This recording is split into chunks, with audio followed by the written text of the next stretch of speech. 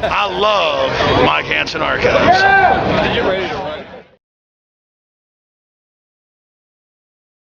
And we have another exciting edition of the Jeff Davis Show. And I want to just mention, we're going to play that lead in again in case if you all missed part of it. There was a lot of work put into that. So we're going to go ahead and play that here, either in midway through the show, the end of the show, whatever. Now we've got another exciting show for you lined up tonight. We've got scheduled to come in. We have Mr. Charlie Waits, local talk radio personality, and a couple other things going on. We got some stuff concerning Mount Carmel. It burned down, the little shed that people were living in. But before we get to that, we've got a young lady in the studio with us from, now correct me if I'm wrong, her name is Mary Helen Parent. That's the American way to put it, right? Yes. And she is what's called a Raelian priest. Miss Parent, I'd like to first off welcome you to the Jeff Davis Show. Thank you, Jeff. It's a pleasure to have you here. I know you all got a little presentation you want to get to here, and you've got this painting back here. Donna, you did this? Donna Grebo, which is the artist, and she's a Raelian here in Austin, and she takes care of the chapter in Austin. So we have a little bit different background, at least for the first segment of this program tonight. And my allergies are killing me, so I'm going to try to muster through this. Okay, Miss Parent, or may I call you Mary Yes, Helen? Mary Helen. Okay. Please do. Tell us a little bit about what is a Raelian priest and what is the Raelian movement all about? Well, the Raelian movement comes from the word Rael, and Rael is the person who met an extraterrestrial in 1973, 6 days in a row, and he explained to Rael that how they came here 25,000 years ago and they created everything that there is on Earth right now. They created all life, they created human beings scientifically through DNA. So they're the one, and there, if you look in the original Bible in Hebrew, you can find the word Elohim. And Elohim means those who came from the sky. It's a plural. And in the current Bible that we have, it has been translated by a singular word, God, which is completely different that the word Elohim means, because the singular of Elohim is Eloha. So they're the one who came here, and they created us on their image, on their likeness, like it's written. And it's their image, their likeness means that, you know, they're more than one. And if we are like them, they like us, so they're a human being like us that created us. Okay. Now, folks, I want to just mention that I've studied the Bible rather in depth myself, and I can tell you that I'm not going to agree with everything you say here, but I can also tell you that I'm not going to agree with most of the things that organized religion says, because as far as I'm concerned, that's one of the biggest rackets going. So, keeping my views aside here, how did you first get involved in this? It was in 1978. What happened, I found the book, of Rael's book in French, and I read it in one afternoon, and that was it. For me, it answered, and in the same time, create new questions in my head. And it makes so much sense, because everything can be explained that we can understand. There is no such thing as miracle or mystery. It's just a gap in civilization. But if you have enough scientific knowledge, everything can be understood. Even miracles that we think they are, they're not. It's just that we cannot understand it.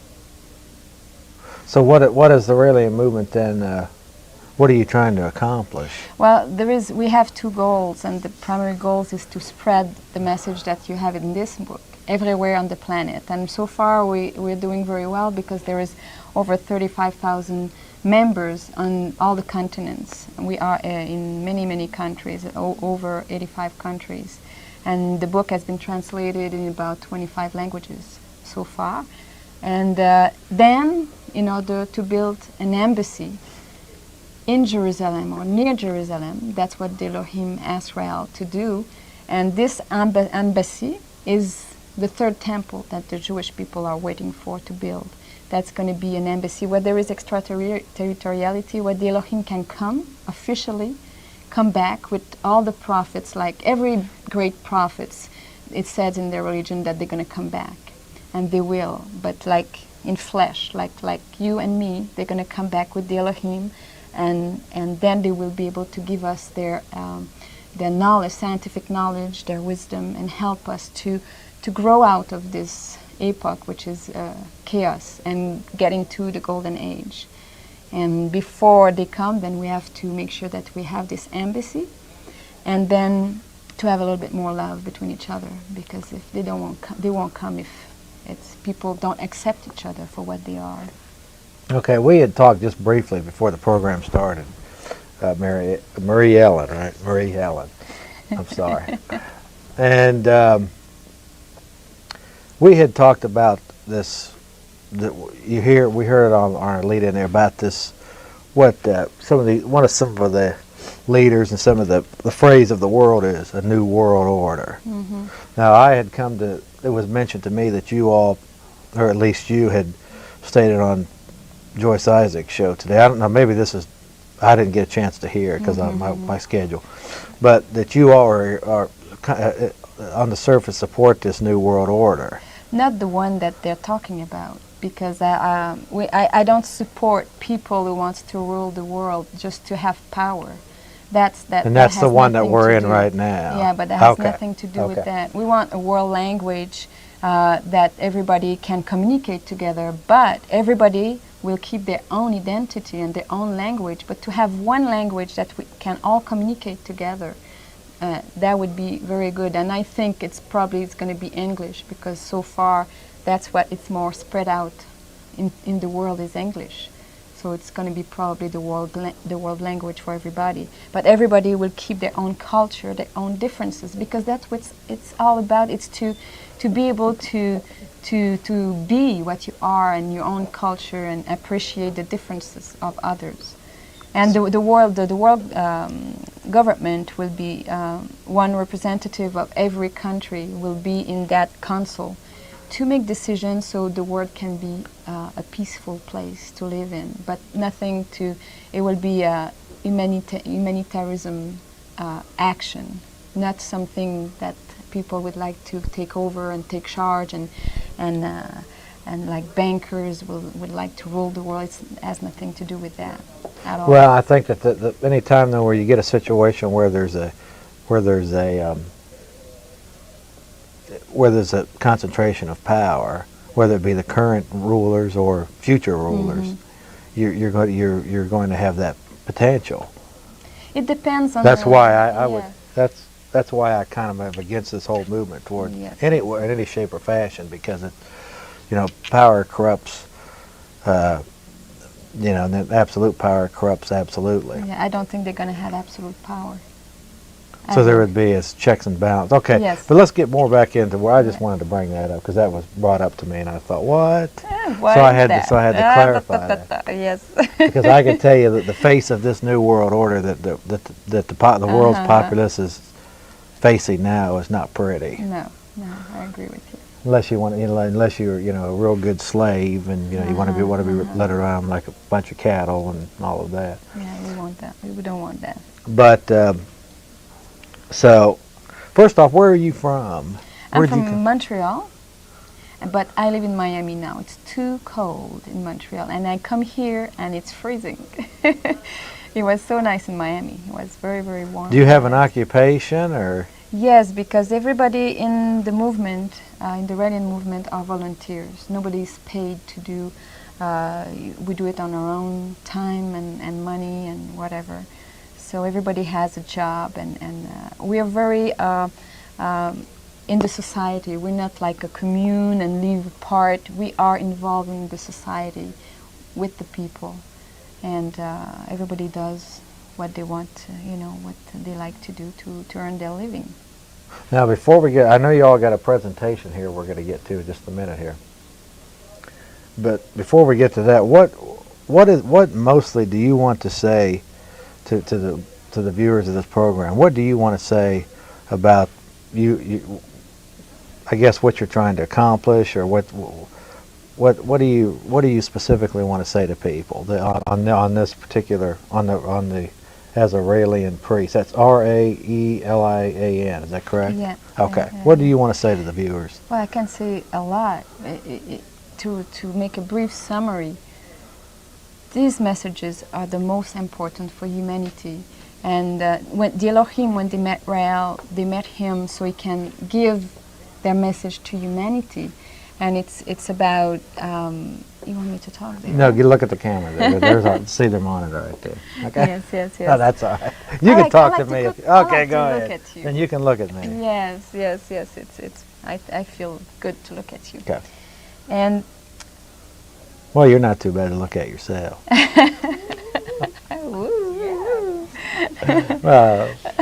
Go ahead. And that's going to change the whole world. Because right now we are in chaos, because we are like, humanity is like a biological entity that we were born as babies and we're growing up, and like now we're about like teenagers in crisis, and if we want to pass, to get older as a humanity and to go in golden age, we need more wisdom.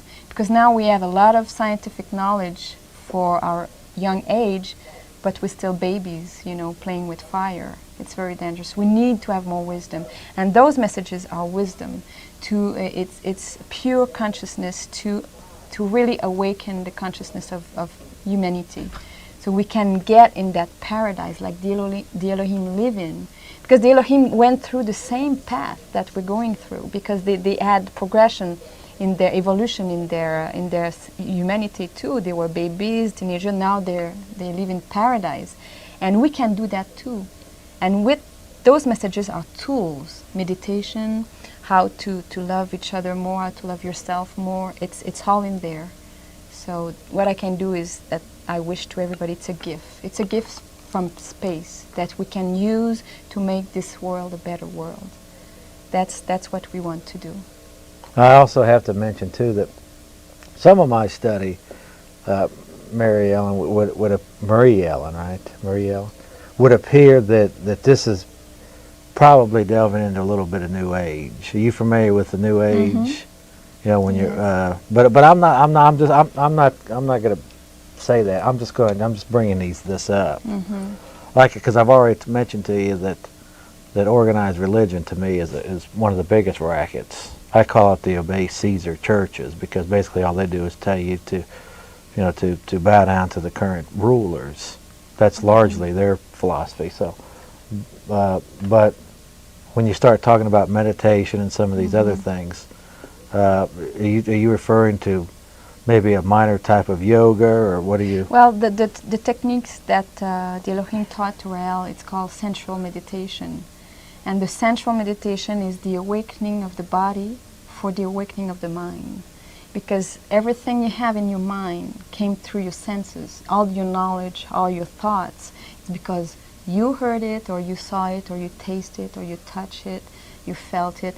That's why you have that knowledge in your mind. But if you would have no senses, your mind will be blank. So it means that it comes from, all you have there comes through those receptors of what surrounds you. So if you awake them, refine them, you will automatically refine and awake your brain, your intelligence, your harmony, your consciousness. So that's what the sensual meditation is all about. It's to let the place that surrounds you to give you pleasure. That's what sensuality is all about. And when I say sensuality, I'm not saying necessarily sexuality. It's two different things. You can be sensual in your sexuality, but you can be sensual when you eat a good meal, when you talk with somebody, when you look at the sun, when you look at a tree, just to feel more the infinity that surrounds you and the infinity that is in you. That's what meditation is all about. It means practice. Meditation comes from meditare, which means practice. It's to practice, and the sensual meditation is to practice your senses, to develop them, to feel more. Do you have any? So you definitely then are of the idea that. See, I've had people on my program that talk about Pleiadians. Have you done any?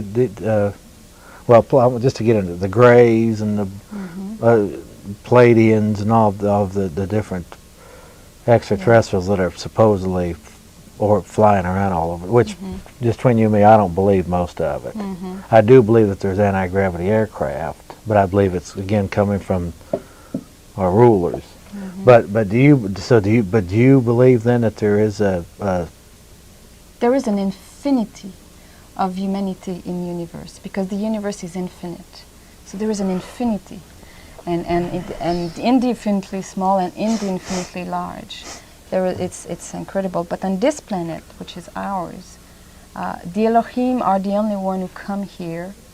Or if they would allow somebody else to come, they would have to. The other one would have to have the permission of the Elohim to come here, because we are their civilization in a way, because they created us. So they kind of protecting us, but in a way, they don't really need to protect us, because there is a law. There is a this is very important.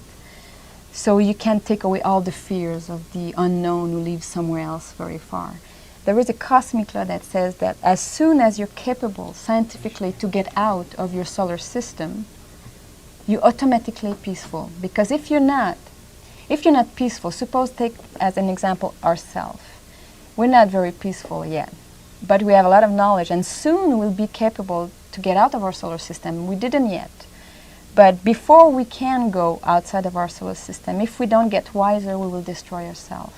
So we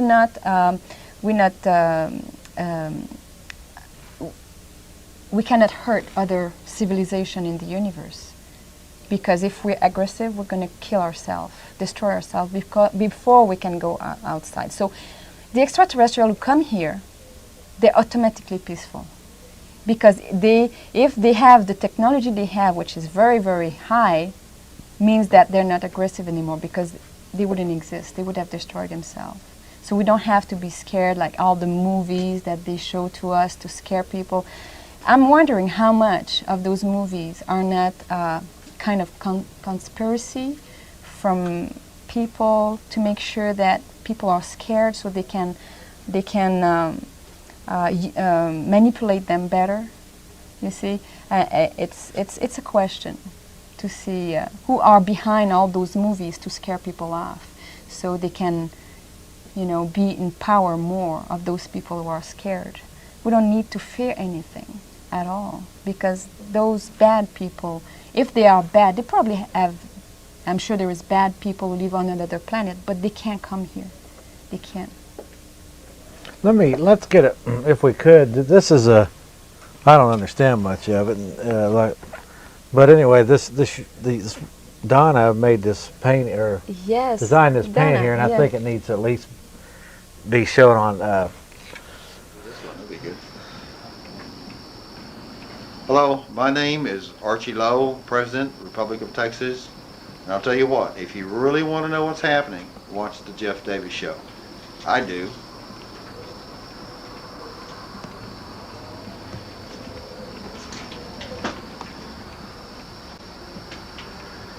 I can't put a microchip in you. Okay, sit down. Turn around.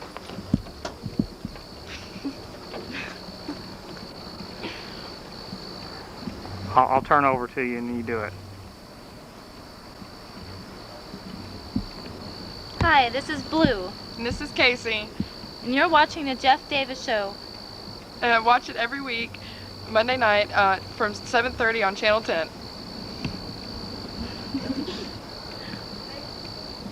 That's it. Gotta get a little edit time, Another one? Are you gonna go around again, or? Okay. Do you want to do it again? Say it. And speak up too, real loud. At 7:30 sharp. Hi, I'm Blue. And I'm Casey. And you're watching the Jeff Davis Show. Watch it every Monday night at 7:30 sharp on Channel 10. Don't miss it.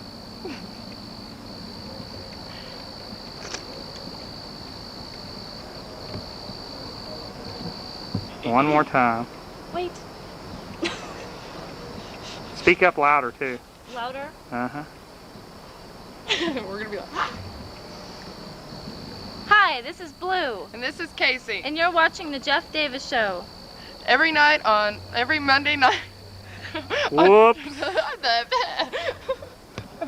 Cut.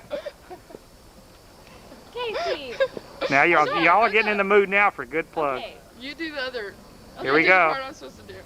You start it, and then yeah, you start it, and then I'll. Hi, this is Casey. And this is Blue. You're watching the Jeff Davis Show. Every Monday night, 7:30 sharp. Don't miss it. Channel 10. Channel 10.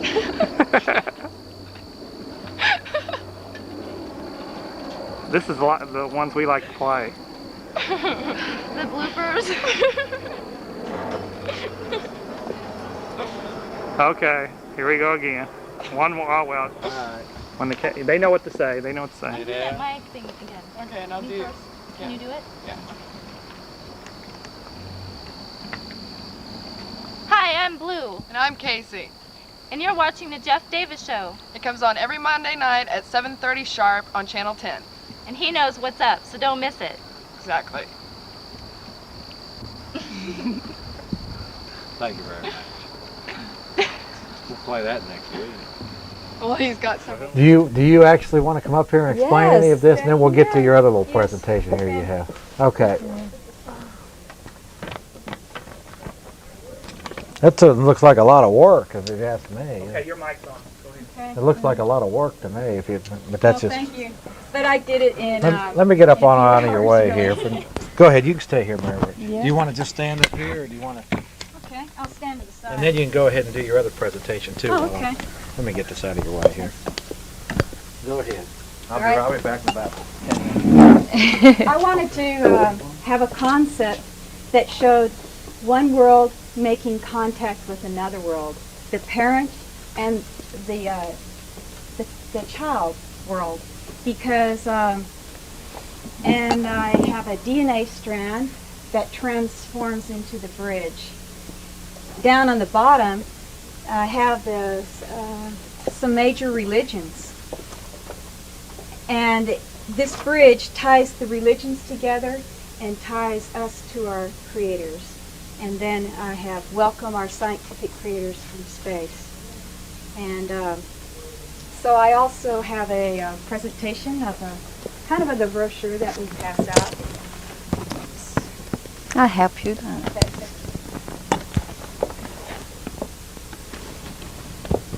Oops, you're in your cord. Sorry?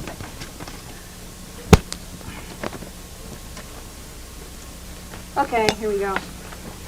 You watch. I'll read from the brochure, and Mary Helen will hold up the drawings. In a time when space travel, genetics, and electronics have caused a real revolution, the people of today are technologically in the future, but philosophically in a distant past. Men and women of a philosophy adapted to the technological progress of their era. The belief of guilt and their genuflection and contrition is now obsolete, as are devils and benign deities who assume the right to control others, by making people unaware of the consequences of their actions and by favoring that which is most destabilizing, suffering.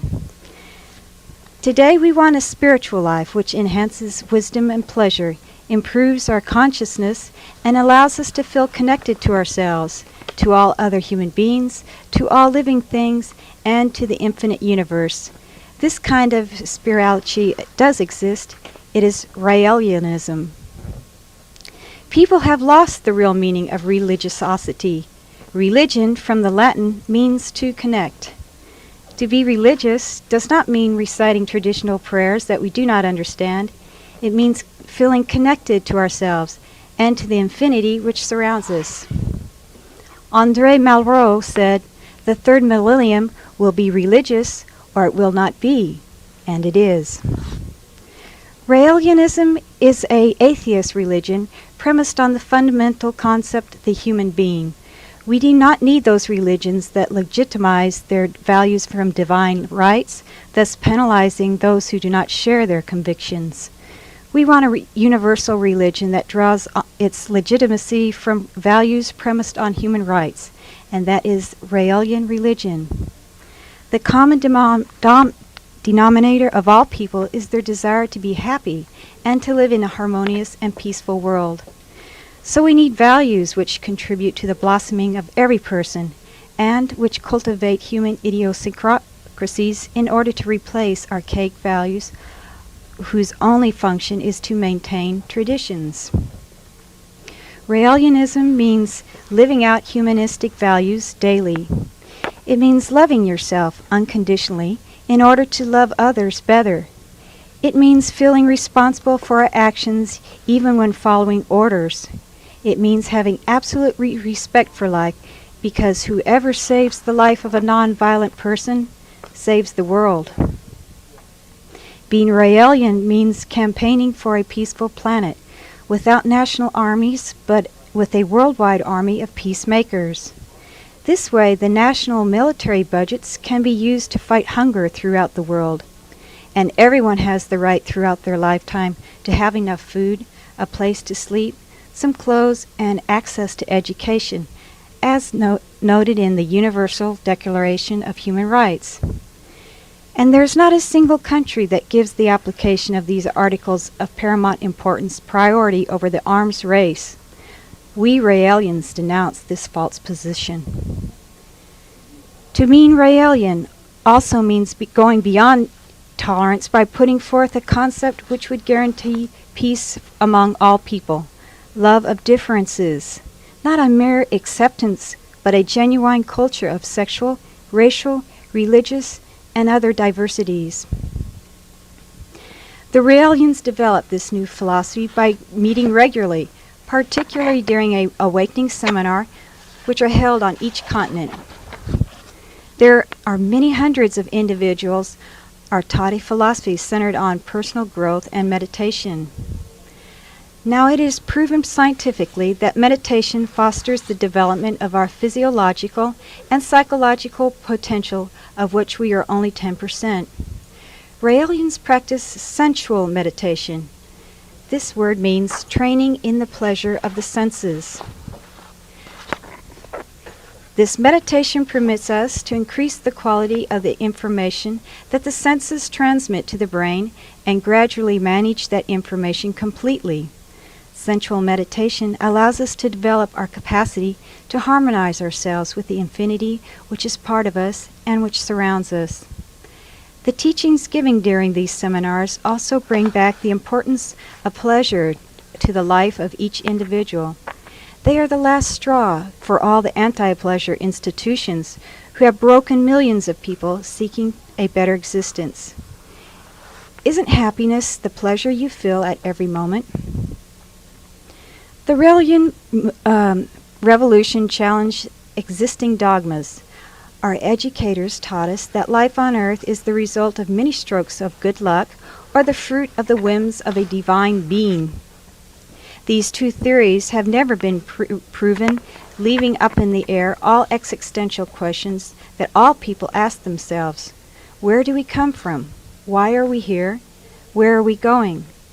The Raelian religion brings irrational and revolutionary answers to these questions. And today we realize that we are not alone in the universe. We are traveling in space. We are discovering the mechanisms of life through genetic engineering. And now we are capable of understanding that in December 1973, a journalist named Rael met several times with a representative of an extraterrestrial civilization who told him, "We created humankind. Your ancestor has deified us. We are the origin of all religions on earth." And these people from space created humankind in their image thousands of years ago, thanks to the mastery of genetic material deoxyribonucleic acid, DNA. Find traces of their enormous feats in the ancient texts of many civilizations, such as the original Bible, where they are called Elohim, an ancient word meaning those who come from the sky. They initiated all the great prophets, like Buddha, Moses, Mohammed, Jesus, by giving them a message adapted to the level of consciousness of the people of their time, in order to guide humanity to the age of revelation, which we have reached since 1945. Now, in the light of our scientific progress, We can understand who they are without mystifying.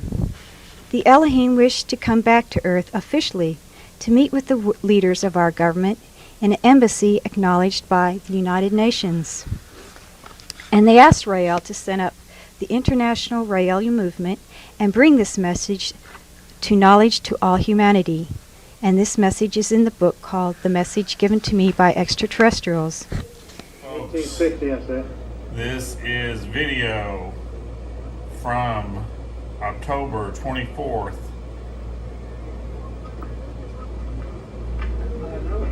1999.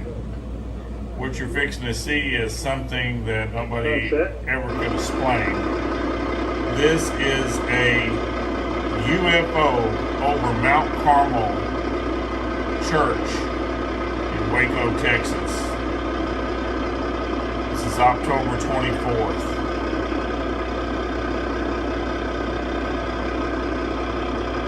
Comment below if you know what it is. Nobody could ever explain what it was. This is right over the church at Waco, Texas. Mount Carmel, Texas. It's 4 o'clock in the morning.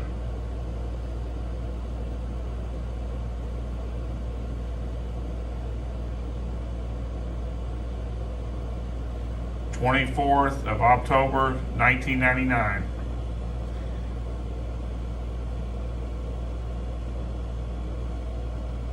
Looks like a UFO to me. I don't know. I'm not an expert.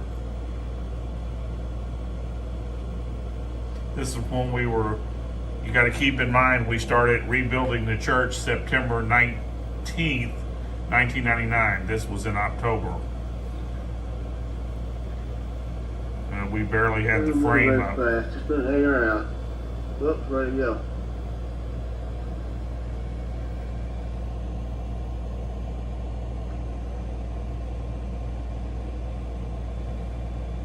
Weird. This is never seen footage, folks. UFO over Mount Carmel. This is where the 82 men, women, and children were killed on April 19, 1993. Got well, hello folks, it's Mike Hanson, and I wanted to come on here first and explain what this little clip is. I don't want it to get lost in the grapevine of life. I want to put it out there on the internet because it's pretty historical footage, even though it's not that much of it.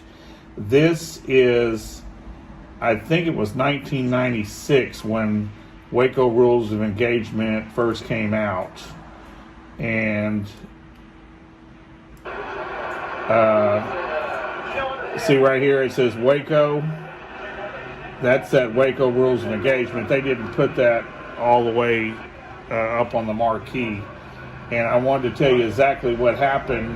Catherine Madison, the Branch Davidian survivor, was invited to speak at this movie premiere. Of course, they left her high and dry, and I had to take her home that night. But here's the Waco Rules of Engagement, the marquee. So it's pretty historical. This is when it was first out in the movies. Okay, here's Catherine, and the guy that made the movie. Did we ever find out who the first one that made the Waco Rules of Engagement? I'll give you my opinion of him. That guy's famous too. Y'all recognize him. I'm going to play this after this. But there's Catherine. There's not much of it. There's only like a minute of it. But I still wanted to put it out there to have it in a historical. This guy right here is somebody from the audience asking whether he could, and you'll see this in the full. This guy is asking, can he show the film to a group of people, and the guy that made the film, him and his wife are real Hollywood queers, and I don't mean queers as in gay, just really not nice people. He actually tells them no, and he don't want his film getting out to certain groups of people because it's such a liberal film, as he calls it. So I don't know exactly what went on with these. Did you ever find out who this was? Well, this guy here and his wife were the first ones that made that before Michael Minotti. I think they were the directors or something. Y'all can look it up out there on there, but you'll see on the clip. Pay attention to what he says. He really didn't want to get the information out like the rest of us at the time. It's Waco Rules of Engagement, the first one. I think it was 1996. Does it say who it was? Waco Rules of Engagement. That's probably him right there. But anyway, y'all can look him up, folks out there. He's really not a nice person. And he also left Catherine Madison that night fending for herself because he didn't agree with her. So I'm real disappointed in that movie premiere. Okay, now here it is, folks. The unedited footage that I got that night, even though I don't know why I didn't get that much footage that night. You know, just a little bit of it. I guess we were just showing that it was going to be shown there. But it's a shame that we didn't get more footage that night. Alrighty, thanks a lot and God bless. Now watch this small clip. Put it into your archive files, people out there. Big ball it's terrible. The way they make it have rice, a couple bags of rice and a big jar. That's what we the original part. And then they said, you know what they have? Federal emergency management inspection. Check it out. Is it worse? What? Well, Reagan strengthened it a whole bunch, but actually Jimmy Carter repeated that, and then Reagan made it Fire Green Dragon. But it goes back to the Warren Murray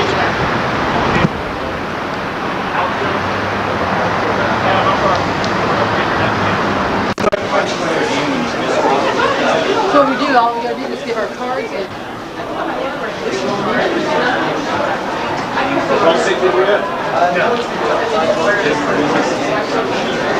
oh, we gotta go around the other way. Mike. The entrance is over here. Terry Kirk, who is a co-counsel for Waco, Simon Schulster book, which immediately following this, Dick will be out in the food court out here, I believe, signing books. And then at the end we have Catherine Batson, who lived up in with the Branch Davidians for 30 years and a Waco survivor. And so I'm just going to have pass this mic around here, and if you have some questions, raise your hand and we'll bring this film in San Antonio, or if we had a group, we possibly rent your film and show it to a group in San Antonio. We do plan on showing it in San Antonio. The answer to the second part of your question, no, the film is not for rent by groups. The reason being, I think, very obvious, of the extreme political nature of this. One of the things we absolutely cannot allow to happen is to have this film become associated with a group that could then be taken and joined.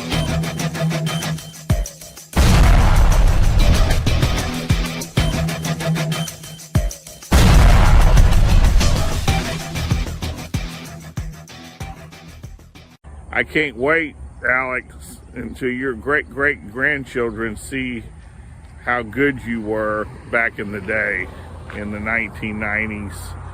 And also, we also have a, if you look below here, we have a nonprofit organization called Gonzales Association of Patriots. And of course, 100% of that goes to helping elderly people here. We put up 112 people during the freeze, February of 2021. Those people would have froze to death if we would not have put them up in our hotel. here in Gonzales, Texas. People were having accidents on the highways. They had nowhere to go. People's water and electricity was cut off. They had nothing. Thank God that, we made it through that. That was just something else for Texas to have that freeze. And it lasted for a whole week. And we put them up. It just about exhausted it did exhaust our donations for our nonprofit. So if you look below, and I want to thank the mayor of Gonzales, Texas. If you ever get a chance to check, she bought all that food that back in February for all those people out of her own pocket. And then the news had tried to criticize it for. If she wouldn't have opened up these shelters, people would have froze to death. Their fingers would have been frostbitten on their toes, just like what happened in Austin and Houston. So I want to commend our mayor here in Gonzales, Texas, Miss Connie. There you go. Everybody. Buy what you want with it. Buy you something nice once in a while. I love you, Mike. Yeah. God bless you. People donate money to us, and that's how we get this money. Thank you. So if anybody, wants to know more about our organization, we're here in Gonzales, Texas at P.O. Box 481. Thank y'all very much, and God bless everybody that helps people around that are in need. God bless y'all. Okay, we'll see you next time, Peggy. Pase buen día, señora. Gracias.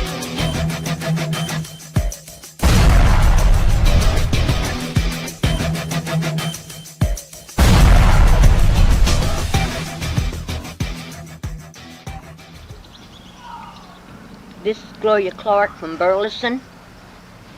I am here to have a few things to say about our state. We have not got no constitution rights. When they can come into your home and invade your home without a search warrant and take your kids and take them and put them into a home. Children that was going to church, had a wonderful life, and the state come in and taking the children and threatened us if we didn't hand them over, they would give us 5 years in the pen. They threatened us upon the courts, upon the stage. They did not believe in religion, that they wanted to take the children. They took the children from us and they put them into a home. They was virgins when they took them. But after they taken them, they come out not a virgin. Even the state, home, raped the children, tempted them, wanted to rape them. One runned off to get away from them. We didn't know this till after we found it out. They took the other one and they put her highly on dope. She climbed the wall. She could see 2 or 3 people. We went in up there at Waco. We caught her, put her in the car, and we left there with her. We taken her with us, and we taken her to the hospital. After we got her there, the doctor said, "What is she doing on this medicine? She does not supposed to be on this medicine. We are going to send her to a hospital." They sent her to the hospital and kept her there. When we got back, there was the law sitting at our door, threatening us, asking us where did we take her. We told them that we'd taken her to a doctor and they've got her in Wichita Falls. How could you have any rights to put her in Wichita Falls? We have got all the rights. So I asked them, where do you get that at? Don't we have our Constitution rights? They stated, no, we do not have no Constitution rights. You'll do as we say or you'll go to jail for 5 years. We had to give our kids up. And they come in and invaded my home and took 5 kids, 6 kids out of my home and took them and started our life. Would not let us see them, even threatened. They came into our home and they threatened us. They told us we didn't hand the kids over. They was going to put us in the jail for 5 years in the pen. I asked them, do they have a search warrant? They come into my home, invaded my home without a search warrant, without asking any questions, taking the kids, without even checking our character. We had gardens, we had food, we had a lot of food for the kids. They took one kid, they put it under a, this happened in 78. They came in and they took the other boy, baby boy. They give him shock treatments to erase his memory from his family, everybody. He didn't even know us. They even took the other oldest girl, they raped her. They take the other one and threatened her, and she got broke and got away. We taken her and let somebody else keep her. They threatened us and told us that we could not have them. We stayed on our knees and prayed. And we kept praying for God to bring them back. After they took the baby girl, they taken her, they put her under tranquilizers. She didn't know nobody. They taken her and we put her in the hospital. They said she did not need to be on this stuff, on stelazine. Then after that, later they came back to our home. They said, we are to investigate y'all. We did not investigate y'all. The kids would be better off at home. And we want to apologize for what we have done to y'all. It was too late then, after they destroyed our kids. And just like they're going to destroy everybody else's kids, they're going to destroy us because they've got the 40. They got the 40 over us. This is communist. This ain't a free country. It's time, people, to wake up. It's time to wake up, because they're going to come in and they're going to invade our homes just like they invaded them up there. They went in on their properties and they shot at them. And they killed them and shot them and took their land and their property over. We have got to have our rights back. They're saying we have no Constitution rights. They're taking the preaching away from us. They're taking the ministers away from us. They're taking them and putting them in jail and taking the kids out of the homes. We need to get our Constitution rights back. We're sitting back, fighting for our rights, but we are not getting them. Just like they burnt the children up there in them homes. A church in Waco. That was wrong. That was a state. The state come in and invaded their church, invaded their rights. We need to have our rights back and let the state, to overcome the state, what we need to do. We need to get our rights back. We're under their jurisdictions. And if we don't stand up for our rights, they're going to come in and invade our whole place, everything. They're going to take us over. They're going to put us under communists. They're going to Republic of Texas. That's the reason why they're standing up for our rights. If we don't stand up for our rights like they stood up, but the president okayed it for them to go in there and to do this, to shoot them, to take over, to invade their property, their land, their home. Just like they come in and invaded my home and took the children. We're going to be under communists if people don't listen.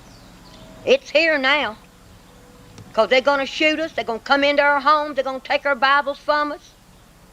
They're going to put us under camps. They're going to take us over if we don't stand up for our rights and get our Constitution rights back. We need them back. Just like over here at Waco.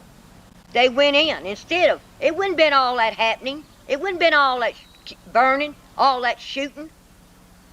They could went in there and them people would came out. But instead they didn't give them a chance. They just went in and invaded and shot them and killed them and burnt them. That wasn't God. That was the enemy. It was strictly the state that was taking the control over everything. And that's the reason why we need to stand up for our Constitution rights. We need our freedom back. We need it. Well, we will not be under no bondage. under nobody. I want to thank Jeff Davis for getting my story out. I live in Burleson. Our children was very happy there. We was all happy till they come in and invaded our home. One of them's in the grave today over it. The other one's roaming the streets and don't know where he's at, under dope. The other one's got a wonderful home now. But they destroyed our home. And they're going to destroy your home if you don't stand up and watch what's going on around you. They're coming in and invading your home like they did us. Y'all keep a-praying because they've already got the control of us. And this is Gloria Clark. God bless y'all.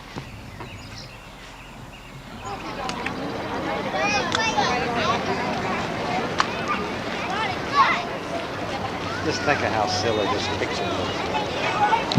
Typing. People losing their homes. Parks being turned over to the UN soldiers in here.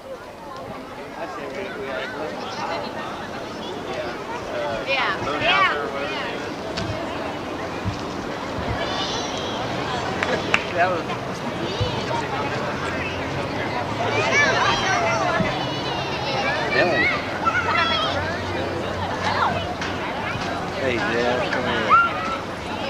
Think of how silly.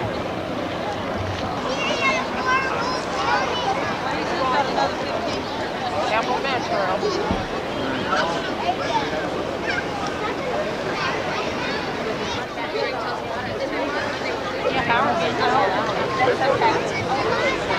He probably regrets the day he ever laid eyes on me, don't you think? Yeah, I'd say you're right.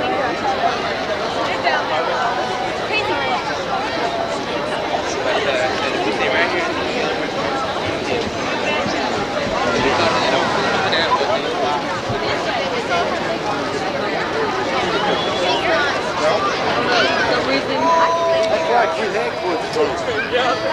I remember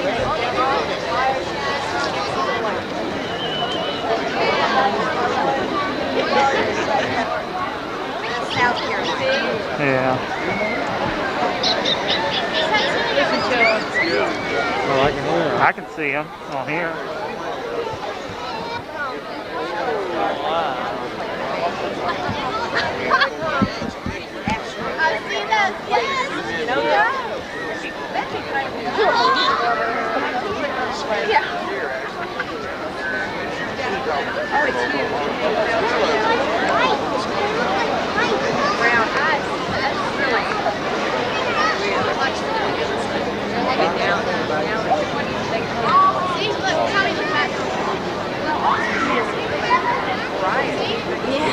That's a good word for it. You're missing the bat. See, Charlotte, we're so bad. We're so bad. You see? Now we're we got plenty of those here. So we got loads of them. Over there.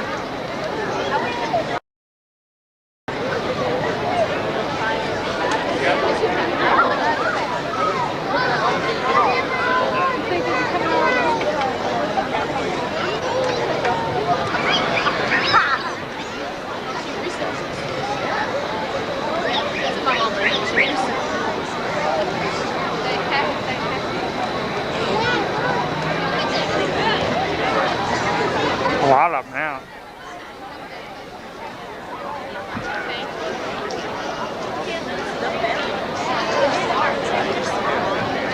I graduated. Because our daughter sorority, fraternity, oh goodness, what's Saturday? You want to go back home? ECU had, yeah, ECU. The Westerners use Friday night, and they have nothing else to do there. And the sororities don't have houses. That's like more than 14 in a house in the courthouse. They have dorm floors. It's like, oh my goodness. It's one of those laws that need to be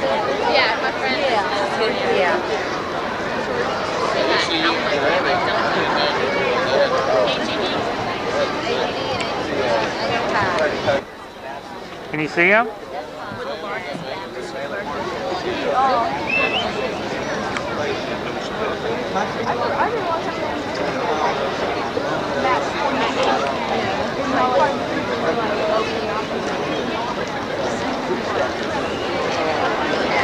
Oh, now they're coming out pretty good. Yeah.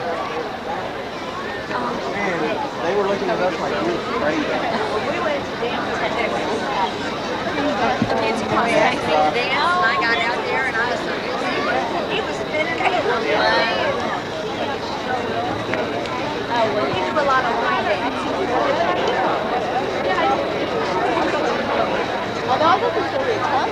Hello, y'all coming out of here? Yeah, we're coming out of here.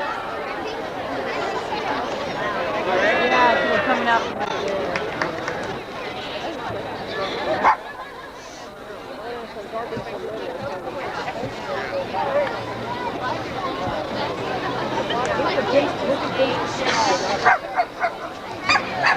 I thought it'd be like a cloud. I did too. They sleep today and come out at night. Yeah, there are quite a few colors. It's a triangle.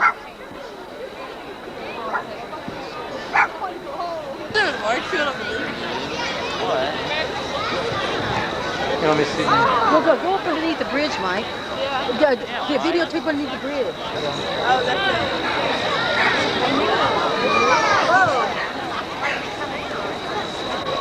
But you never.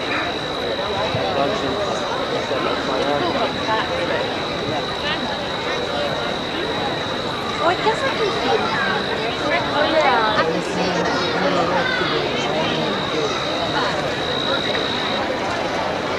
Wow, they're coming out now, man. I can't believe that means the thunder.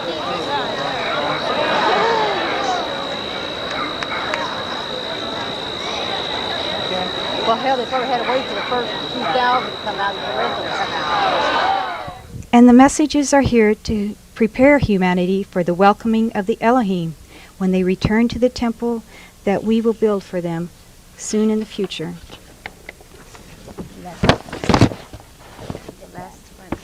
The last one here. Yes. And here's the model of the embassy. The replica. It's like a crop circle that we saw in land. One of them was the blueprint of the embassy that has to be built for the Elohim. Hello folks, this is Jeff Davis with the legendary Jeff Davis Show from Central Texas, USA. And I love Mike Hanson Archives. Peace out, baby.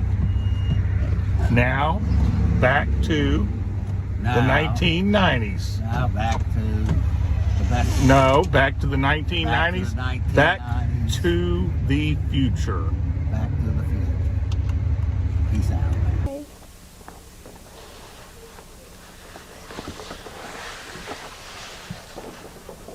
So those painting, Donna did all of them, so she's a very talented woman.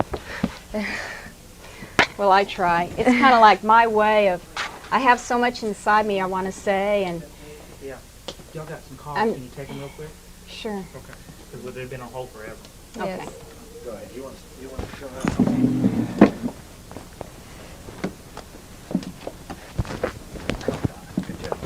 Thanks, Donna.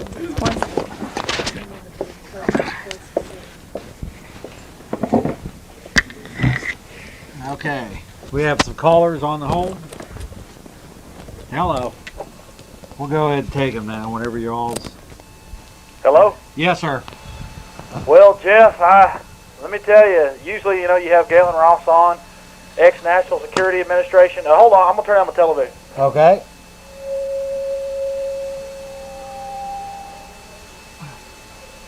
You hear that?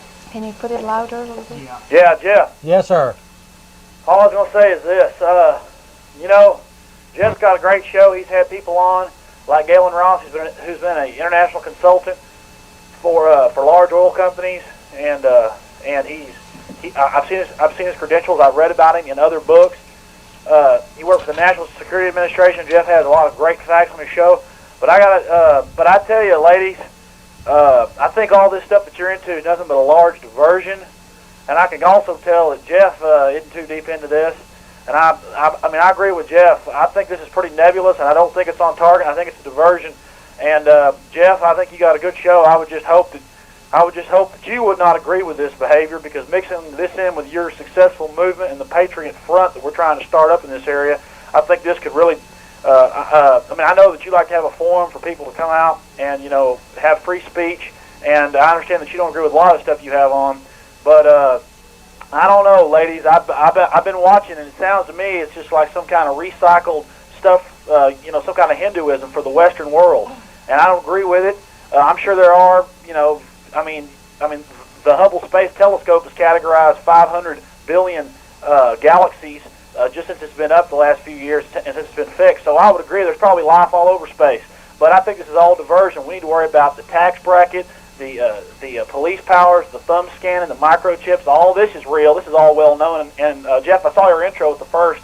I enjoyed seeing that on your intro it showed one of the thumb scanners that are being installed in all major states now. And I was watching C-SPAN the other day.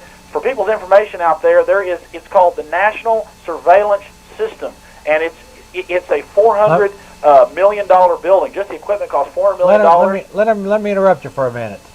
Now, you've stated that you're against this enslaving system that the current regime has. Yeah, I don't know what is this question. If Okay, he has a question. do you have a question or Well, comment? my question is this. I'll start listening to you, and you can bring an alien on TV and show me one. And, I mean, this stuff may be real, but it doesn't matter. There's so much factual stuff that's so damn strange that's happening in this country now, and there's so much incredible BS. Folks, we got that right here in Texas.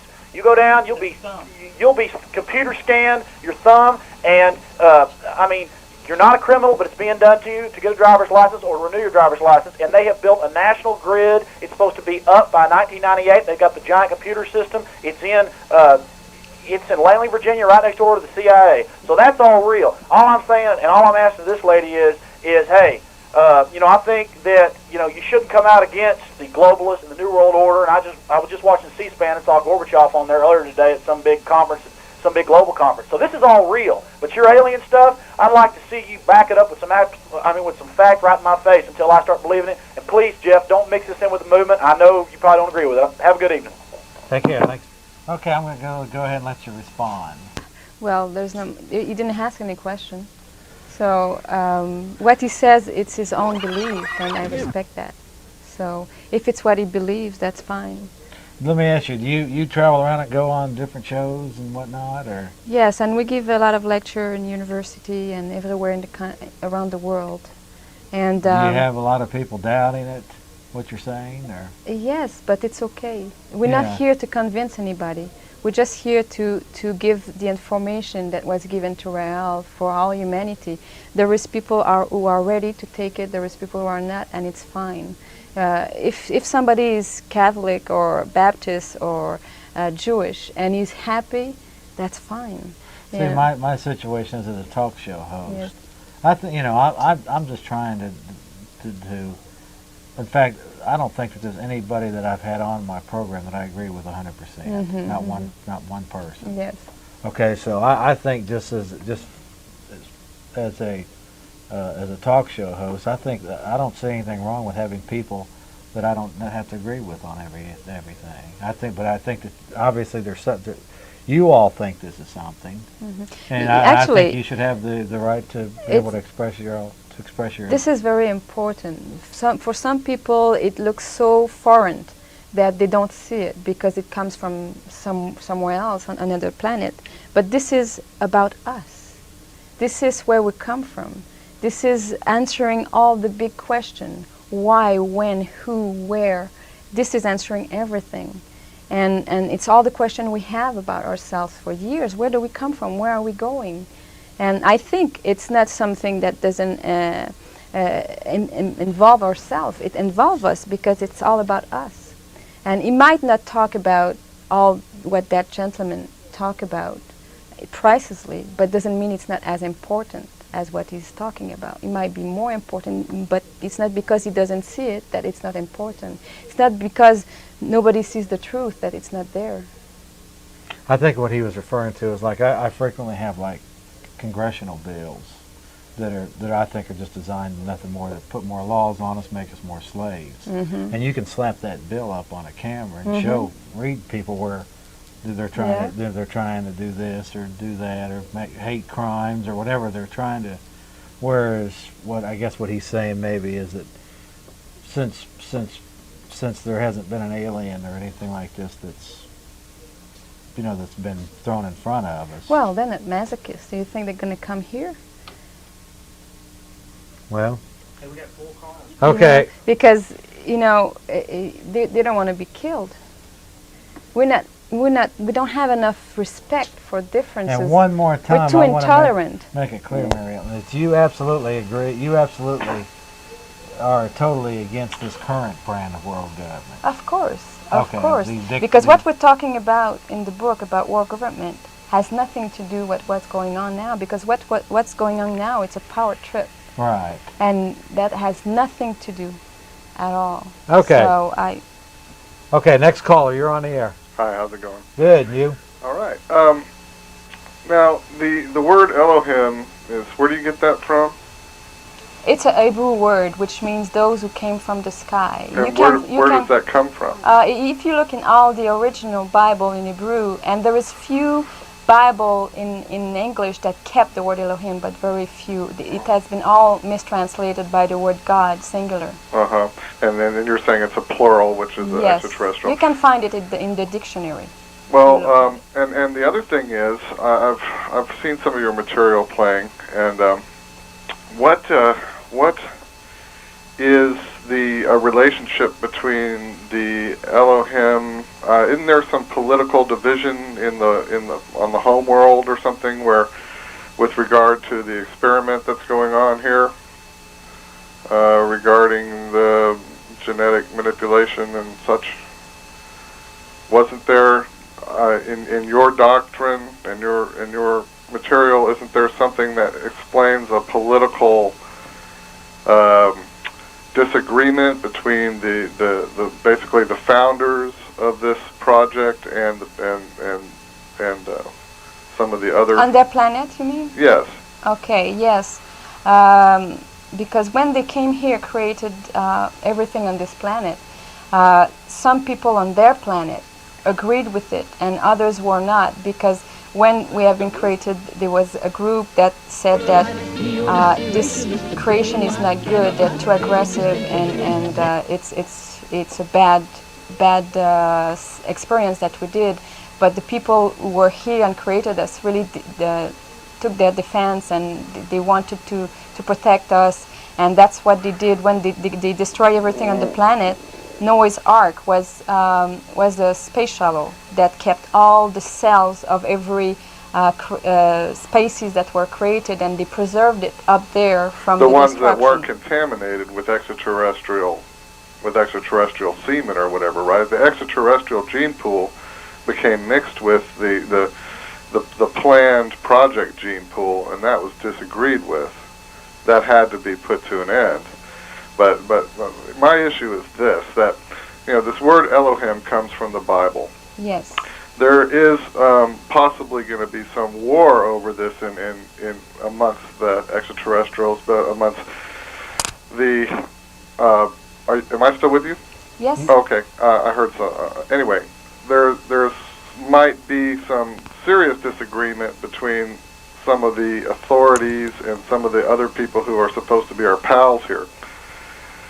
So all I'm saying is I don't have any problem with extraterrestrials being involved in the planning and all that of the planet, but the fact that the Raelian doctrine and such and information that I received, they ignore the parts of the Bible that doesn't agree with that view of the human being, the humanist view. And they ignore the creator, like there was a creator before there was any stars or before there was anything. But in the beginning there was God. Okay. That's the translation of the in English. Are you saying that the Elohim were here before the first star was created, before the heavens and the earth were laid down? Actually, in the origin, the Elohim didn't create the earth. They created everything that was on the earth, and the planets were there, and it. So there was no before everything. Everything always was. There is always no will beginning. Be. Right. That's what the symbol I'm wearing is explaining. I know. Yeah. It space represents and time, the eternal. It represents infinity in time and space. Right. And in the creations of human being in every level, there is no beginning, no end. Well, Christ Himself, Jesus, one of your people who has been appointed by the Elohim, one of your people who has been raised, Himself is saying that God will be here after the last star is burned out, and and He says, "I don't come to bring peace, but division," and He says all of these other things. Now, Jesus was sent by the Elohim. He was a prophet, like many of them, like Buddha, Muhammad, Joseph Smith. Well, He doesn't seem to agree with anything you're saying here. Oh yes, we're saying the same thing. It's just that we. Go ahead. Yeah, it's gone. Yeah, go ahead. Go ahead. Okay, because Jesus, when he talked to the people in this time, he couldn't talk the same way that Rael talks, but they were saying the same thing. But he was talking to primitive people. They couldn't understand, and when I say primitive, means with no scientific knowledge. So he couldn't say the same thing the same way that Rael is. Rael is here to demystify everything, to bring the truth about our origin scientifically, which is different, but they're saying the same thing, because Jesus was one of them. He was coming from an earthly woman, and his father was one of them.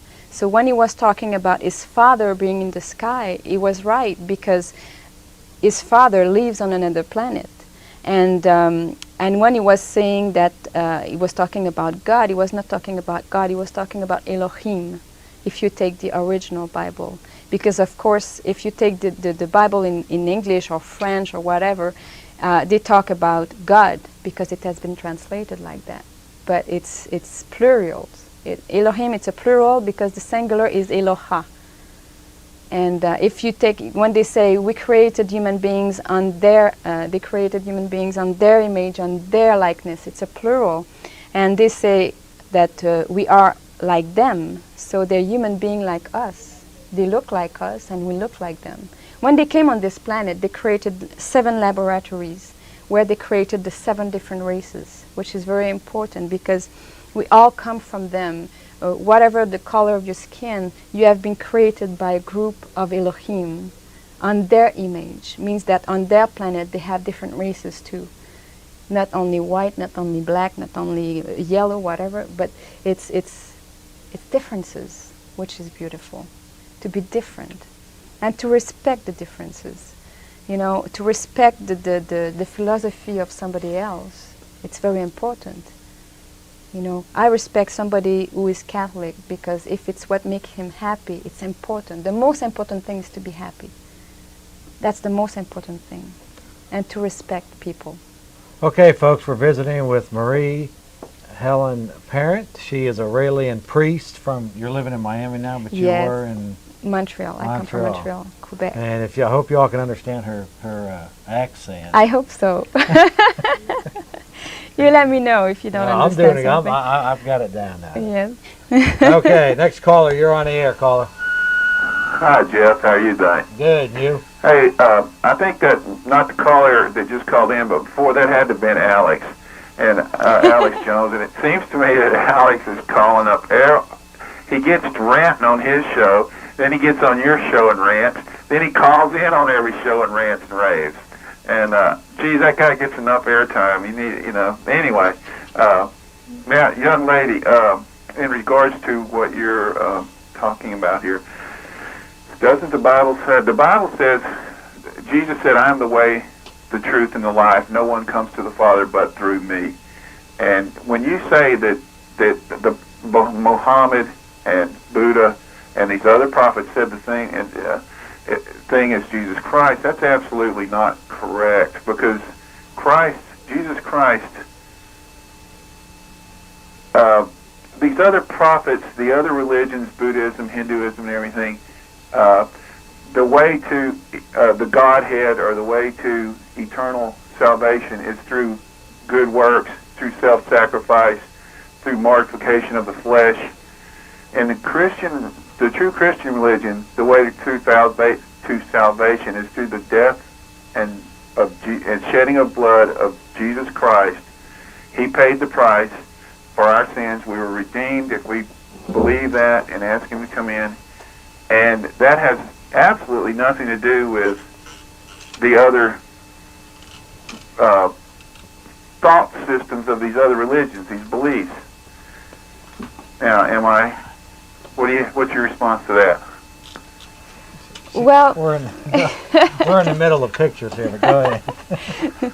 Well, you know, like I said a little bit earlier, every the prophet that they came, they were not saying like the exact thing, the same way, because it was adapted to the people in those times and to the country where they were, because Muhammad was in a different area that Jesus was, so he had to be adapted to the people who were there and in the time that was done. But they were all sent by the Elohim. All the religion have the same origin. We all come from the Elohim. So there is not a religion better than the other one. It was just that at this particular time, it was like in one epoch there is only one prophet that they sent. They never sent two prophets in the same time. So when Jesus came, he was the only one in this time. So everything that went through the Elohim went through him. But don't forget that in the Bible there is a lot of things that are not written properly, because, like, for example, the New Testament is the worst, because the New Testament was written many years after Jesus died. Nothing was written in the time of Jesus, nothing at all. It was like 200-300 years after, and it was a tradition of word to word with people that couldn't understand anything that they were saying, and it was word to word for almost 300 years, and after they decided to write things. So can you imagine how deformed it could have been? It's like if you played the game of the telephone. We could do it here with 4 or 5 people, and then you say one word, and at the end it's completely different, and in a few seconds. So can you imagine in 300 years how it came up after? So his message was a message of love, of having more love between each other. That's what the prophet, their mission was all about. So we could survive through the time and get to this age where we are now, which is the age of the revelation, the age of the apocalypse. We're very privileged to live in this time because we'll see everything. It's the most important time of the humanity is now, because the Elohim will come back with all those prophets. Everything will be understood. And it's going to be in this generation. We're going to see everything. And maybe you're going to be there, Jeff, and be able to interview the Elohim. All right. Next caller, you're on the air. Hello. How you doing? Just fine, Jeff. How are you? Just doing all right. Hey, man, Alex is he's going off, dude. You need to get control of him. Whoop. All right. Good Facebook buddy and YouTube buddy. Here's Jeff Davis, my great friend. We're not social distancing. See, we're in 2020 now. Tell me about 1995. 1995. Well, that's what we're watching right now, Jeff. You caught me off guard with that. I don't know anything of what's going on in 19. Oh, about how the technology is going to bring world peace. Just give him the shade here. That's Come true. on back. Yeah, this fella and myself were in the Channel Austin TV studios in Austin, Texas, public access. About 1995, 96, 97, 98, 99. And I said to Mike Hanson, we were in the control room, and I said to him, Mike, you know, I don't know anything about this internet too much of what people are talking about, but if it turns out to be anything like people are talking about, it could bring world peace and liberty. And guess what, folks? On this date, 6 June 2020, we're heading into world peace and liberty. We hope so. No, that's 100% guaranteed. Jeff Davis Show, official prediction. And as you know, Mike, Jeff Davis Show has been deadly accurate on predictions. Great Collins, Orwellian police states, Fed bank fleecing. But this prediction, Jeff Davis show prediction, is going to bring the greatest world peace and prosperity in the history of the world. That's it. Well, don't tell those protesters, because I actually told them, live and let live yesterday, and almost got beat up. Those protesters, those people out there at them rallies, just keep on going, baby, because we're marching our way right into a better place in this world. We hope so. Jeff Davis show knows so. So just keep marching away and just keep going and going with love and peace. And before you know it, we're going to have heaven on earth. We're going to get right back That's it, baby.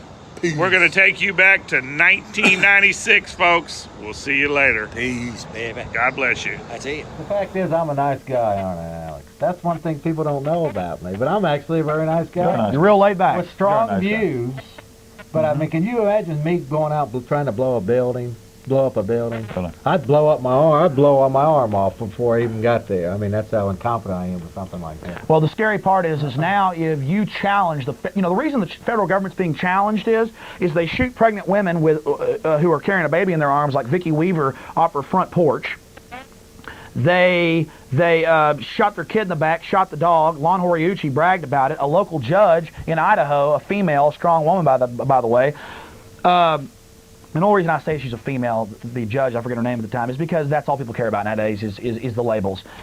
She indicted Horiuchi, and guess what? Janet Reno had the trial moved to federal court and promptly had it killed, so he got away with shooting the dog first to get him to come outside, to shoot the pregnant woman in the head. Pieces of her skull flew into her baby's, her year-old baby in her arms. I watched the Senate hearings, by the way, so I know all about this.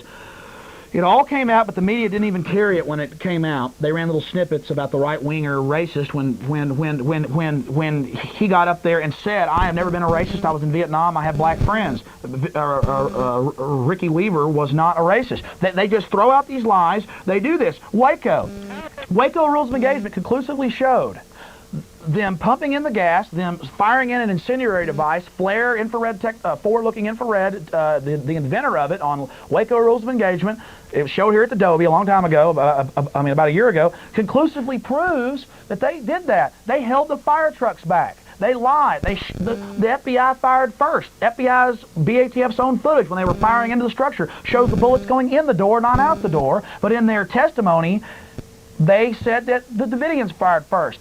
All we're saying is, I'm not a Davidian, I'm not a militia member, I'm none of this. But it's the federal government with the helicopters and the power controlling your local police. It's the federal government that through its organizations, manipulate and control the media. This is human history reworking itself, and you've got women being pulled over now by police because of this intelligence network. You've got Gestapo agents driving around. Let me just say something about the media while I can here. I've had quite a bit of dealings with the media. Local media. Well, even some national, maybe some alternative type stuff. But I can tell you that although that there is a controlled news curtain at the top, there's no doubt whatsoever. And anybody that doesn't know that, doesn't understand that, I'm just not even going to waste my time with that. But the fact is that many of the people that are in the media actually, there's some good people in the media. They're actually, there's a lot of them are just people like us, Mm-hmm. And so, I've been guilty of making sweeping statements about the media, and but the fact is But there is a segment of whether it's good reporting or bad reporting too. Well, actually, I almost even didn't want to do this because that piece to me didn't really affect me that much, other than the fact that there was some the implications and the overtones of something like that, linking you to someone that could capable of getting a bomb and blowing up something. But the fact is, the media. Let's put it this way: the media people are in this big house of cards that we're all living under. They're expendable just like any of us. Mm-hmm. So if Rome collapses down on us, it's going down on them as well. So exactly.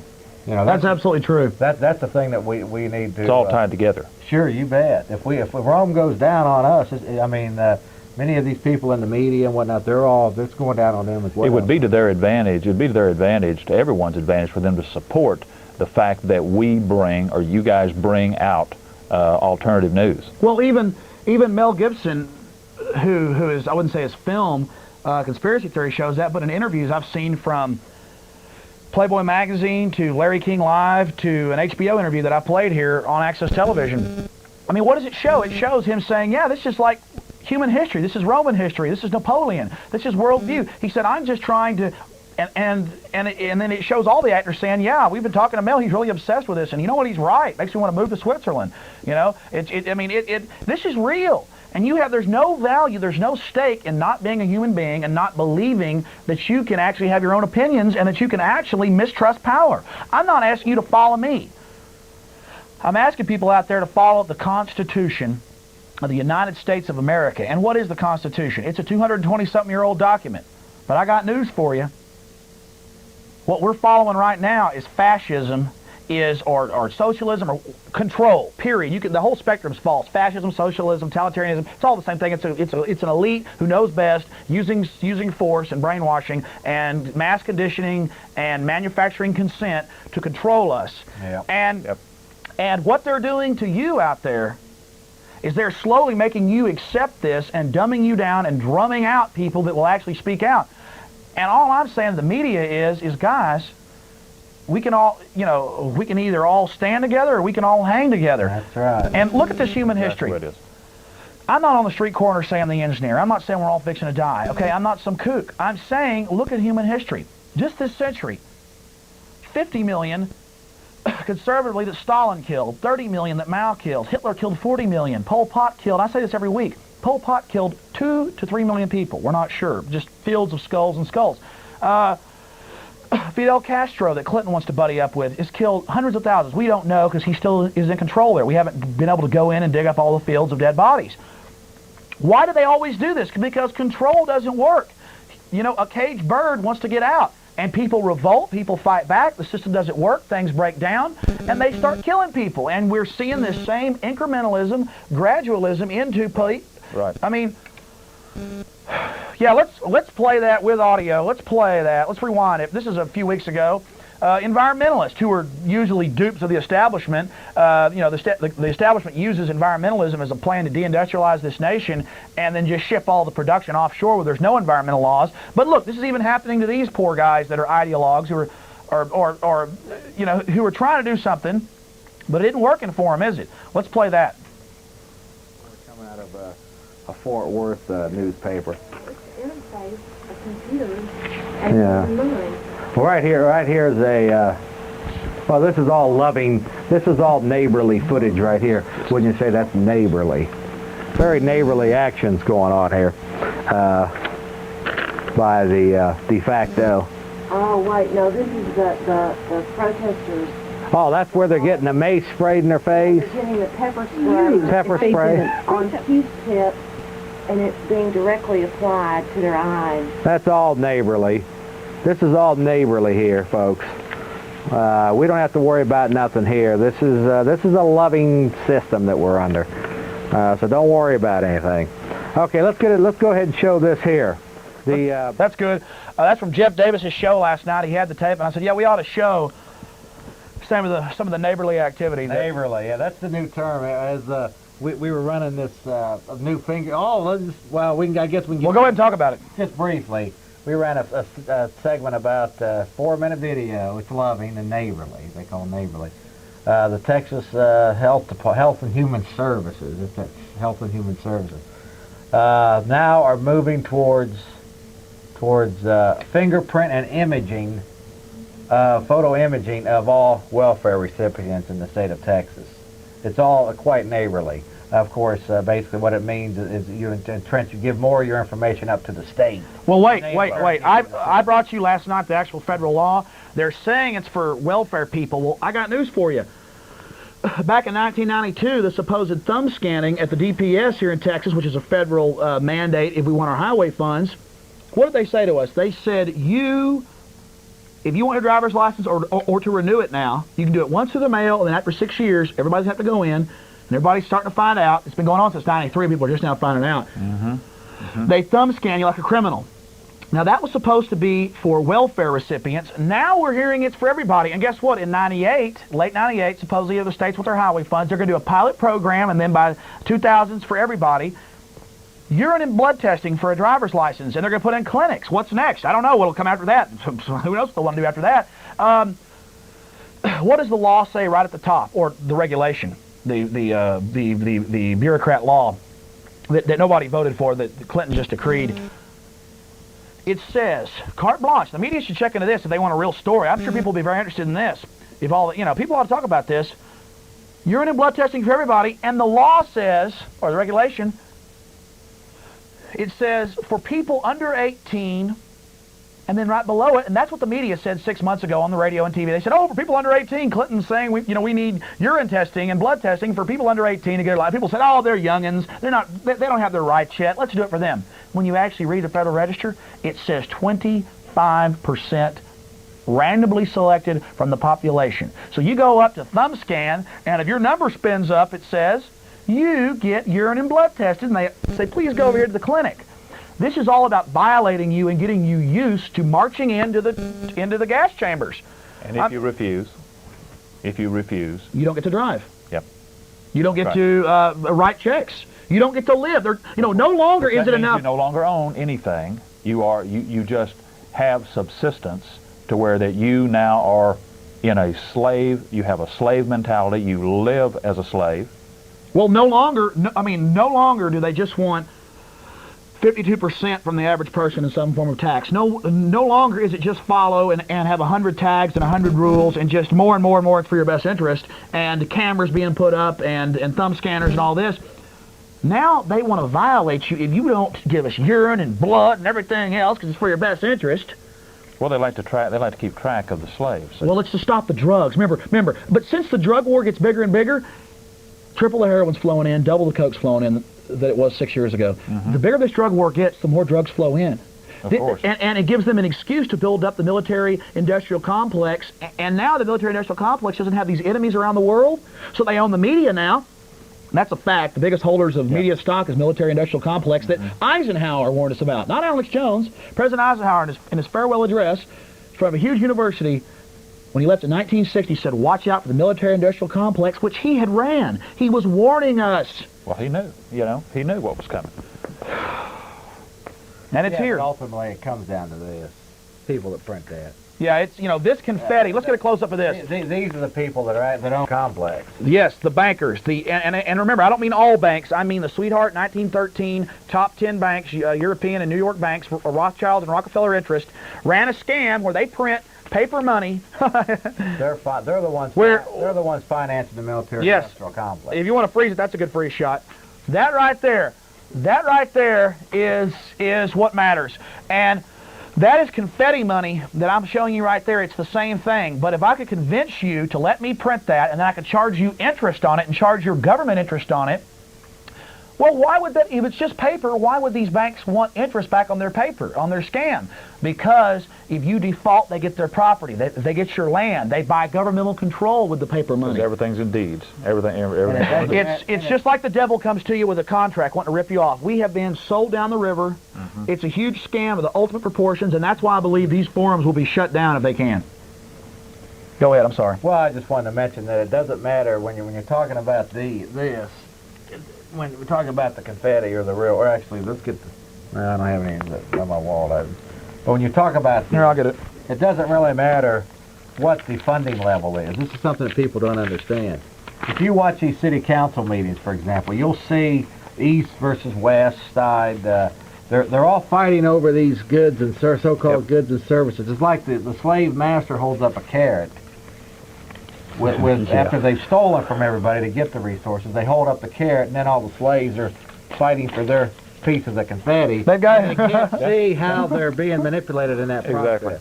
And it's true. This is not some conspiracy. If people would just get off their ass and check it out and find out, 1913 was when the giant money trust. Woodrow Wilson, 3 years later, on his deathbed, said, "I have sold this country down the river. I was conned." And then. Yeah. In fact, I wish I had his actual quote. In fact, let's get a close-up of this. There's not too much difference between... Yeah, this right here. Let's get a close-up. Okay, this is confetti printed by the Federal Reserve. This is a Federal Reserve note. And it's private, and it tells only the Fed chairman, Alan Greenspan is appointed. The other 5 members, the 7-member board, 2 are appointed for 4-year terms, but the others. And that's a wonderful... this right here. So let's get one more close-up. This confetti and this confetti are the same damn thing. The only difference is they charge the country interest for for the Federal Reserve note, and the other stuff is used in Monopoly games. So that's what it comes down to. Let me also mention in relation to this. Keep in mind, folks, that one time not too long ago, this money was our currency was actually backed by silver or gold, which means you could have taken it to a bank or the Treasury Department and receive so much silver or gold for it. And now this is literally backed by faith. In fact, it says here it's a legal note. It's not even actually legal. And through their power, there was massive amounts of gold and silver free in the U.S. economy. That's what made it such a dynamo until about 1920. The important thing to note, Jeff, about this whole confetti system is the central banks of the world didn't have very much of the gold and the silver. But 50 years after that, the International Bank of Settlements, Rothschild's interest in Europe, and Rockefeller interests have over 2/3 of the world's gold reserves. So they're talking about the European Economic Community. Listen, they're talking about the European Economic Community that's fixing to go online the next year. They're already partially online, which will have a $8.9 trillion a year economy, which will be over $1 trillion bigger than ours a year size economy. What are they going to do to us? They are going to have a partially backed gold currency, and ours is backed by nothing but faith. No longer will the dollar be number one. It will be the EU note, the European Union note, and we will be sunk. This is economic warfare, and no one will talk about this. What's funny about this thing is that most people a lot of people just have these sitting around in their wallets. They have absolutely no consumption, no idea of where this comes from, who prints this. They just think of it as something where you can go to, but the power to print these, it's the power to control, is absolutely one of the most powerful mechanisms in all history. And he who has the power to print these basically has the power to control all government. He who has the gold makes the rule, or we can say what... And this is the message that I believe is getting a lot of people in trouble around here. Not just down here in Access, or I believe all across America, anybody that dares talk about the power behind the money and the ones that are controlling the puppeteers in Washington. This is what I believe is getting many people in trouble. Wouldn't you say that's a fair assumption, folks? I would say so. I would say it, and that's what it comes down to. Is you're basically lied to on every front, and before anybody dismisses this, they need to ask themselves, Bo, which calls do I go to? Whoever? Or I'll go to... No, we don't have any yet. Well, the banks are full. Oh, you're screening calls tonight? Okay, we'll screen the calls. Let me say this out before we move on here. I appreciate the opportunity. Oh, sure, man. I'm extremely exhausted today, so I'm not my normal... You've had a long day today. Yeah, I've had a real long day working, and I have too, boy. But I do appreciate the opportunity, because I honestly believe that, intentionally or not, this may be one of the first times that I'm aware of where unsolicited I was my character was somewhat impugned. Yeah, impugned. And so and I appreciate you and Wes and all of y'all down here, telling these people that what kind of a guy I am, number one, that I'm not these type of things. Well, that's because we care about you. Thank you. And number two, that this is going on a national basis. There is direct attempts to demonize people, and I'm not saying this is it. Well, we've been saying this for a long time. We've been saying this like down at the conferences every month. We've been saying that that at some point somebody's going to come in as we start to build an audience, and we start to get people together and people talking and waking up and understanding and teaching other people and reaching out and this kind of thing, that somebody's got to come in there and paint this as something that it's not. Now, we've been talking about that for a long time. And unintentionally or not, this kind of in its own way with the 24 piece, you know, over the last couple of days, it's had shed some bad light because, like you said, a lot of people will want to come and listen to us for our information. Yes. But they may not want to be associated with people that they think are, you know, malicious. That's one of the oldest forms of control. Heretic! Burn that witch! That's right. How dare her give her around. children some herbs to make her well? It's been around from the time dot, from the beginning. Just like Mel Gibson says. Yeah. I actually, now, I will get your all's opinion on this. I actually consider it somewhat of a compliment, though. That's why I couldn't understand Mike's reaction. Well, you're definitely climbing the list. You don't understand Mike's reaction. His wife was then pulled over and asked if she was in a militia. Yeah. And she has no militia stickers, and then we hear on the news piece that we just played from last night from KVUE 24, where it shows the federal guy or whoever he is up there saying, "Watch out for these guys. Watch. We're setting up we've already set up an intelligence." See, now they're coming out with it. They've got a Gestapo, a federal secret police, working with the police. Out here, they're training. The black helicopters are real. Now it's on a local level. Oh, why don't you People now can understand. Anyone that's been watching any of you guys' shows have thought, well, it's off in some other state. It's off in some other country. It's someplace else in the state. But it's right here in Austin. It's right here, and here it is. Alex, why don't you tell your viewers here just exactly what you saw all over my residence, and I believe you more now.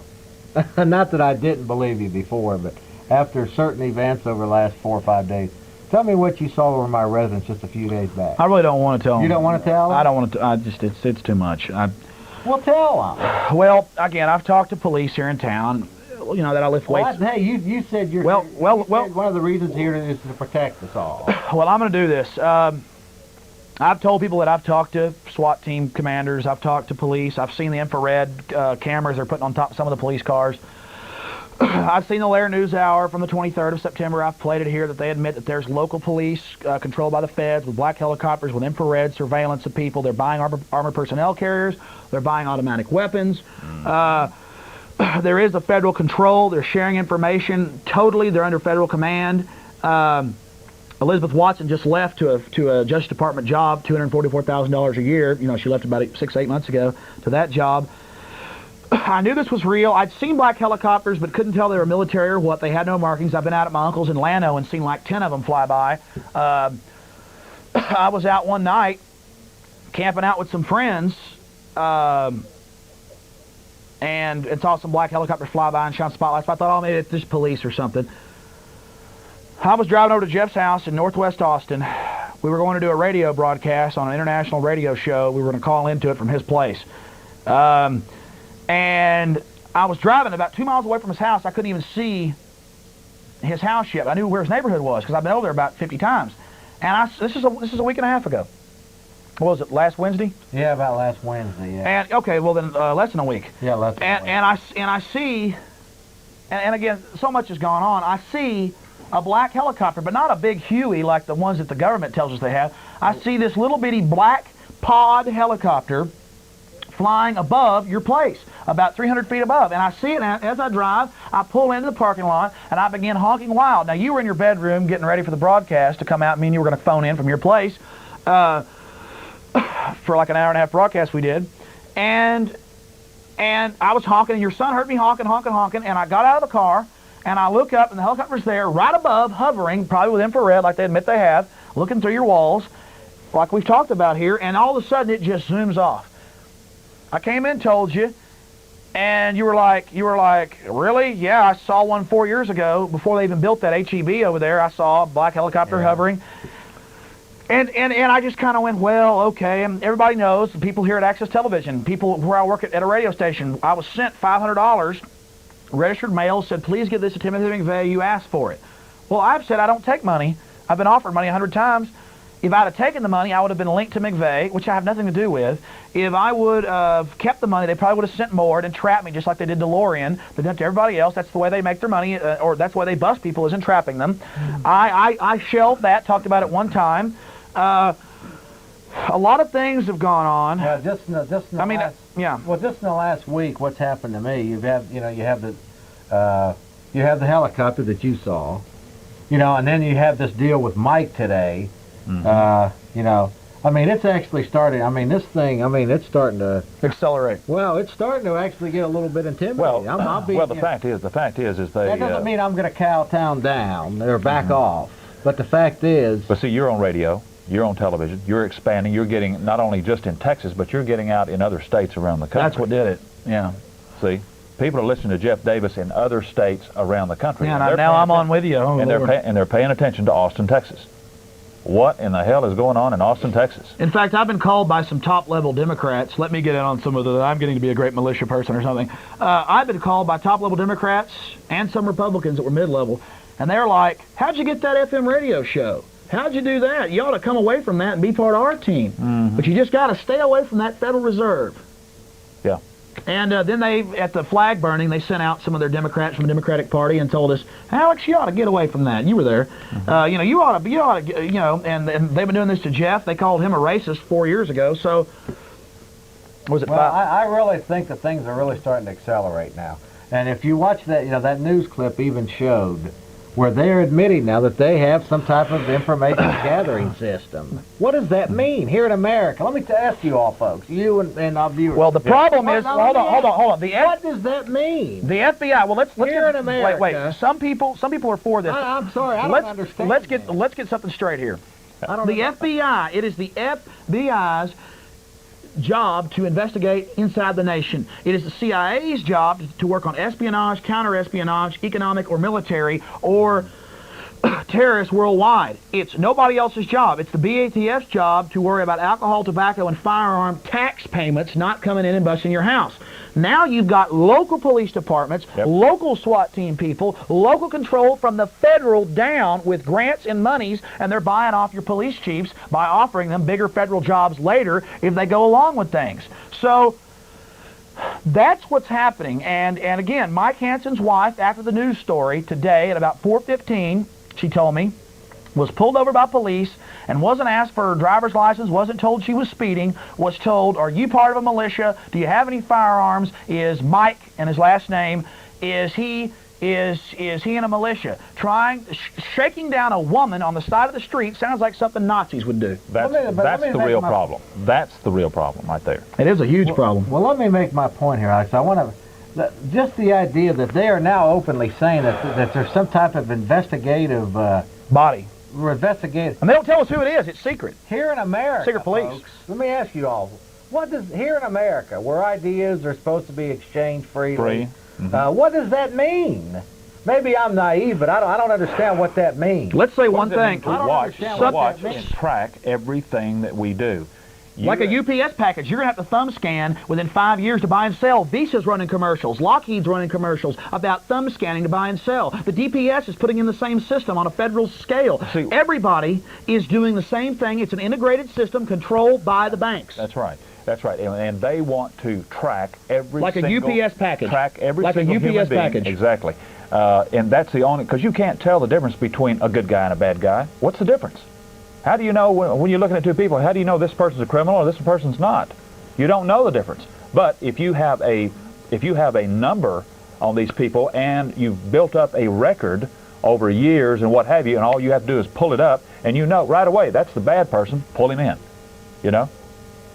So they have to build a tracking system to track everybody. And how they're going to track you is with on state borders. I noticed when around the country in Kansas and in New Mexico and other places, they have these toll roads, where it's $6 to go through the toll road for 50 miles if you don't have the transmitter transponder in your car that automatically charges it to you. It's 25 cents. Now, tell me where the incentive is.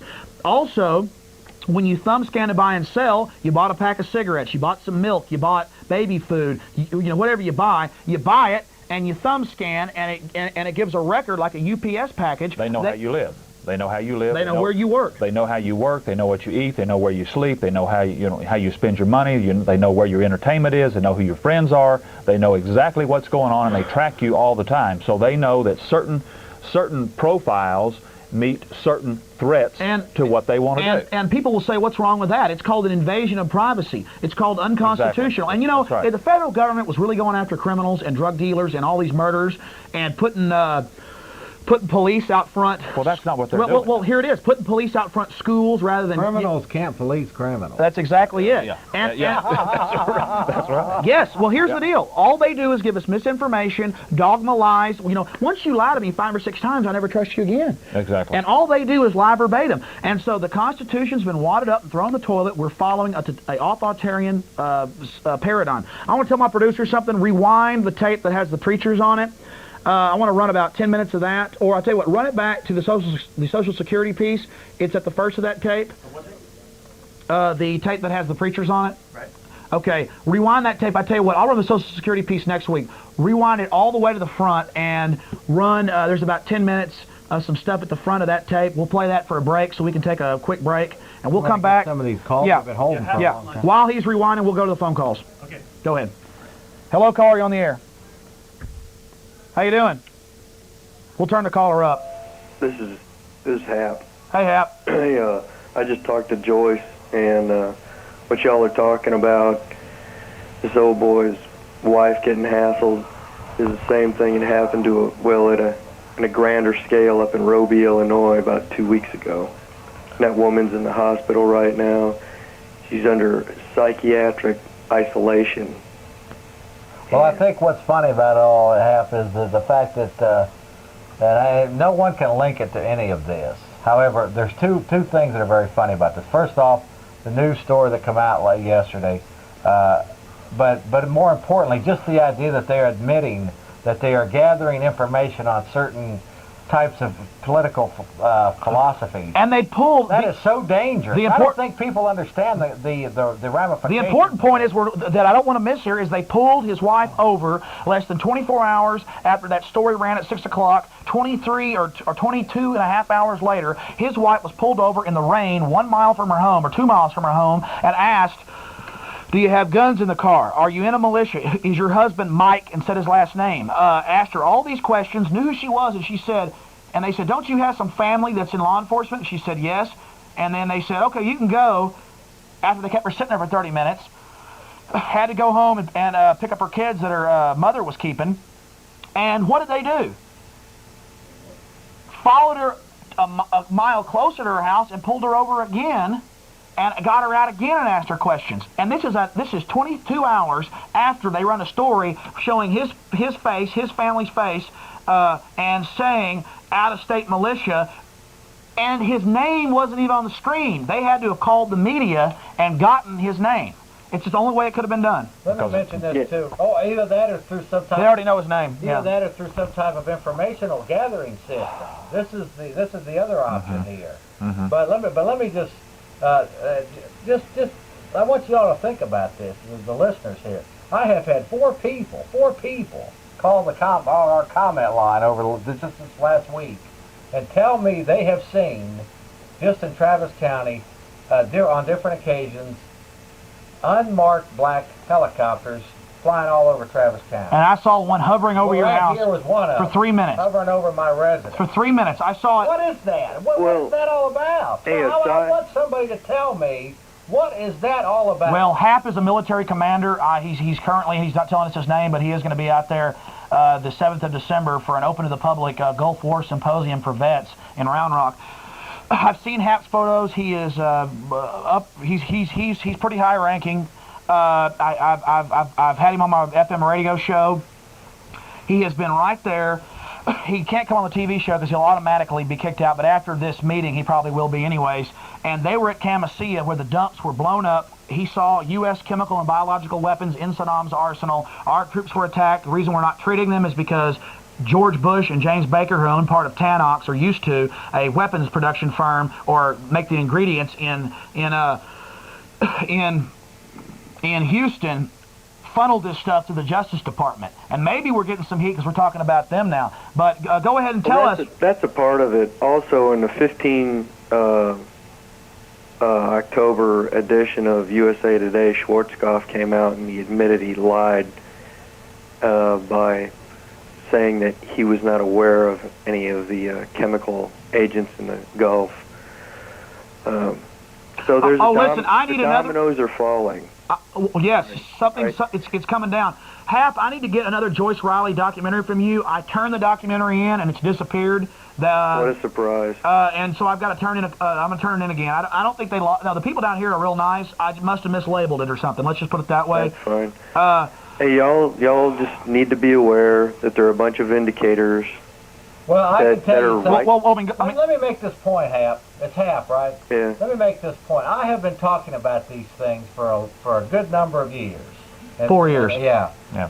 And for the first time, I'm actually now really starting to see this stuff. You know, I mean, even I had doubts of some of these things. It's too huge. But, but when you start talking about people getting pulled over and ask, what does your husband do for his employment? And unidentifiable helicopters hovering over people's houses. And news stories. What is this all about? Maybe I'm naive, Hap. Maybe I'm naive. There's the camera right there. But I want to know I want somebody to tell me what is this all about? What is it all about? Well, you can read it. Let me just finish this point. What does it mean in a country where we're supposed to have a free exchange of ideas? Yes. All of our opinions should be accepted, and we are now having conditioning stories and information about some type of information gathering on political philosophies. I don't understand what that means here in a land that's supposed to be free of ideas. Well, they killed. I don't understand these. Well, they things. killed Martin Luther King. They I mean, they had files since on everybody. Well, it's actually pretty straightforward. Yeah, tell us. Called a New World Order is what Listen, he can't tell you about this, but I've actually seen the documentation. This guy's been in. He's been in it. It's real simple. Seen the photos.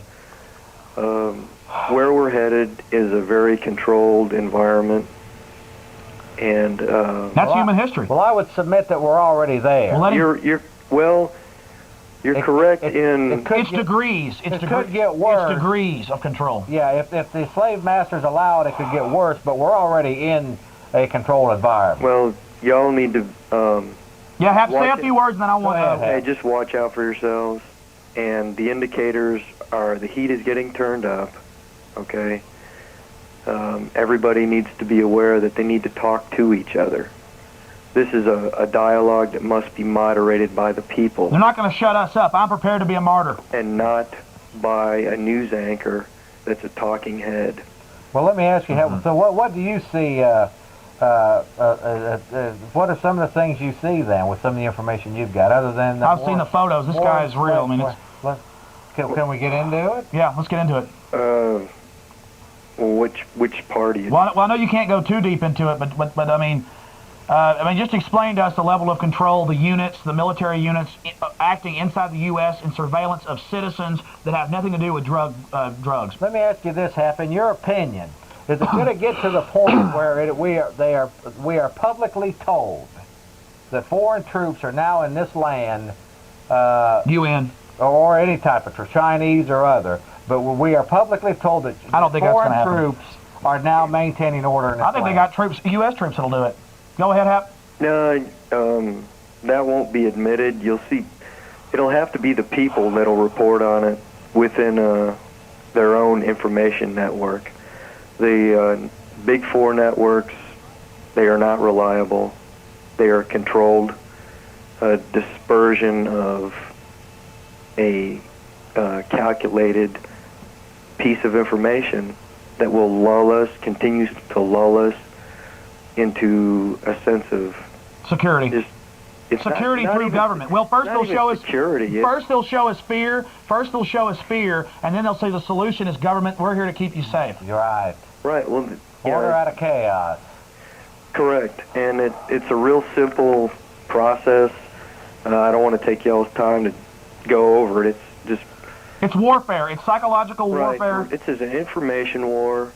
You guys are presenting alternative information. Real information.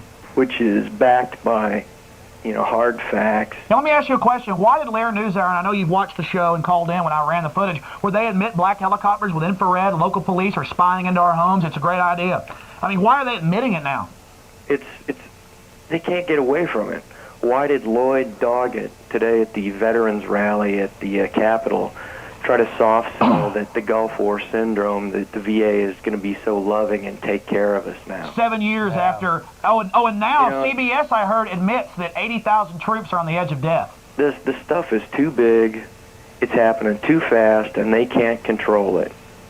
God, I'm scared. And well, for the first time, Alex, I may be a little bit too. Because a lot of these things that I've been talking about, I mean, it's right there, man. It's right in your face. Let me tell you, we all may go to jail, but they're going to fail in the end. It's their own fraud greed. Cannot last forever. Because they'll start feeding on each other. That's the paradigm. They're already feeding on each other. It's the personalities that are involved in this type of behavior. That's what they do. I love that. The personalities that are involved in this type of behavior. Psychopaths. It's a power struggle. They are sociopaths, absolute sociopaths. And the mad stampede of these organized criminals, knocking each other off and moving up this thing is to who can dominate us the quickest, who can subvert us the quickest, who can control us, who's going to control the money flow, the computer systems, who's going to be able to buy up and control the whole third world. They're trying to marginalize the U.S. Anybody that doubts the UN's power, they're fixing this month to go to Kyoto, Japan, and restrict our fossil fuels by 20%, and nobody else has to make cuts. I mean, that's open energy war against us. Correct. And those people that still believe that a Second Amendment is a part of our Constitution need to look at a UN treaty that's going through these. Everything. The UN, listen, they just shut down Yosemite in California. I was around the country. I'm trying to put it together right now as hard as I can. I've got the footage. I may even show some clips next week if my show's still around and I'm still here. This stuff is, I hope there's just enough of us to state it so they'll leave us alone. It's safety in numbers. You have to do it in public. Well, we have to do it in public. We have to put this on the record, and they may use legal means, who knows. But the important fact is that the UN now controls most of our national parks. They're shutting them down to cars. Next, who knows? It's all to see what they can do. It's all just to get us used to them telling us where to pee. It's you pee in this pot, you do this in that pot. It's telling us how to wipe our noses. Well, we're being trained exactly the same way that you train a dog or you train something else. Exactly. This is classical conditioning. Conditioning. Yes. All right. And you UT professors out there need to get off your asses and stop talking about all this and to get involved in real information. Hey, one more thing, guys. I'll stop blocking y'all's phone line. Is remember, the cool head is going to prevail here, and these people are absolutely right. They are going to trump their hand, and they're going to do it in public. Because they're so full of themselves. Yeah, I mean, their arrogance and their greed is going to trip them, and they are not cautious. And the proof is out there. So, what are you reading? Law enforcement personnel. Wait a minute. Don't go this over the air yet. Well, just go ahead and. I'll get off the air. Y'all take care. Thanks, Al. Keep doing the right thing. Alex, I think one thing that's going to happen is oh my God, guys, something's going on. But let's go ahead. I think the people are going to. There's going to be a group of people that are going to say that they want to be identified, and they want to be identified separate from anybody who is a problem to the flow of this thing. Hap, I appreciate your call. Yeah. Well, we just got a note. Let me see this. I think you better hold off, Alex. Did he want this read over the air? No. Let's hold off. Line 1, they've been waiting a long time. Okay, we'll go to line 1, then we'll go to this video for about 10 minutes, and we'll be back. I'll call Mike when we get down here. Hello, you're on the air. Hello. Yes. Hey, Alex. I think it's super that you putting this on the air tonight and everything, and helping out Jeff and definitely Mike and everything. Well, we're taking a real risk, and I want y'all to support Access Television, support our programs, and just please, if something happens, just keep fighting. Oh, it ain't nothing gonna happen, Alex, and everything. The main thing is that Mike is my brother-in-law, and I really hate to see tonight that they targeted him on national TV as a some type of. Oh, you're the police officer. I've met you. No, I'm not the police you're the other officer. brother-in-law. I'm the other brother-in-law, right? And I really hate that they focus Mike in as a target into that. Is that Mike is just now beginning to come out and see the real focus of the government and really how it moves, because he before believed like every other American. He was in the military. Right. Well, actually, you go by orders, and whatever you was told, you don't question it. You just do it and everything on it. And now his wife's being pulled over and shaken down and asked who her husband is. Yeah, what's so really crazy about that today is after I talked to Mike a while ago on the phone and everything, I was today when I left my job site around 4 o'clock. I had actually a Austin officer follow me for about 10 miles, and then I had a DPS came in behind me. I was thinking, what in the heck is going on? So when I was talking to Mike a while ago, I really didn't think nothing much about it because they didn't pull me over. They just, I guess, followed me far enough to run my tag and everything down. But let's make something clear. You go over to Mike's for picnics and family fun. Yeah, but we not. No, you're a militia, sir. You're very dangerous. Well, whatever people want to think, that's fine. You're evil. But the main thing is that I wished, and Mike wishes, and I believe Jeff with all my heart wishes that the people will open up their eyes. All we're trying to do is make sure the people understand that we're being naive here. I mean, we're being brainwashed, and the easiest way to do it is by TV. So now, after this deal incident run, what I figured that we should do, and that now we have the upper ball, and you might can call the questions. Y'all guys know more about it than I do, but we have the upper hand right now. I think that they owe my brother-in-law on national TV apology for 10 minutes for anything he wants to say. If he don't want to come out, he can put him under black, under a veil, whatever. Mike has already been exposed. Now it's time for us to come out of the closet and move on with it and everything. I believe that they owe Mike 10 minutes on national TV. I believe they owe Jeff Davis 10 minutes on national TV. That way they can tell their side of the story and everything on it. We all have guns. Well, this was local television. I mean, Jeff's been on national before, but this was local. Now, I understand that, but it's on TV. It's a national affiliate, yes. They showed it in Austin. They show it just like they'd show your TV station nationwide. I mean, anybody that picks up that cable channel just received that. They just marked my brother-in-law as a malicious group killer. A out-of-town militia member, and suddenly his wife's being pulled over after she comes home from work. I'll probably get pulled over tomorrow, but I don't care because that's fine. They can, you know what? They can take me out of the car. They can take me out of the car and they can blow my brains all over the pavement. I don't care. I'm not carrying firearms. I'm peaceable and I'm ready. I'm going to be peaceable to the end, just like many great patriots. I'm going to let them. And I'm going to be peaceful, and I don't think anything bad is going to happen. But I believe in the future, if we don't turn this around, the whole country. The main thing our problem is that now we can be hard-headed or we can be smart-headed. The gentleman you just had on the phone, like he explained to y'all, if you blow up and you act stupid, then they're going to make us look stupid. Exactly. They have more money and more knowledge resources and all of us we have, because all we got to do is a bunch of idiots sit around and think up something to make us look stupid. You got it. Sir, I really appreciate your call. The main thing is, what we need to do is, we have an upper hand right now. It's how we play our cards to make us look the best. Now, if you think well, sir, we don't have, hold on a second. Hold on 1 second. We don't have an upper hand. We don't have an upper hand. We're getting our asses kicked. We've got the media at the national level. This is going on in every community. We've just got a lot of resistance here in Austin. So, go ahead, sir. You're not going to have the upper world change the whole hand, but you do have the upper hand right now. I mean, I'm not trying. You're probably a smarter man than I am. No, I'm not. You're probably no. I don't get into that. You have the upper hand right now.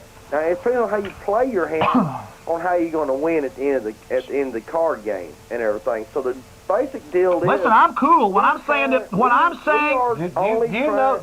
Do you know what the one thing that would stop this whole thing is if people an investigation of the Federal Reserve. Well, yeah, but is if people would quit doing would start doing what's right instead of their just their job. Go along to get along. Instead of just their job. Go along to get along.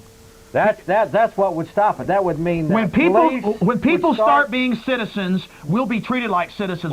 But we're acting like subjects right now. I'm talking about police. Start following the Constitution. Quit violating people. I'm talking about the abortion doctors making $300,000 a year off slaughtering and that's a personal decision. Right. I mean, they don't have to take an order. They don't have to take an order. It's a personal decision whether they want to abuse a protester or a resistor. They don't have to do that. People getting into tanks in Waco, Texas, and running them into structures with men, women, and children. Quit sending your young 18-year-old kids to go to be slaughtered 10,000 miles away for desert fraud. Quit this foolishness. Start standing up for what's right and quit doing what you're told. The American people are good people. And I just believe they were given a little bit of good information. That's why this is turning around here in Austin. I got people slap me on the back. We've been out everywhere we go. To a restaurant, 10 people come up to the table. It's just really growing. They know it. They've done their polls. All we can do, Alex, is hope that it's going on not only nationwide but on an international base, because this is a world problem. Yeah. At this point. Well, we can only hope that this type of activity is going on, globally. Well, listen, we're going to this tape for about 10 minutes. I got to take a break, and we'll be back and we'll get to all your phone calls, and I'll try to shut up and let people get some information in here. It's just this subject is really hot, really important. Another thing is stop being so petty and so small-minded. People will trust the government, but they won't trust their neighbor. People will trust a bureaucrat, but they won't trust, their boss. And I'm not saying trust any of those people. I'm just saying people are so petty. By being petty and small-minded, only caring about yourself and only being fearful, you make yourself an even bigger target, an even bigger victim. It's just farther down the line you're going to get the payoff, which is going to be hell. And I mean hell here on earth, my friends. This is what most of the world's like. And damn it, if we let them keep demonizing American history and getting us ready to accept globalism, which is not free trade, it's global slave through manipulation of money. We'll be right back in a few Sorry to minutes. interrupt your classic viewing, but here is Jeff Davis. What is it? Legendary Jeff Davis show. And what should they do? Well, subscribe to... I gotta make my proper Okay, go ahead. Go ahead. Legendary Jeff Davis show, baby. From Central Texas, USA. Best in the world for 30 years. And you're watching some 25-year-old... We're watching Mike Hanson Archives here on Facebook. Now, Mike, tell us about your... Okay, well, you don't interrupt. Let's go right back to Jeff Davis. All right, this is Jeff Davis. But yet the lead started to fly, and you can argue back and forth about who started, I guess. I just like to know, though, what happened to the door? The very piece of evidence that would have proven what shots came from where. You see, that's crucial. There it is. See, I'm no dumbass. I know a thing or two about the law, and I know a thing or two about evidence. And that was a very, very important piece of evidence that seemed to come up missing somehow. Now, another question I have, your use of deadly force policy at the ATF, can you just kind of, in 20 words or less, can you tell me what justifies the use of deadly force in the ATF? Is that what the question is? Yeah. Right. Yeah. Deadly force is to protect the lives of other people, to protect the lives of your fellow officers, and protect your lives. Okay. Now, to imminent danger. Okay. Second question here, and I'm done. Did you order a bulldozer to knock down a wall in a house that you knew had women and children in it, perhaps injured individuals? Did you order that? Did I order it? Yeah. No. Who ordered it? I have no idea. Again, now I come back. You were there 1,100 feet from there. 1,100 yards. 1,100 yards.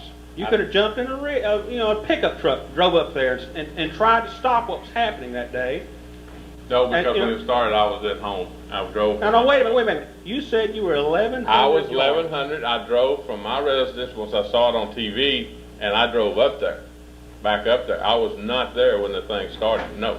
I just have a real problem with the violation of posse comitatus there. I have a real problem with the fact that gas was used, gas that was widely known to be carcinogenic, on kids. And you people in the federal government want us to believe that you care about our children.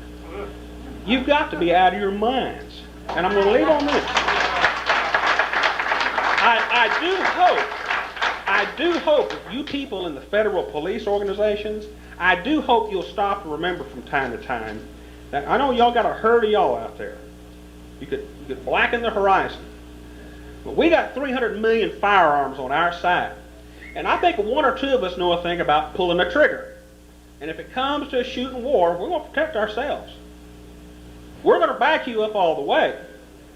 But I still hold true to the fact that if I saw a coworker or I see another human being, I don't care what he's wearing, and he's over here and he's going to illegally use deadly force, I'm prepared to put a round in his head. And I don't care who he works for. And it's a damn crying shame that there weren't a bunch of us around back then to surround you bastards and take you down. Right. Thanks for coming, sir. My name is John. First of all, I just want his official position. He is here officially. I would not believe anything that the ATF or FBI says at this point. My question, sir, is listening to your comments, you seem to be really dangerously ignorant of what all's going on. And I'm wondering how people in the ATF and the other federal agencies formulate their opinions about what the truth is in this country. Do you get your information from ATF management? Do you get your information from the propaganda bureaus like the Anti-Defamation League? Apparently you've never watched any of these videotapes concerning Waco. So my question is, it seems like it's real dangerous, the lack of knowledge that what I see you guys have. Okay. How do you formulate your opinion? I formulate my opinions just on my own. That's it. Agent Littleton. Yes. Now, this is a classic thing. We saw this in the Nuremberg trials in '46 in Europe. We saw Germans, SS, and also a regular army saying, oh, it was my commander and his commander and that commander, and I was just there doing my job. And then you say that you haven't seen Waco Rules of Engagement that was up for an Academy Award. And it's not some footage they cooked up. It came out in the Senate hearings with Arnold Specter and others. So to sit there and to say that you haven't seen the footage, even the third generation, it's very obvious. They have one of the inventors of flare technology who works for the Pentagon, they're saying, well, this is automatic weapons fire, and then they lay a schematic down and show where all the machine gun nests were, and it shows 60 Minutes wouldn't air a report that Introspection, that does work for the ATF, who did a study and said, yes, this shows people exiting and entering the building, firing automatic weapons. You see an incendiary device, several of them being fired in. Some of those rounds were actually found, those incendiary grenades. And I understand that the ATF needs more funding for Comrade Clinton and the Clintonistas. We understand this. And we understand that we have the footage of y'all loading up the cameras and going out to kill a bunch of kooks. And I'm sad that your agents, some of your agents got injured and killed.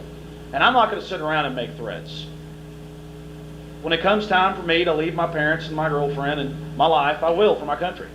And I really don't want to die because I really don't want to die because I love this country. But if I have to die for my country, I will. And I think I see that little gleam in your eye. You would almost laugh when you would say, I can't talk about that, or I have no idea about that. Okay. You, sir, look like a gangster. You look like a criminal. Well, you reek of it, sir. We didn't bring him here to condemn. Well, that's fine. That's fine. Well, yeah. Don't do anything personal. No, it's not personal. It is personal. It's the huge. Just keep it to the facts. It's the huge steel fist. This is why I don't come here. I never will come again. But this is what it comes down to. I had to come and talk to you and tell you that I've read the Constitution. I know what's going on in the country. I know about Rex 84. I know about FEMA. I've been around in the national parks. I've seen the executive orders. I know what's going on in this country. From Oklahoma City, the World Trade Center bombing, the October 29th, New York Times 28th even admits it, got a copy of it in my car, that the BATF and the FBI helped the terrorists cook the bombs. Andre Strassmeyer, the Air Republican Army, Carol Howe warned the FBI and the BATF. And it doesn't matter. Y'all stir up these hornets' nests to have media events to scare the sheep. And frankly, it's sick and it's sad. And it is the nature of power. That's all you are, is a Roman centurion and all the rest of your type. And I know there's a lot of good people that have left your agencies and have left all the apparatus of control. I want to know why you haven't seen Waco Rules of Engagement and why you won't comment. And you said you were 1,100 yards away from the back of the building where all the automatic weapons fire was coming from. You saw it. Sir, there's footage of it. There's tape of it. You want me to give you one of the tapes? Yeah, I have to. Perhaps I'm wrong. Perhaps you're not a criminal. Alex, let him Perhaps you're just answer. power hungry. No. Let him respond. I had to say there was no automatic weapon fire coming from the back of the building. I'd like to see the tapes. I hadn't seen those. Well, they got them at the video store. Or why don't you call C-SPAN and get a copy from them? Okay, I'll do They that. aired it on TV, and that's how controlled our press is. Okay.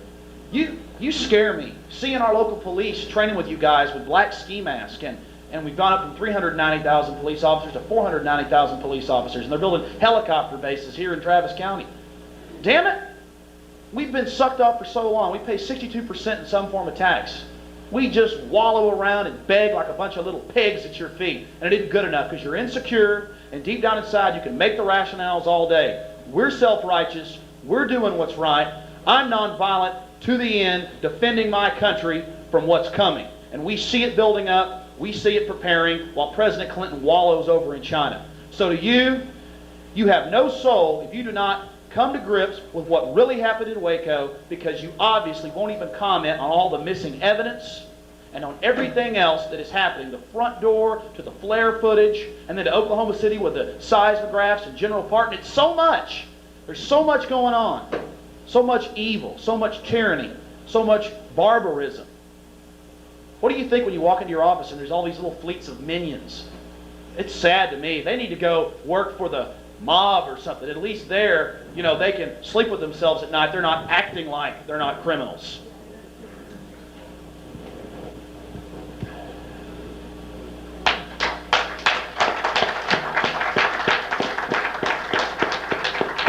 Being short, I shall lower the microphone. I do acknowledge you for being willing to stand there and take the heat. It's not easy to stand in front of a jury of your peers, which we are right now, sir. We are judging you, and we are judging the group for whom you work, with whom you work. I heard you say early on that in your opinion, the people at Waco got what they deserved. Did you say that? I could have, yes. I think that for you, one human being, for all these, you want to comment on it? Yes. If I said they got what they deserve, what I meant was they caused it themselves. Did I say that? They brought them themselves. I didn't say that. Okay. Reno did. I don't. I'm just. Reno said, maybe it was Reno who said, but whether they brought it on themselves or not, you have children that were killed by their very own government. And that's you. And I am absolutely, I have not been this upset for years, because I want to know, what does it feel to work for one of the most hated groups in this country other than the IRS?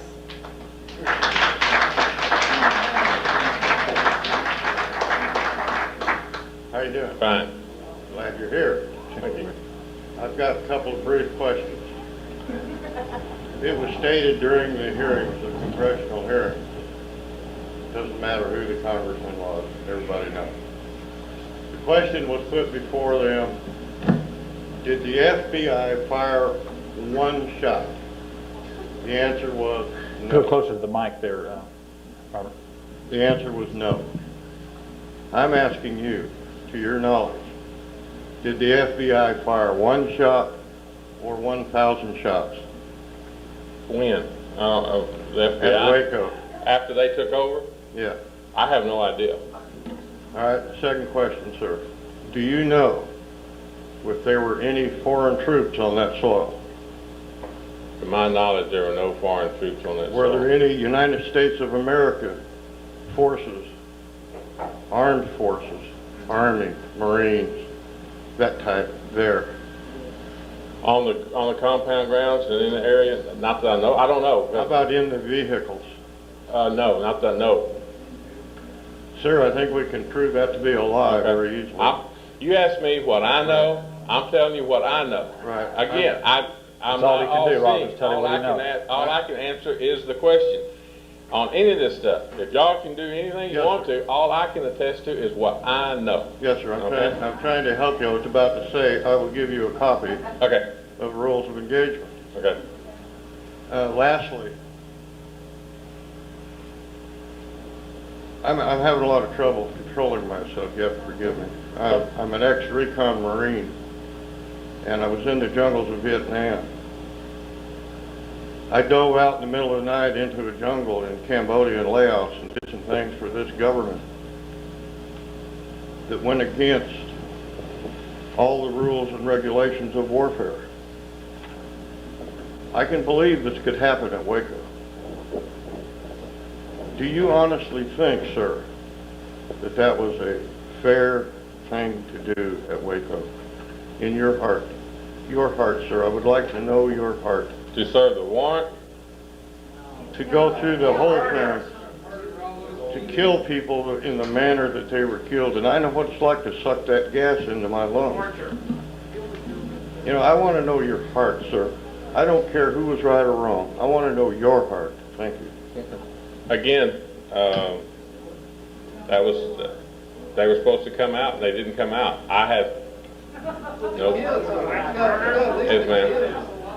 You said you were 1,100 yards in back of the property, is that correct?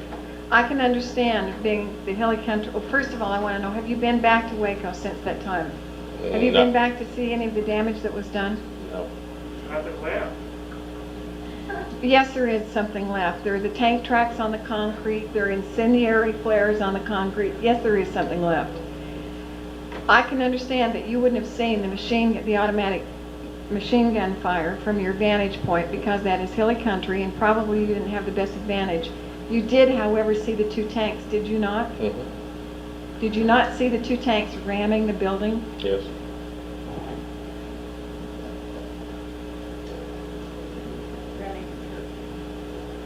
Dale, I'm glad you're here, and I'm glad somebody. Oh, no. No, we are. No, I mean, it's a good study. You're the first live ATF person. You know, I can see all the TV news and everything, and, you know, I have my opinions as well. Mm-hmm. When you first got up there, you stated something. You're a boy from the country.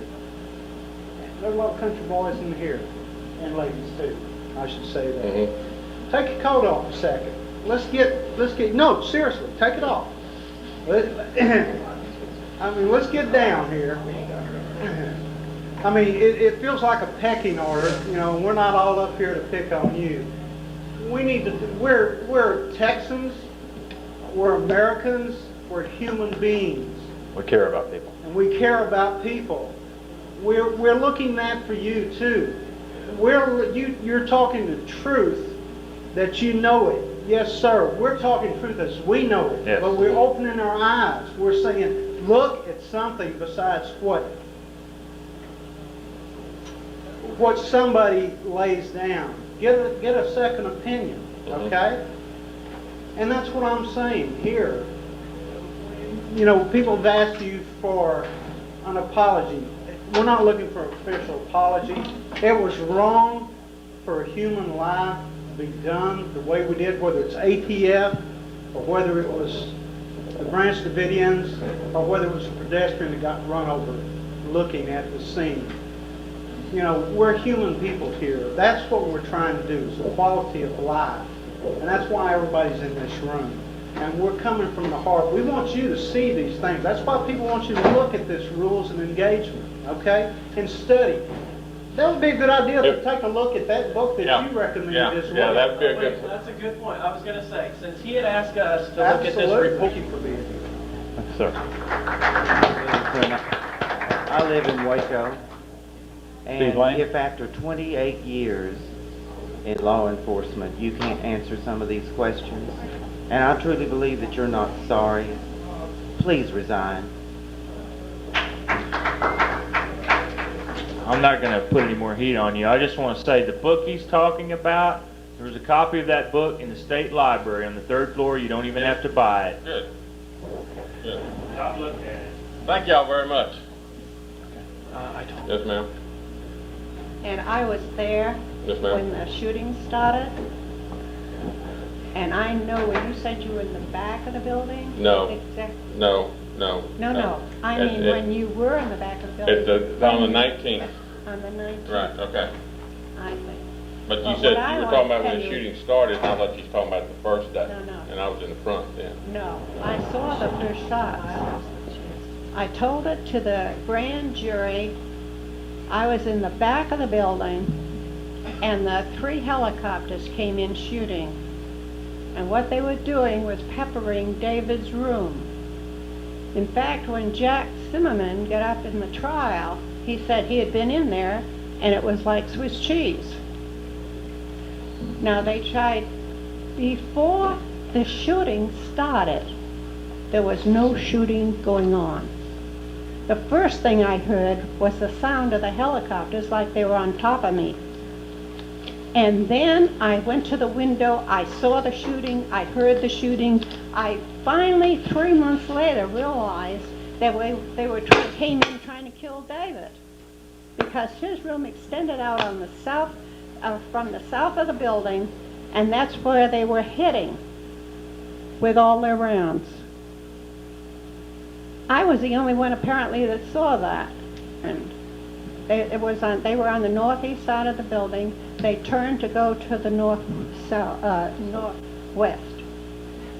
I dropped to the floor because I could see that the helicopters were between the 2nd and 3rd floor. And I began to question what I had seen. It was such a shock to me, I couldn't believe it. I've seen plenty of war movies. I came through the Second World War. But I never saw it, in fact, in reality. And when they did turn, everything was very dead quiet. And then after they had turned, and you understand, I didn't see anybody in the helicopters. They asked me that. I said no, I was looking at them face forward. But there was a girl up in the 3rd floor. She was a person that had a 50 to 80% of her body affected by the fire. She's over in England now. But she gave her story, and when she did, I heard it. And when I heard what she said, she looked out her window, which was where the helicopters were turning to go to the front of the building. She saw the men in the helicopters that were had guns, that were doing the shooting. And she confirmed what I had seen. And so I know who shot the first shots. And I told them who shot the first shots. Now, by the time they get to the front of the building, see, I saw the 2 trailers come in. I was on the bottom floor, and I took the newspapers up to my room, threw them on the bed. I was going to lay down and read them. That's when I heard the helicopters. By the time they turned around to the front of the building and then turned to continue firing, then all hell broke loose there. When I went out into the corridor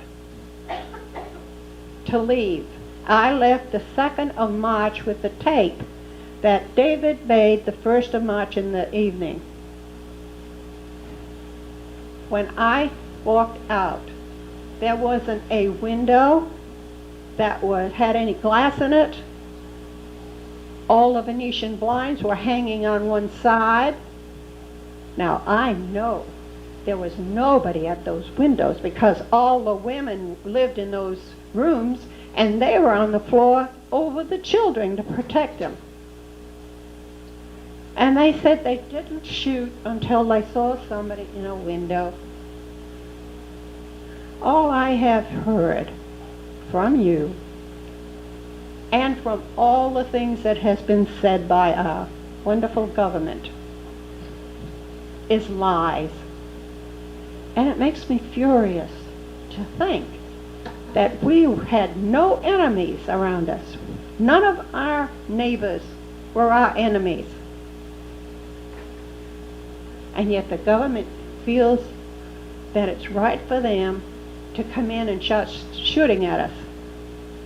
And when David opened that door to let them in and asked them not to use their guns because of the women and children, that's when they were shooting at him. That's when they started shooting in the front. And one of the men that I had worked with for years, and we traveled because of the things we were publishing, he was one that was shot. And when I tried to find out what the government said about his body, they tried to tell me that he had committed suicide, and his stomach was just as smooth as a baby's. Yet he had 4 or 5 bullets in it, because I talked with one of the men that held his hand while he was screaming. They came in not even caring about the people in their own country. They wouldn't use that gas on their worst enemy because it was against the law. So what law did you come in on? I haven't heard you say one thing that gave you the right to come in. Don't say it was for guns. Yeah, it was. It was not. It was. That's Now what let the me warrant, tell you a little story. That was what the warrant was for. Let me tell you a little story about the guns. There's 2 stories on it. Henry was the one that gave us a license to work under him. And the reason we did that was because we had called everyone in from all over the United States and all over the world.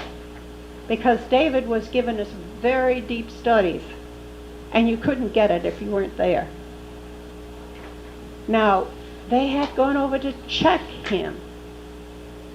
And when they got there, they saw David Koresh, David Koresh, David Koresh, David Koresh. And they said, "Who is this?" And he got on the phone and called David. And David said, "Tell him to come here. Tell him to come here. I'll show him. I'll show him." And do you know what the answer your brothers told him in the BATF? "Oh, we don't want to do that. We don't want to do it like that. We don't want to do it like that." They knew. You see, there were no guns there except the ones that had been shipped in a box.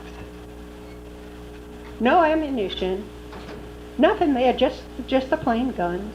And you know you can't do much with a gun unless it has a bullet in it. And they were packed away. Nobody was pulling them apart. And I don't think there was more than 2 or 3 guns there, because I know that Paul and his young son had taken everything we had to a gun show, because that's what we were doing at that time, so we could survive without someone having to go to work. And believe me, the people that I lived with were not riffraff, and they weren't stupid. We had people that graduated from Harvard. We had people that came from, one of the girls that came from Canada that had worked for the United Nations as a linguist. She also had worked for the Canadian government for the schools, where she laid out the policy for the children to follow. And most of them from England were social workers. They all had fairly good positions. Nothing mattered except they wanted to kill us all. Nobody wanted to kill you. When the search warrant was for trial guns were found, ammunition was found. there was no guns found. Yes, there was. I'm sorry. There was. And your information about the helicopters and stuff like that, you can look at the raw footage on that, and you can see the helicopters, and none of them ever I looked got. out the window I know and what saw you're doing, them. and you're not telling the And truth. so did Margie. So did Margie. Margie explained it. She explained what she saw with the men there with their guns, with their shooting and all. Okay. Anyway, I feel sorry for you. You're a sad human being. Yeah. And I hope that the day will come when you realize your position before God. That's all I have to say for you. For some reason, that got disconnected. Next caller, you're on the air. Yes. Hi. Hi. I agree with the first three previous callers. This religion this lady is preaching is none other than has been around since the time of Cain. It's a religion he started, and it's gone through Hinduism. And I mean, you know, Jesus Christ said he was the way, the truth, and the life. And he did not ever claim to be a prophet. He said that he was the Son of God, which is different than these other prophets, Muhammad and all of these others. They had all their different religions. You can say it came to different people, to different places, different times throughout the world. But there was, if all of these other religions are correct, then everybody can do their own thing and get to heaven, if you will, on their own merits or their own religions. But Christ said that he was the only way. And this was through the death, burial, and resurrection of Christ. None of the others, so-called prophets, raised from the dead to prove what they were saying was true. And there just is no other way. Anything that is contrary to what he taught or what he believed is Antichrist, is the spirit of Antichrist. And there's Christ being meaning that he was the anointed one of God. He is the Son of God.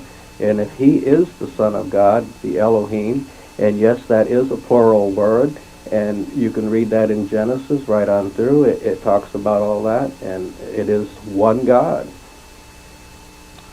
Okay, did you Well, I answered respond? that already. You did? Yes, that, you know, if you take the real original Bible, there you don't find the word God, you find Elohim. And there is other ways. I mean, Jesus was one of the prophets. The prophet means prophetess, which means the one who reveals. So Jesus come here and reveal something. Muhammad was here and revealed something. And they were all sent. He was the only one in his time. That's what he was saying. I'm the only one now that is connected with the Elohim. But in the time of Muhammad, he was the only one then, prophet, that was sent by the Elohim. And Jesus was the fruit, like I said before, of an earthly woman and a man from there, an Eloah. So he was special in that way that for the first time, they created their prophet that way. And so that's why he was talking about his father in the sky, and his father was an Eloah. If he didn't say that he was the son of God, because God doesn't exist in Hebrew, the word God. It's Elohim. And all our Bibles comes from Hebrew. That was written in Hebrew. Jesus was speaking Hebrew. He was not speaking English. So he was speaking this language. And with the translation, a lot of mistake, and a lot of mistake too because of the oral tradition of what Jesus was saying. The most accurate written document that we can find, a little bit in the Genesis and in the Kabbalah, which is pretty good in accurate information in the Kabbalah. Okay, next caller, you're on the air. Hello, Jeff. How you doing? Listen, man, I agree with a lot of the things that Mary's saying tonight. The only thing that concerns me is that, supposedly, if you read Revelations and you get off all into that end of it, someone's going to come and supposedly have all the answers. And it's also stated that even the most elect will be deceived. And I think that's the scary part of this deal. You with me? Yeah. Yes. Yes. I mean, does that make any sense to you guys? I mean, someone comes, they've got all the answers to our environmental problems. They've got our, they can solve it all. But yet, who are these people? You know what I'm saying? Well, it was announced that in the time of the Revelation, in the time of the Apocalypse, they would send their last prophet, the Paraclete that they call it in the Bible, the one who will tell the truth. And Rael's book in French is called The Book Which Tells the Truth. And he is the last prophet that they send on this planet. Of course, it's hard to believe for most of us because we don't. Why him? Why not me? Why not this person? But you need somebody to be that messenger that will come, and he is the last one before they come back here. And he's the Messiah that the Jewish people are waiting for. He's the one who reveals everything, who has all the answer of what you're talking about. Well, I think what I'm talking about, and I don't want to get too traditional, I'm just thinking Antichrist, you know. I'm sure you know what I'm talking about. Antichrist means before Christ, and it was John the Baptist, because ante, if you speak Latin, means before. So Antichrist was before Christ. It means the one who announced Christ. It was John the Baptist that was the Antichrist. Oh gosh, John the Baptist was Jesus' cousin, right? I mean, he was the one that baptized Jesus. He was the one who prepared the welcoming of Jesus. Before he came. Well, all I was referring to is the fact that supposedly some of the saints, the Christians, would be deceived by this miraculous happening that you're referring to. I don't know. I never heard about that. It's in the Bible. Well, a lot of things in the Bible are. Don't forget that a lot of things in the Bible were written, first of all, a long time after Jesus died. And the church had a lot of dogma many years after Jesus was gone. Right. The Virgin Mary, it's not a long time ago that they decided that she was virgin. Mm-hmm. It's not in the time of Jesus that she was declared virgin. It was a few hundred years ago by the church. Mm-hmm. So it has nothing to do with the message of Christ at all. Well, I don't know. Yeah, well, make some research, and you'll find out. If you take the history of the Catholic Church, you'll see all the dogma where they voted, and all the decision when the Trinity was voted. All this was not in the time of Jesus. It was a lot of years after. And if you study that, you'll find... I realize a lot of that was written hundreds of years later, like you're saying. Yes, and it was not the message of Jesus himself. Well, John, was exiled on Patmos, and he wrote a lot of that in Revelation. John, the apostle? Oh, yes. None of the apostles? No, there are like 2 or 3 different Johns. John the Baptist. I think there's still some controversy over who John was of Patmos.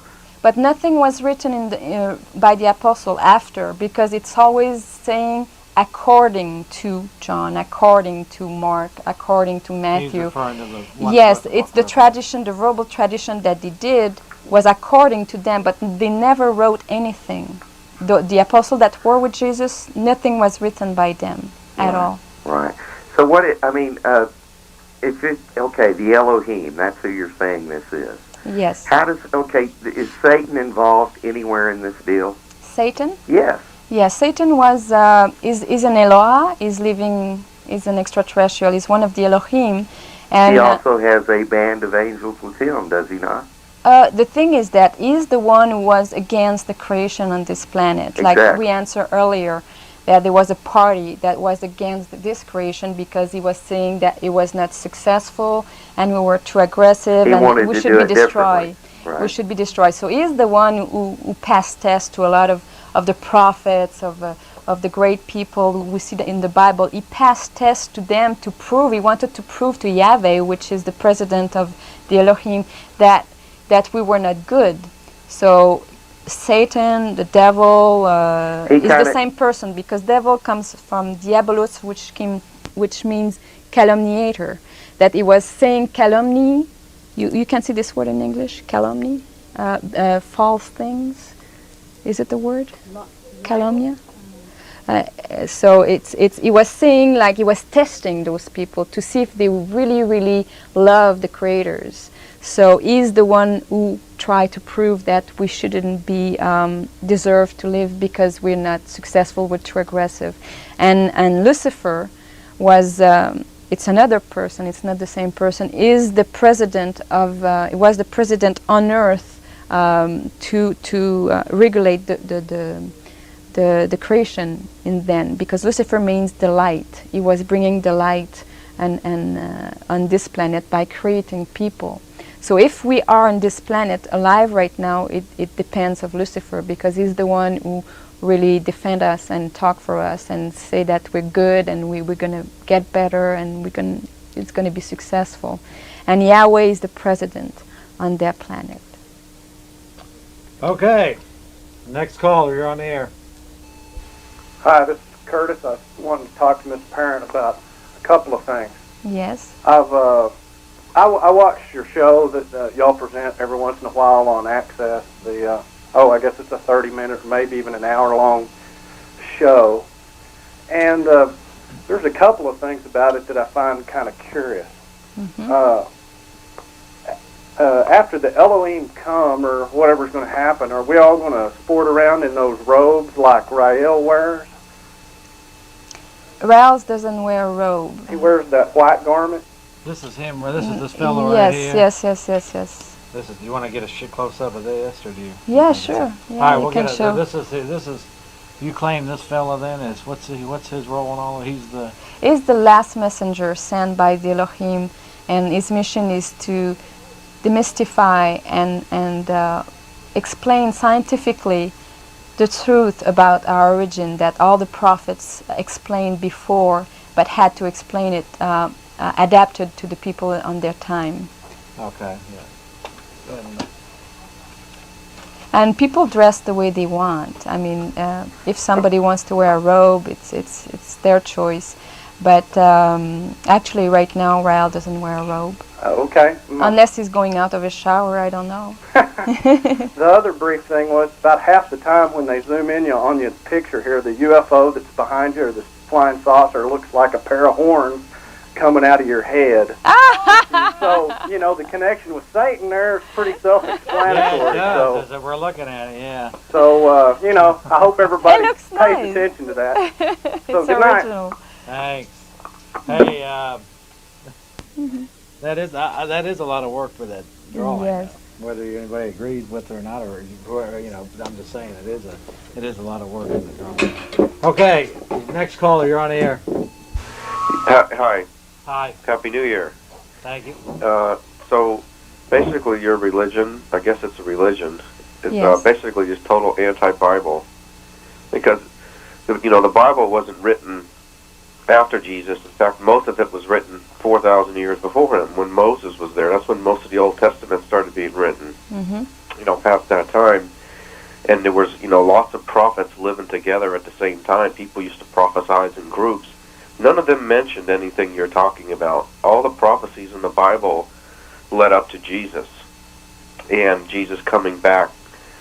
Even Muhammad, none of that stuff was in the Bible. Jesus was the last one, and he's coming back to take over the earth. So the only point I'm trying to make is, if you're saying something different, then it's not harmonious with what the Bible is saying. So you basically have a religion that was written by that guy. Is that true? I mean, who defined? I saw one of your shows on TV here where they were all sitting around a table eating dinner, and they said, "You go to Earth and go do this," and they zapped them off the picture and they went flying to the Earth. Who wrote that? Who decided that's what was happening? I don't remember that. Well, that there's a show on one of these channels where all the Elohims are sitting around eating. And they all had blonde hair. She probably didn't get a chance to see that. She's living in Florida. Well, even the all the stuff you're talking about. No, it's something else that has nothing to do with us. Jesus in the Bible announced that it's going to be somebody else after him that will come to tell the truth. And if you read your Bible properly, he didn't say he was the last one. He announced somebody else. The Paraclete is called the Paraclete. The other point is, I basically think Lucifer's a dork. For one. Okay. Hi. Hello. Hi. Yeah, there are people on this planet who are still faithful to Yahweh. I'd say that Jesus was his son, and I think that first will come. And if anybody was the Paraclete or whatever you're saying, I think it was Mohammed. And he talks of the Antichrist too, and he talks about these times and one coming first who is a great deceiver, abomination of desolation, standing on Mount Zion and proclaiming himself God. Okay, now Yahweh is faithful to his people. He never has wanted to destroy his people. There is a war going on. It's going on here on earth and up in heaven, and basically Yahweh's dudes are coming to kick some butt and take some names, and we're going to see it all happen here not too far in the future.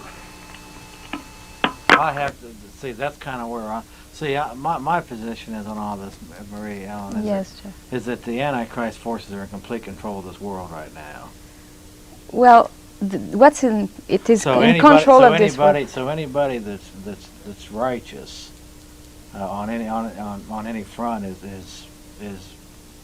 I think they're very much the minority. Yeah, I think the responsibility that this world doesn't go well, it's not on any force outside of ourselves. We create everything which is on this planet. The human being, the society, we are responsible for the mess we are in. Nobody else. There is no Antichrist coming and doing that to us.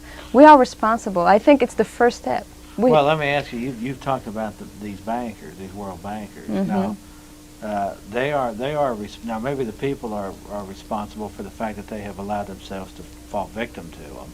But the fact is, these people, these ones that create and finance wars and whatnot, they are in fact perpetrating their system. Yeah, but they're human beings. They're human beings like you and me. Yes, they're human beings, but they're still. I mean, whatever religion they would. I mean, you're talking about wicked people here. Yes, there is wicked people everywhere. But the wicked people, don't forget, we are responsible for that. The humanity created those people. Hitler, as an example, is the result of a whole humanity, a thinking of a whole humanity. The events create the man. It's not the man that creates the event. With all that we do, we create those people. With the education that we give to our children, the value that we give to our children, we are responsible. We cannot put the blame only on the people who are bad and do bad things, because we are responsible in a way of the way they are. All of us. I agree with that. All of us. I agree with that. You know, it's very easy to point the finger. Wouldn't be ruling over us and doing this stuff if they would have had a good education. Or if we would have kept them in line. Yes, well, sure, anything. But I mean, we were especially like Hitler had a mother and a father. Which kind of education he had to be that kind of evil person? It's just an example, but he got an education that brought him to be like that. So we are responsible. We are responsible to let movies that are aggressive to be on TV, that will engender aggressive people later, maybe another Hitler. We are responsible of that. It's too easy to point out the finger and say it's his fault. It's all our fault. And we have part to play in this humanity to make it better. It's too easy to sit back and say, well, it's the Antichrist who does everything bad, I'm not doing anything bad. But are you doing something good? Are you bringing something good in this humanity? What do you do? What do we, each of us, do to bring something good, positive to this humanity? It's too easy to say it's the fault of the society, it's the fault of the government.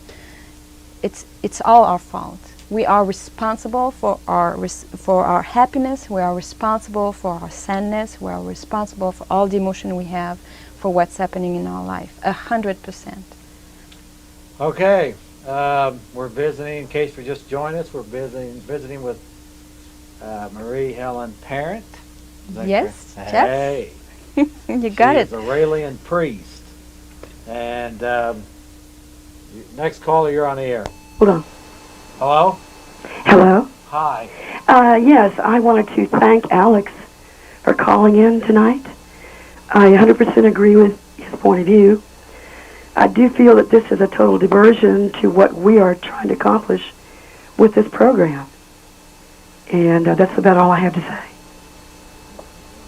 What do you try to accomplish with this program, Well, Jeff? Tell me. Basically, we would classify this program as what some would label as a patriot program, meaning that that we don't want to sacrifice the United States of America to a new world order. Meaning we don't want to give up U.S. sovereignty to a World Trade Organization, to the United Nations, to these what I would call the people who control this system. They're different front organizations. So I fit right in. You fit? Yes, because I don't agree. I agree with you. You don't. Okay. Well, then there you go. So you don't support that either, then, right? No. Okay. Yeah. Then.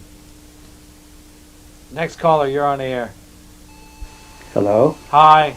Yeah, I just wanted to say that either this lady is extremely ignorant about... Well, do you mind these types of calls, or we really don't need personal ones? Well, it's a lack of respect. I'm not trying to be personal, but it's either got to be ignorance or the lady is outright liar, because some of the things she's said, like the spirit of Antichrist, which is alive and well in the world, it has been for a number of years. She says it means before Christ. Well, Scripture is plainly shows that that's not what the meaning of it is. It's instead of Christ. And any spirit that's trying to preach any other gospel other than Jesus Christ is the spirit of Antichrist. And it's talked about in the last days in Revelation, Antichrist and all of these teachings that'll be common in the last days. And as far as these extraterrestrials and everything, this is a very popular thing in this day, especially. And people are looking for answers to the world's problems and the new world order and all this and that. And these are not answers. These are not truths. These are lies. But ask me a question, I can give you answer, because since I'm here, everybody talk about Antichrist and they go on and on and on. But ask me any question, and maybe I can give you the answer that are in the book, which is a very full of answers that I didn't give maybe just a little tiny pieces tonight, because it depends on the question I have. Well, it's not a question. It's always the same question, same statement. Yeah, it's not a question. It's the statements you're making that are not true. I'm just trying to bring out the other side of what the Scripture says, because the things you're saying are not true. You said that there's someone coming later that is going to tell us the truth. Yes. Well, that denotes, or that intimates that Jesus Christ was a liar, because he said, I am the truth. He was the truth for his time when he was talking, yes, but he's not a liar. He announced he announced that somebody else after him will come to tell the truth, and I cannot state the place in the Bible where it's said, but if you read the Bible, you're going to read that. I know the Bible. Well, read it again, because it's written in the Bible.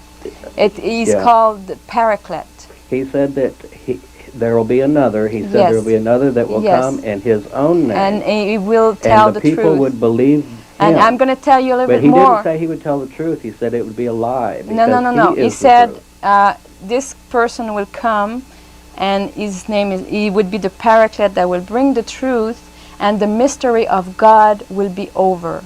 It's written exactly like this in the Bible. Yeah, I know what it's written like. Yes. And so... But he said that there would be a strong delusion that would come upon the people, and that they would choose to believe a lie rather than the truth. And maybe you are living in a lie.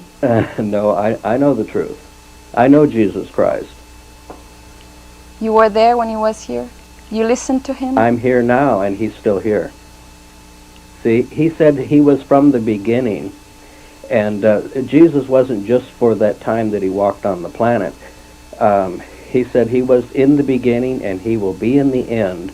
I mean, he's always been Jesus Christ, the same yesterday, today, and forever.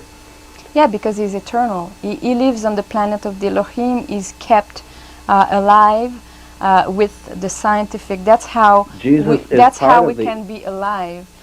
It's the Elohim has that scientific knowledge that with cloning, that's something we can understand because we know how it works. To take one cell of your body, you can recreate the entire personality and body of this Jesus person. is part of the Elohim. And that's how they keep all the prophets alive, eternal on their planet, by this scientific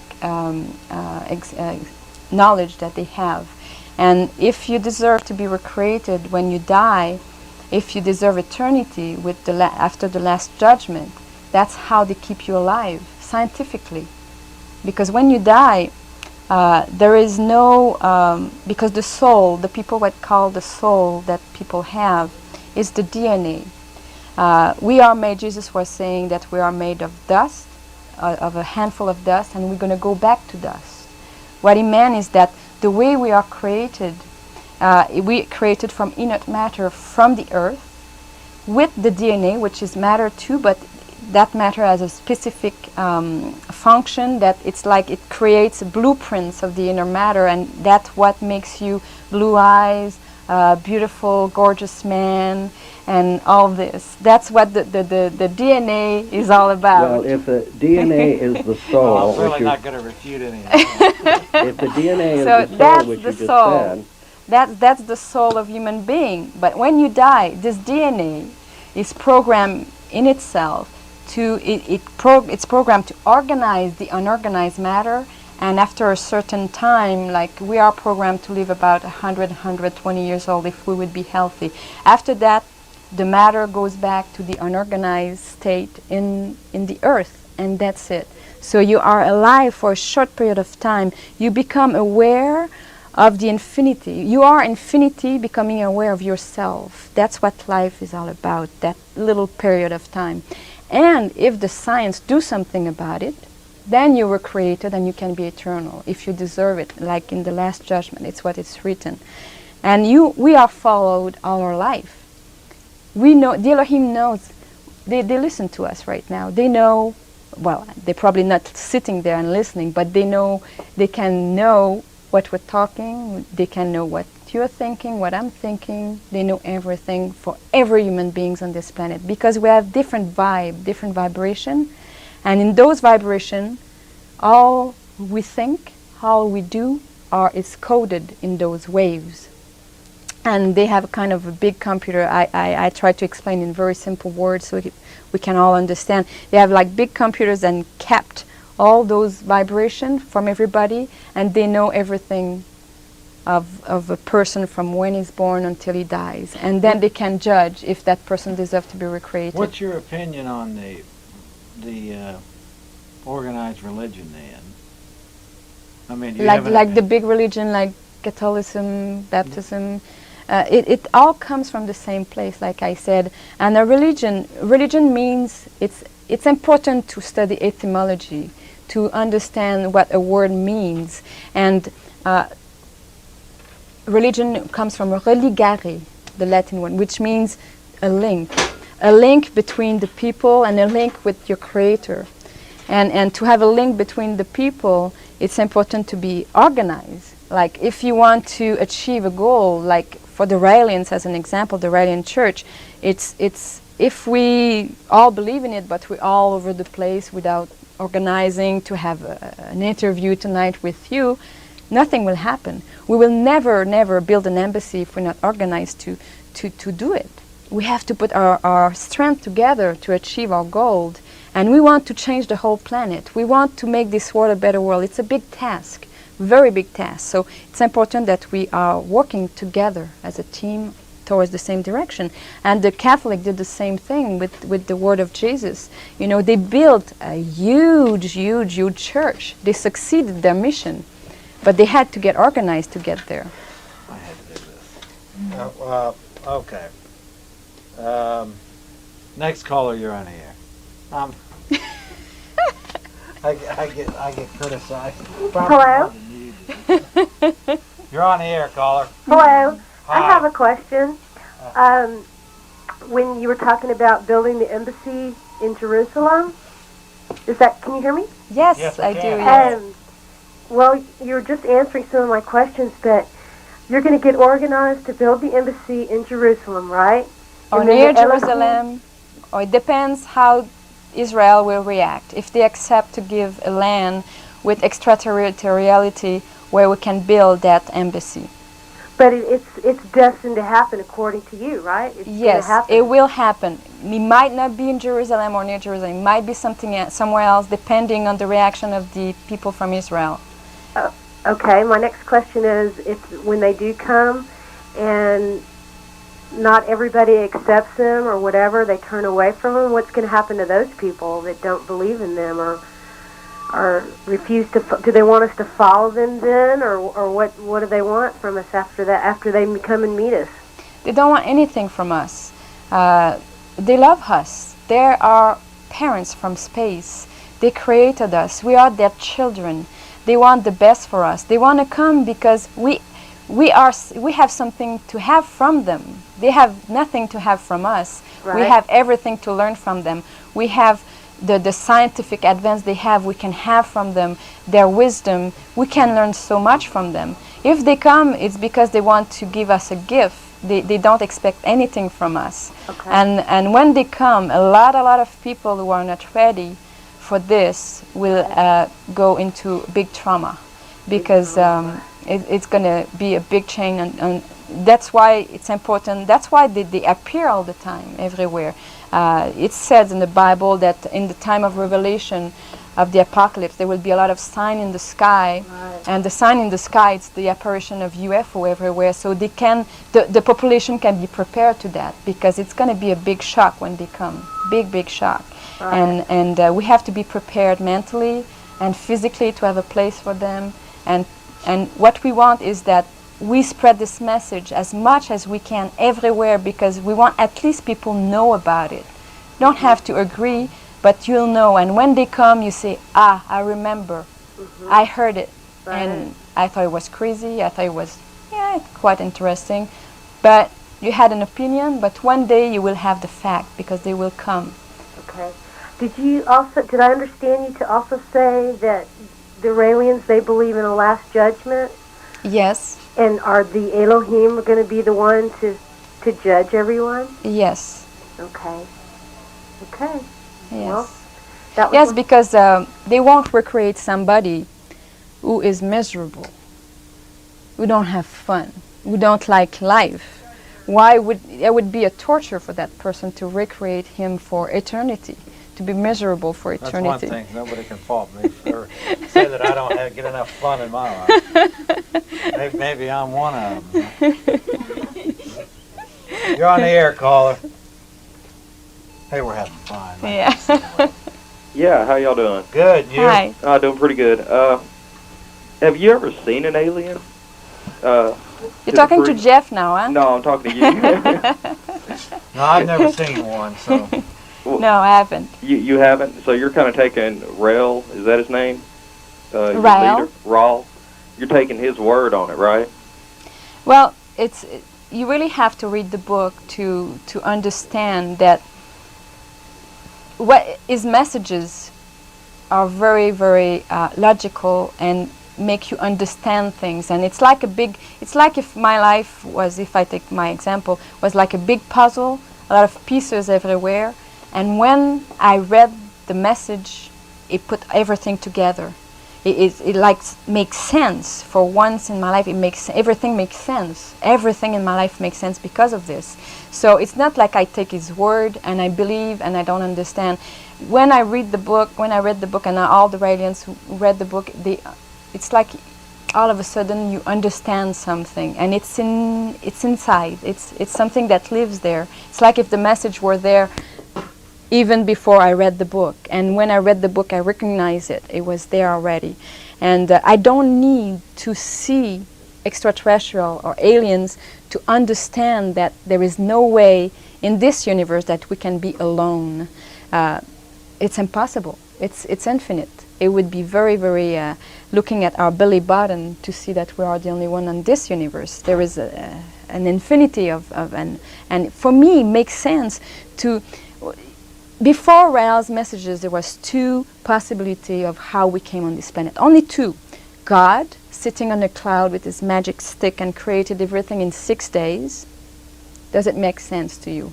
And then the evolution, that we come from a monkey, that our grandfather is a monkey, that we evolve, and with everything that there is in nature.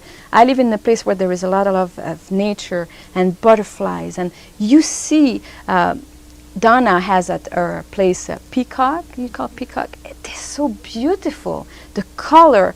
How can evolution create something like that? Impossible. You can put letters in a bag and shake it for millions of years. It will never make a dictionary. Never. It doesn't happen like this. So that was the two possibility. Okay. Doesn't make sense. And now there is this third possibility, that we have been created by human being like us in laboratory, scientifically with the DNA. That, for me, that made so much sense. A lot more than those two possibilities. Well, who created these people that created Finally, you? A good question. Well, I haven't studied this subject very much, I have to admit that. So then who created these people? The Elohim were created by another races from another planet. And it's the eternal cycle of creation. They were created by other human beings, they created us, and soon we will create other human beings on another planet somewhere. It's in our gene to perpetuate life in the universe. We're like a virus, want to perpetuate our lives everywhere in this big being. And it's in ourselves. There is no beginning. It's very hard to conceive that and understand that, because we think always that there is a beginning. But if you think that there is a beginning, means that somebody that comes from nothing, like nothing were there, the Mr. Nothing was there, because if it's something, there is matter, and that matter come from somewhere, has to be a beginning. But if there is a beginning, means that something were created from nothing. It's impossible. Means that the matter always existed. Because for me, it's less trouble in my mind to think that there is a beginning, but because it's impossible to think there is a beginning. When you make a cake, you cannot make a cake without flour, without this and this and this. You need ingredients, you need matter to create something. And to create human beings, you need matter. And where that matter comes from. If you imagine that there is a beginning of it, means that it has been created from nothing. So there is no beginning. We come from human beings, and those human beings come from other human beings eternally. That's the infinity. That's what the symbol represents, the infinity in cycle, in time and space. Well, Marie Helen Parent, I'm going to get it. We have to wrap this up. First off, I want to just ask you, what do you got to do to become a Raelian priest? You got to go through some course or something, or how do you become a certified Raelian priest? Well, we have seminars. Because I know you have a little entourage with you here today. Are these people also vying to be Raelian priests, or are they under your study?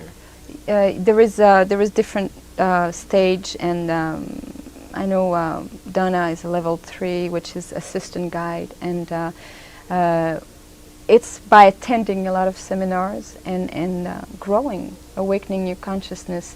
And Rael chooses his priest and his bishop to work with him. This fellow's still alive? Yes. Okay. Yes, he's alive. Yeah. And finally, do you all have a number or a P.O. box or something you'd like to get? Yes. Get mentioned the phone here? number is. Are we ready? Yeah, it's on TV. No, it's yours, Jeff, no, isn't that's it? Television. Okay, what's your number? 473 7115. Give them to the kids. Yeah, it's going to be written on the screen. It's a voicemail, so please leave your phone number. We will call you back. You can meet her at library meetings. And I think they will put on the go ahead and screen. mention that as well. Yeah, they will put on the screen all the because I'm here to give lectures all week in the libraries, and the first one will be tomorrow night, and I think they were supposed to put that on the screen. I don't exactly know where it is. It's in my purse actually somewhere. But they're going to write it down before the end where it's going to be. And then we're going to show a video. We will answer more questions. We can discuss. You mean at your about seminar or your? For the lecture here this week we're going to have. And on Sunday... Where's the one that you hit? So you were okay. I guess they're going to put up slate on that. Yes. And Sunday, this Sunday coming up, we will have, on Sunday morning, we're going to have a meditation. I will guide a meditation to teach people how the central meditation is done. So for the one who are interested to know what is the central meditation, they are welcome to come. Everything's free. Could you tell Donna to bring, Linda, could you tell Donna to bring the poster with because I don't know which right library. There's the number. Yes, wonderful. Thank you, Mike. Okay, there's the number there for. Yes. Now that's the kind of local coordinator for the Raelian. Yes, Donna. It's Donna Grabo that answered those call.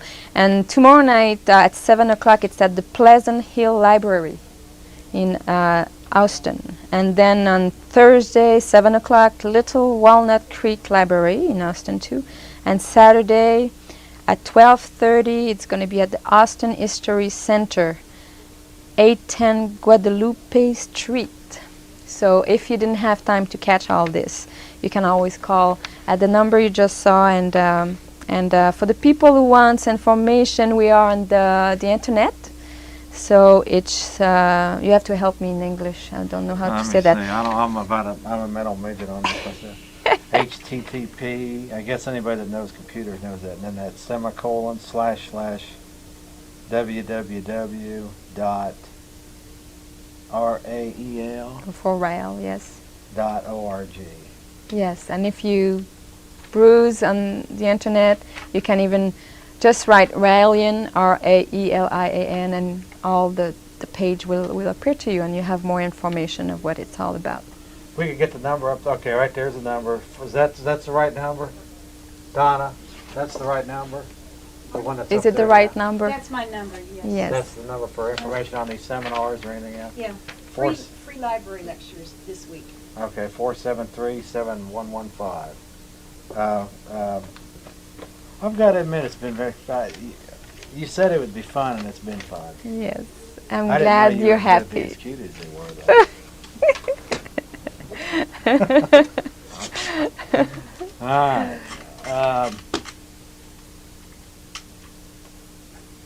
Go ahead, if you will. First off, I want to thank you for being on the program. I want to thank you to welcome me here. I do appreciate you coming on. Thank you. Go ahead, and if you would, just give a closing comment or something, anything that you haven't said that you'd like to say.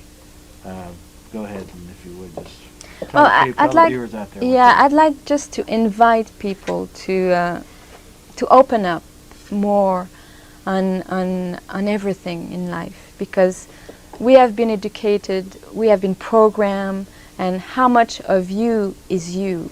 I think it's the question. Is it because you have been programmed and educated to believe in a certain tradition and values that it is what you are really and what's good for you? So I don't think it would hurt anybody just to open up and have a newer look on everything and try to learn, try to put your hands on everything new and make your mind work, and you'll see that you'll find new things and you'll discover new things about yourself that you didn't know before. And you're all welcome to come and meet me at those lectures this week, and it's going to be a pleasure for me to answer your question as much as I can.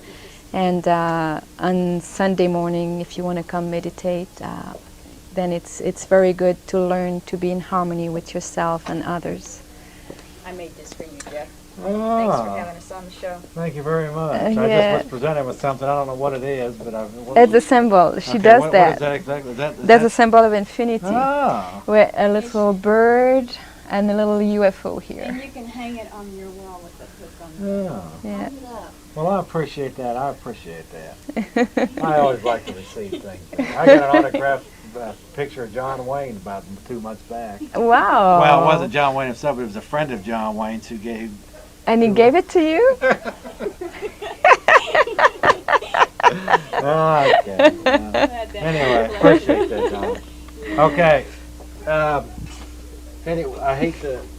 Actually, if you're back in town, give us a call and we'll see about getting you back on. Yes, maybe next year I'll come back. Yeah. But I try to come when it's warm. Guess who showed up to Gonzales, Texas? Old Trailer Pokey. We still look good after all these years, don't we? Yeah, right, huh? How long has it been? How long have we known each other? 35, 40 years? Since probably 1994 or 19. Yeah. That's about 25, 26 years or something. It's been a long time. Even before Alex Jones, right? Yeah, before Alex Jones. Yeah. But Pokey, as I call him, Jimmy Ritter.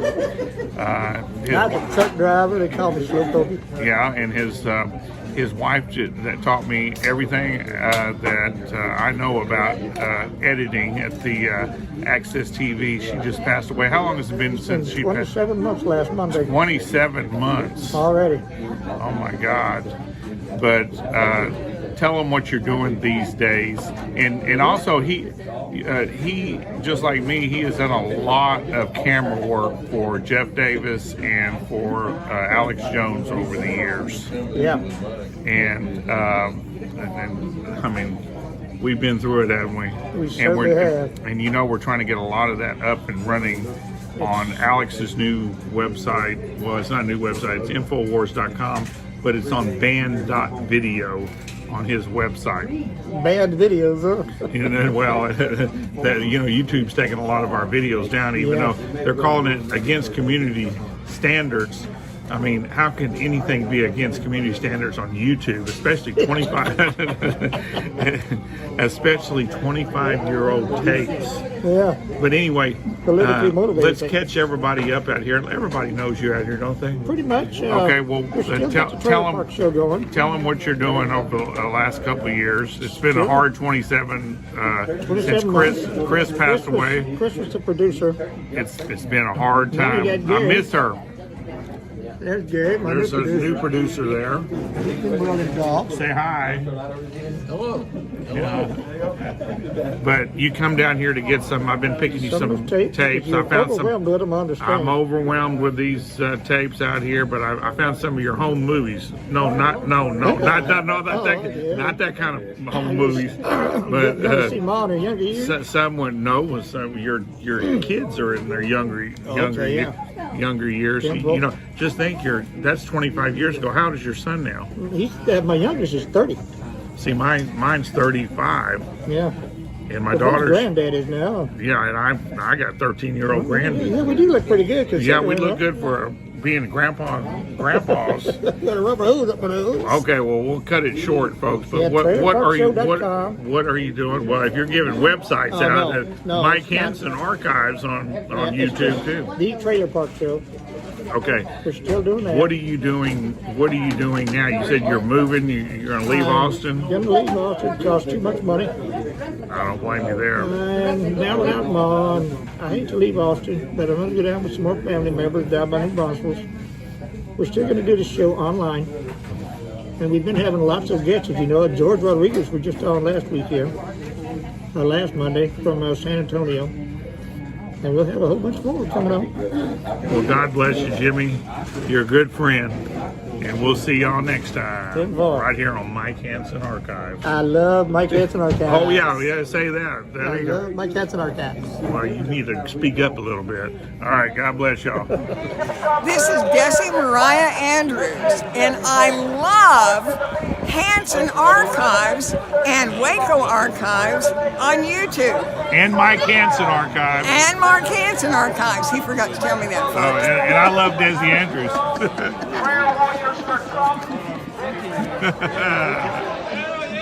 You're on. Hey everybody, this is Kevin Smith, and I love Mike Hanson Archives. Check it out. And Hanson Archives. And Hanson Archives? Yeah, I got 3 YouTube channels. Give them all to me. I'll do it. I'll rapid fire them. God bless you. Thanks, Mike. This is Randall Mock, and I love Mike Hanson's Archives. Do it one more time. Louder. This is Randall Mock, and I love Mike Hanson's Archives. Okay, are we ready to go? Yes, we were working on our camera, and I need to confess right now, Richard just rode up on his big white horse. It's really a Chevy with it seats 28 people. That's what? Horse name, Chevy? It's his horse name, and he doesn't know that. I introduced him a while ago. See that red horse back in the stable pen back there? Well, he looked like you a little bit, and he's kind of nibbled my ear, and he's kind of got that Italian flair.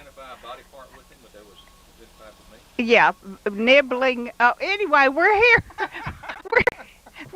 we're having too much fun. I just can't help it. But on my left is Nathan Bullock.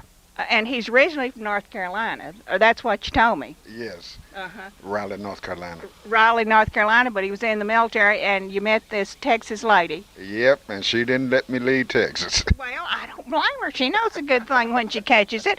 And on my right, it's Ray Arrington, who's over here telling us about having pumpkin pulls. I don't know if that's something I should say on the air. How are you? Doing good, doing real good. Well, glad to be here. You and Richard Baratti are... Hi, Richard.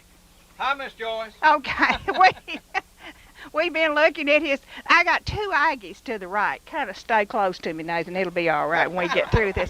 We're sitting out here kind of downwind of the stables, and yeah, a cowboy ain't supposed to have one of those phones on him, right? It's probably one of those horses called and say, get those strange people. Is this neat or what? This is neat. This is neat. Why didn't you bring your daughter? She'd have loved this, wouldn't she? Asleep when I left the house. Oh, okay. Pardon me, she's almost a teenager, okay? Okay, yeah, Angela, you could have been out here seeing these horses. They're so wonderful. But are you, Richard, I need to ask you, have you ever ridden a horse? Get over here. Miss Joyce, I have never ridden a horse, and I was offered the opportunity to ride the horse of my choice this morning, either a gelding or a horse that's got all of its parts. But you know, can you tell me a little bit more about what the negative is to riding a gelding? Are they a little sensitive? No, they're not a little sensitive. They're a little more spirited. Can you imagine if you miss? No, I don't know why. Something's wrong here now. If you're missing that critical ingredient, it would seem like you wouldn't be as spirited.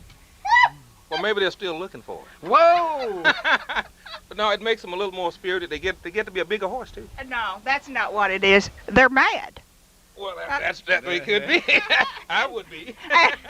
And before I'd get on it, I'd start yelling, I didn't do it, honey, I didn't do it, like that to you. But tell us, for the viewing audience, I know what a gelding is. I used to write farm scripts. What is it? A gelding is a male horse that's been castrated.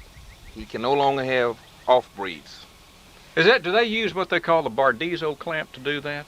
They don't use that anymore, Richard. They don't use that? That seems painful to me. You know what that is? I don't think they... No, but then do you know what that is? Do you know what it is? You had good. Thank goodness they didn't have those in North Carolina, right? I think they used to give the horse a shot of bourbon before they used the Bardizzo clams. How did this get so out of control? 2 Aggies sitting over here. It made perfect sense to us. Well, I'm the one that can't do directions, but anyway, look who I'm running around with. But the Bardizzo, is that a real thing? Tell him about the Bardizzo clam. Well, you ever seen a big pair of pliers? Oh, my Lord. You know what a pair of horse nippers are? Horse nippers? Nippers that you trim the hooves with? No, tell me no. It's a pair of pliers that's, yeah. It's got like a teeth like that. Look like wire cutters. Like wire cutters, but it's flat like that. So can you imagine saying, come up here, I'm going to give you a shot of bourbon, and you're going to lose something at the same time? And you're not giving a manicure? Nope, no manicure. No manicure. Well, sort of cleans up a certain area. Only, I'm sick. Wait a minute. We've got, now they serve turkey fries. Now what are those called? Turkey fries.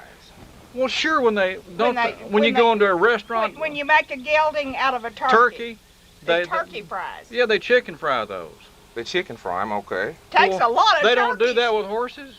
No, but you ever heard of mountain oysters? Yeah, mountain oysters. Mountain oysters. Is that what those is?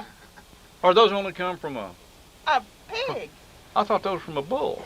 They're from a pig. It's from But a it's that would be a heck of a mountain oyster, come to think about it, man. You'd have to serve up a family with it.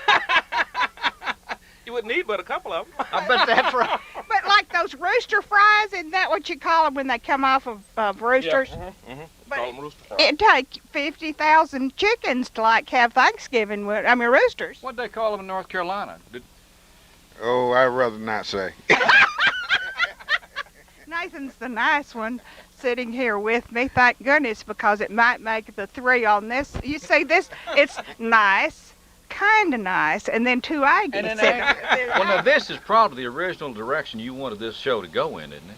I wanted this show to go. I want to see the humorous side of this, and it's pretty humorous, at least it is to me. And I want people to see the human side of this, because we're going to talk about the Buffalo Soldiers. Have you ever heard of the Buffalo Soldiers? I have never heard of the Buffalo Soldiers. And you an Aggie? I'm an Aggie. That's why. That's why. I went to school there too, so I know. I didn't hear about it there either. Okay.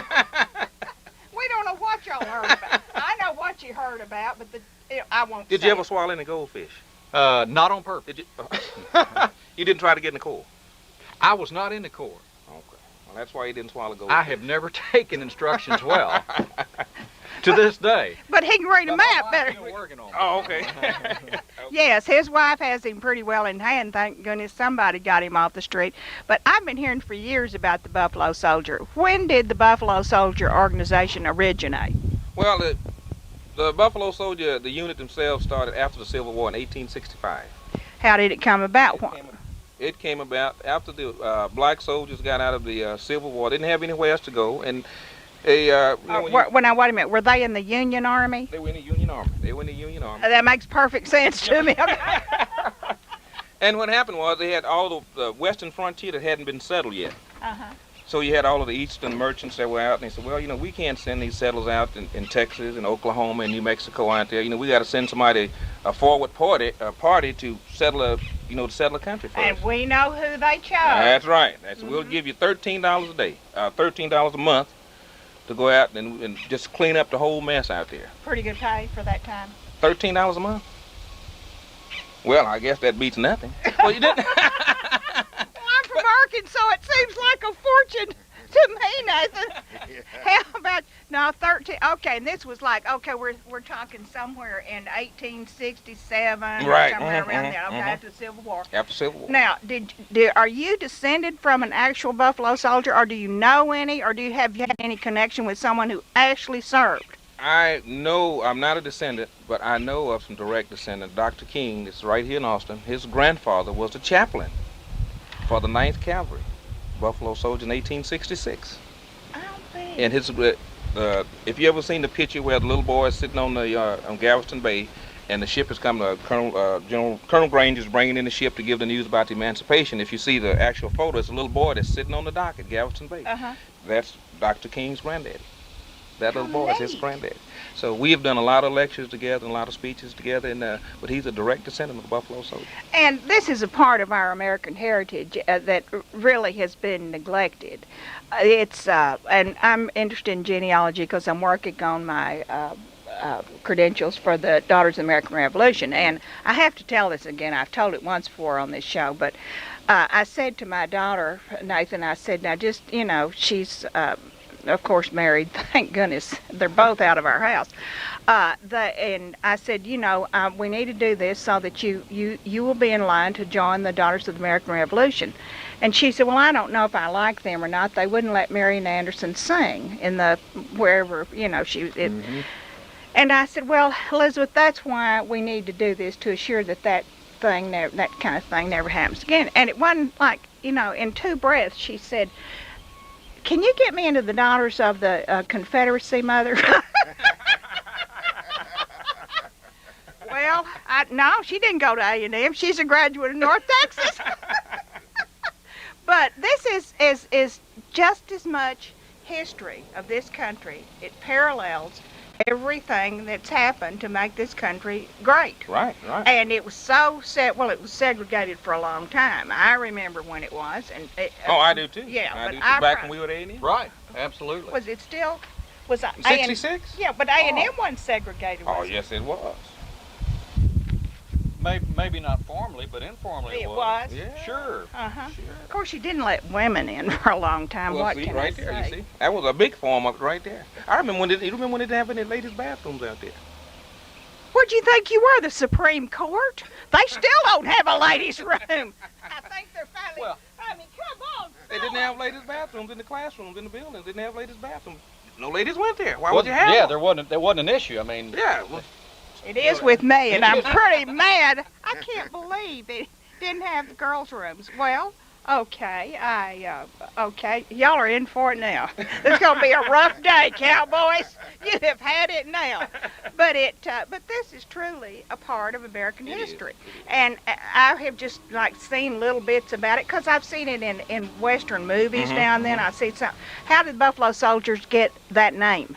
Well, the Indians gave the Buffalo Soldiers a name, and it wasn't not only because of the hair, but because of their courage. They was courageous fighters. They didn't turn around. I mean, they were upfront soldiers. They didn't have anything to look back for. So if you got a troop of guys, a troop of soldiers who've got nothing to go home for, nothing to look forward to in the front, and nothing to go home for, so that means they had to stand their ground where they were. So because of their courage, and the buffalo was a sacred animal to the Indians. Oh, it still is. It still is. They gave the black soldiers that name Buffalo Soldiers. Okay, but you say that part of the name came from the fact the hair. Right? The hair, The yeah. hair, well, the top of the hair, between if you ever noticed a buffalo, right in between his horns. I have petted a buffalo at a state park, and I did well. Okay, yeah. Did you notice that? Yeah. It's a woolly and it's a smooth coat too. It's Yeah. a smooth coat, woolly hair right between his horns. But buffaloes are wonderful. They are. And they're truly, if a white man came along and tried to kill all of them off. But that's true. Yeah, right? well. I got this card and I scanned it. Yeah, so cute. Okay, are we back? And we're having such a good time sitting here, Nathan. I just kind of do, when you see Texans over here like this. You were born in Texas, weren't you? You see Texans like that, does it make you kind of wonder, because we like it so much since we got here as quick as we could. But there's something about Aggies, and I don't want to go in, you know what it is. It's just kind of a silent understanding. And a lot of people always carry on about Aggies, but one of the many great things that A&M has is a veterinary school, which I'd say is about like the Mayo Clinic. In fact, I think I may go there if I get sick. I've taken my dogs there, and a vet that can work with an animal that can't say, my leg hurts or whatever. It's absolutely wonderful. Which brings us right into the footage we're going to watch, because it is about, you see, Ray, what is this? That's the Buffalo Soldiers. That's the 3rd annual Juneteenth Buffalo Soldier Rodeo. And it was the 20th? The 20th of June at the Texas Expo Center. And next year you're going to have another one? Going to have another one. It's going to be on the 19th this time, because next year the Juneteenth falls on a Saturday. Okay, so it's going to be on the 19th. On the Friday. On Saturday. On Saturday. Oh, Saturday. okay. Next year's on a Saturday. On Saturday. Okay. And is there an admission for this rodeo? What we do is we charge an admission for the rodeo. The proceeds from the rodeo we give to charitable organizations, and we use those proceeds also to do the lectures and the thing that we do as a group during the year. Okay. So this is our big fundraiser for the year, our one-time rodeo here. And we do other rodeos too. We've got rodeos we do in Plum, Texas. We do rodeo. We got one to do up in Bryan, Texas. We're going back up to Bryan. Okay, you're going to ride, Richard. You're going to ride. I'm going to be the featured performer. I want to be the one that rides out in the spangled, that suit. I'm going to be featured so they can show off the new ambulance. Don't leave. There's another cowboy over there. Where are you going? You hadn't even been on camera yet. I got to go to work. Oh, well, it's a good thing there's one man among us, okay? Somebody just passing through to check on his horse, maybe? Just checking on okay, what we're going to show you some footage of the actual rodeo. We about ready to go to that, Mike? Yeah. Okay. We'll see you next week with the second part of it. And we'll see you next week with the second part of this. It's too much fun. Okay, Joyce Isaacs at large. Yippee-I-O!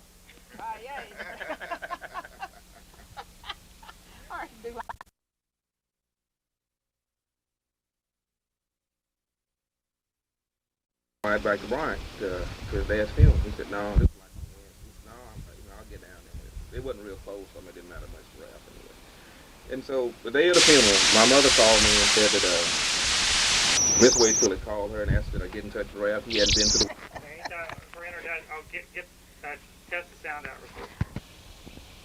You know, Mike Hanson always wants to tell us when to talk. You'd think he was the producer, right? I'll tell you when. He loves control. He's always in control. I'm sitting here with Nathan Bullock, who's probably the nicest one in this group. But now, that didn't say it a lot, Nathan. No. Oh, I forgot. I'm carried away. I'm having fun, but you just leave us alone. It's Joyce Isaacs at large. And on the very front end of this, I said to Mike, he and I have both been so involved with so many political things. Let's do something for fun, because that is sort of, I don't know if it's politically correct to have fun anymore, but I'm sitting here with Nathan Bullock to the left, who's a native of North Carolina, incidentally, because we're going to talk about the Buffalo Soldiers. Fascinating story, and I would say it's a precursor for most of the history of black men in the military. And then I'm sitting here with Richard Brady. Hi, Miss Joyce. Well, it's good to be with you. You're high today. I'm high today. The only way we could get him out here is to tell him it's a bar, okay? And he thinks we're bad, and we know it. And these two guys are so nice. And to my far right, but I hope he's not far right, but he may be, because some of us are, down the middle. Is Ray Arrington. Good to be with you. Glad to be here. We're talking Buffalo Soldiers. We're going to talk about it. I'm going to give you a little background about it and hope you enjoy it. What's the logo you've got up behind us? Richard's blocking it. I'm blocking. Let me, hold on just a minute. Once an Aggie, always an Aggie, right. But it was all right, though, because the Aggies together. He can block it if he Aggies together. He's standing up. He thinks he's the fourth man on the field or whatever. Well, there's not 12. Oh, okay. Anyway, just doing my math there. All right, now he's got a shot of the logo. Come back. Okay, I can come back to yeah. the logo. Or should I hold the logo? No, you just... I've got on a steel shirt. It ought to stick. Well, just hold yourself a minute. We're going to talk about the history of the Buffalo Soldier. If you saw our show, I hope it ran last week, about the rodeo that they do here on Juneteenth, which is, of course, all of this stands for many, many different things in the life of the Black American or African American. What do you prefer we call you? I know you want us to call you Ray. I knew it. I think in the black community, African Americans is a politically correct word. I think that would. Oh, well, you know that doesn't go on this show, right? Okay, we can't call you Joe, though. No, don't call me See, he's got an attitude already, okay. But the history of the Buffalo Soldiers, how it got started, its birth came out of the cavalry. Out of the Civil War after 1865. Yeah, I know. I'm from Arkansas. You guys had on the blue uniform. You had the good things. You know, we were just poor cotton farmers and things. But you know, going back to the Civil War, I think in my older age, shall we say, I've come to think that most wars weren't fought for the reasons we thought they were what I was taught in school. You know, that it was over a slavery issue, which of course was wrong. But most wars are fought because there's some economics involved in them, right? Absolutely. Just no gain, no pain. That's right. I was speaking with men that have been to Vietnam, not Richard. He was here keeping the home. Richard was here with me. No, you served 2 tours in Vietnam. 2 tours in Vietnam. Wasn't any of them pleasurable, but I served my country over there twice, and I stayed in long enough to retire out of the military. Thank God I made it home in one piece. Yeah, you're home. Thank God for that. Yeah. Thank God for that, because I'm telling you, did you go to Vietnam? Yeah, I did 1 tour over there. I was a helicopter crew chief. Oh, and if they crashed, it was bad. Yeah, it was. You know, and I ran loops missions for a while. This was the small 086 helicopter. We used them to flush out the enemy and. You know, I have a friend here in town, Bub Parrish, and he has a page up on the internet with the helicopters. Yeah. And he said he was on the ground, but he liked it so much because when you heard that whoosh, whoosh, whoosh, you knew somebody was coming to get you. You know, you knew your guys were on their way to get you. But so I think that we need to realize that the black soldier has fought and fought hard for this country in war after war after war. And so it started with the cavalry, and the Buffalo Soldier, as we could recap a little, was sent out because, let's face it, I think you had the least power of anybody. That's true. They said, and you didn't have any place to go. That's right. No place to go, no place to call home after the war. After a torn country over the war, the countryside, right. The little shanties that they might have had. Right. Was it's all now. gone. It's all gone. Families split up. And that was even back before, we didn't get the emancipation until 1865 also, so we didn't even know that we were free. Well, you didn't have an internet. Yeah, we didn't have an internet. No internet. Can you imagine? No internet. And I've thought about that many times. Can you imagine walking around thinking you were enslaved? Mm-hmm. And you've been free for months. That just makes me so mad when I think I would have been so 2 upset. years. 2 years. I would have thought, what do you mean? I want back pay, right now. So where's my 40 acres in the mule? Yeah, that's right. Well, you're still riding that in the rodeo. Yeah, still riding the mule. Yeah, they finally got their mule. He said, Ray said growing up he lived in Bryan, and he rode a mule. But anyway, what is the Buffalo Soldier's role today? What we do today, we consider ourselves as living history educators. I do a lot of lectures at the schools, a lot of presentation. We'll hook up to our trailers and we'll go. And this is all nonprofit. Just tell us to come and we'll take off of work or whatever, and we'll be there. But we do a lot of work with the elderly and with youth. Our last year, I think we documented speaking with, coming in contact with over 15,000 youth in 1 year. So for an organization our size, and this is all over the state of Texas. We did. Went down to Corpus Christi. We did a performance down for the Boss Symposium down there. We went to Dallas to the State Fair, which we hopefully will go to this year. We went to the governor's inaugural balls and stuff.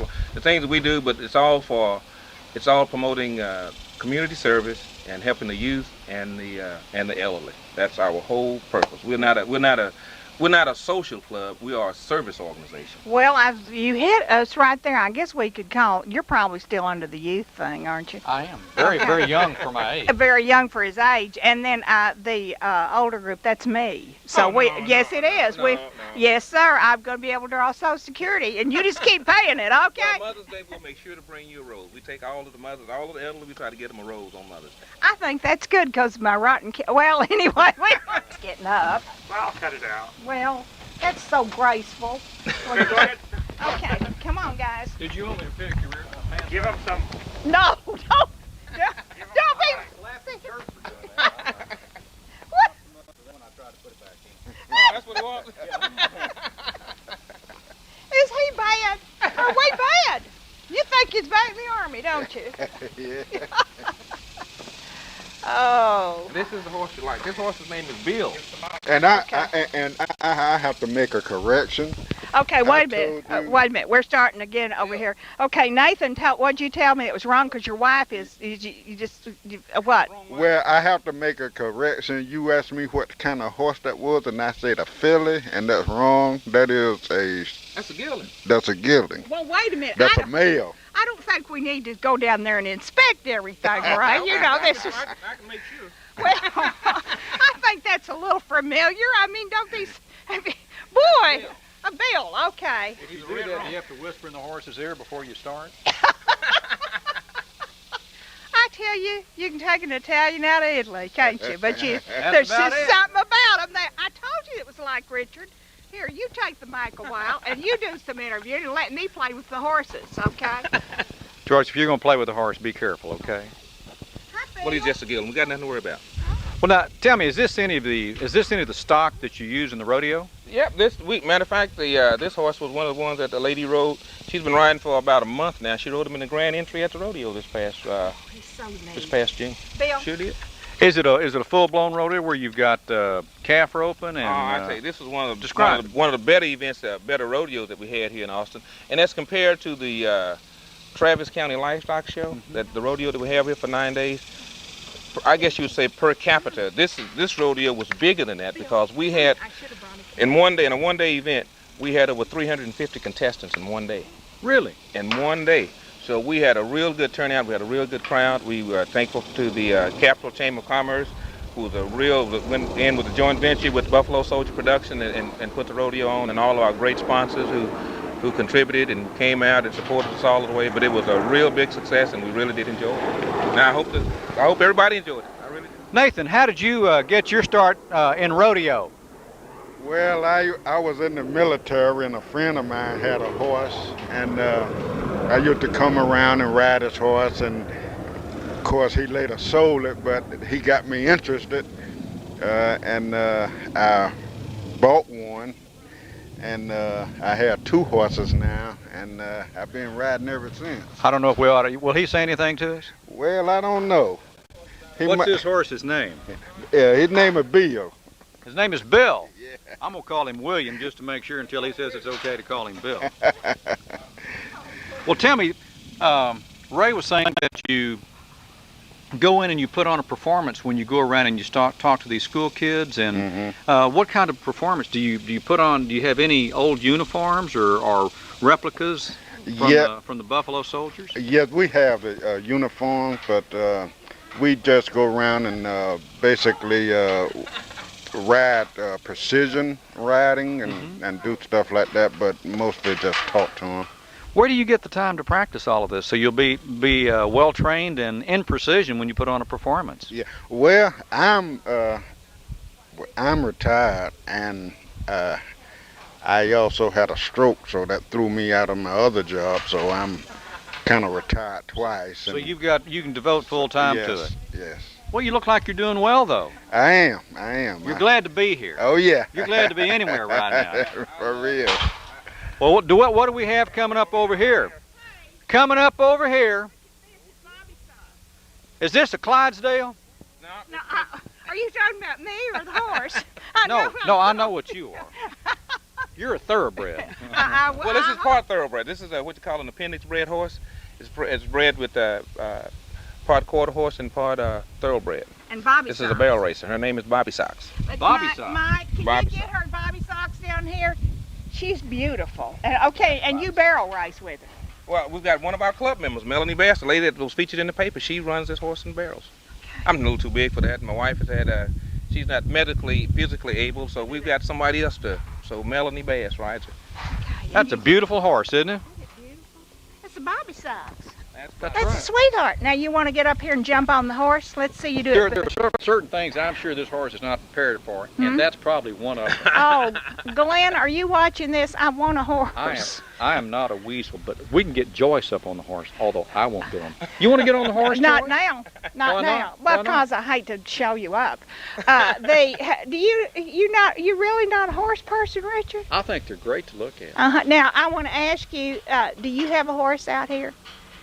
Are you talking to me or Nathan? I'm talking to Nathan, who's talking to the horse. No, my horse is on the other side in another field. Okay. Not far from here. But you have several horses? Yeah, I have 2. Okay, well that's several. That's a lot. Okay. How did you get started riding horses, Nathan? Well, I've been riding ever since. It started when I was a kid playing cowboy. Riding stick horses. Yeah. You used to have to park the broom. Yeah. I back the broom up. Whoa, get back. We've all been Dale Evans, haven't we, Bobby Socks? Okay, so when you go out to lecture, or not, well, I guess that's what you make presentations, and you take horses with you. We sure do. This is great, isn't it? I say we even got it. Our organization has gone to. She's not going to hurt you. Bastrop Scared. County, the Elgin Independent School District. Uh-huh. They turn out school for one day. We're with their school board. They turn out school for one day for the Buffalo Soldiers, and they have all of the schools to come to the high school football field, and they have a one-day Buffalo Soldier event. It's usually during the month of February, where all of the kids come out and we take the horses. We have snow cones. We do reenactments for them. So it's a real good thing that Elgin, the school district, is doing down there. How many people are members or participants in the Buffalo Soldiers group here? Right now we've got about. She pretty? 14. Yeah, 14, but it's 2 units in town. So when we do a venture out to the schools and stuff like that, we like to include everybody. It's 2 different companies. We got the 9th Cavalry and the 10th Cavalry. We're the 10th Cavalry, but the 9th Cavalry is here in town also, and we work together with them. We work together with the Parks and Wildlife, Ken Pollard, with Parks and Wildlife. We work together with him. The state, believe it or not, all of the reenactment equipment that we have in the uniforms and all that, it belong to the state. and if people are interested in becoming a member of the Buffalo Soldiers, and ladies, we've got auxiliaries for ladies. Well, now, too. do you take? You take women. Do you take white people? We're diversified. Hispanic? We don't care what color you are. Do you? You know what? Do you take Italians? And Italians. Okay, too. and We don't Italians say that too. too loud. Okay. Who's the leading Italian Buffalo Soldier? I want to know what the Richard, I guess it'd have to be you. I don't know of anymore. Could you get a tight shot on that?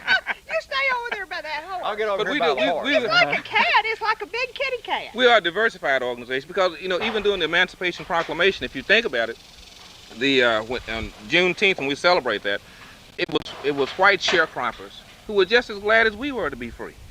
I mean, it was those who were on sharecrops who didn't get the opportunity to be free. That white sharecroppers out there that they didn't get emancipated and they had to stay there anyway.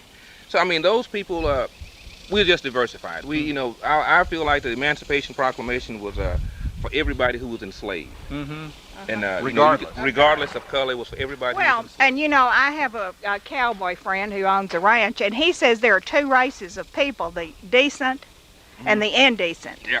And I keep hoping I can get in that decent group, Nathan, that I can just hang out with horses and Italians and stuff. Richard's getting hair all over his shirt. You see him keep him doing that. See, it doesn't bother. See, Bullock, Well, he had Joyce anything. was dusting the horse. Make sure I get it. It's a designer shirt. He's got okay.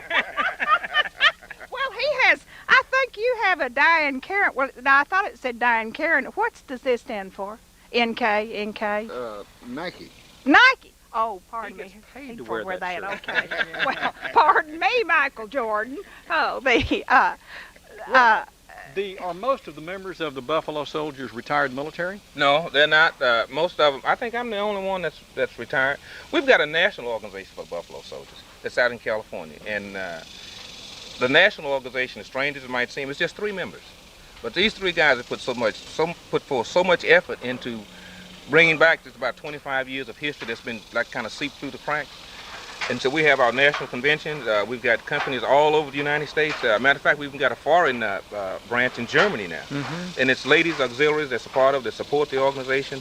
And but it's those 3 guys are retired military. Well, it's all right. It's like the big 3 car makers. Right. Yeah, okay. yeah. That's the big 3 horse riders. Well, do you guys ever get called on to be reenactors in films? Sure, we do. We did. We were. So he's a movie star. Well, so is Richard. You know what, Richard?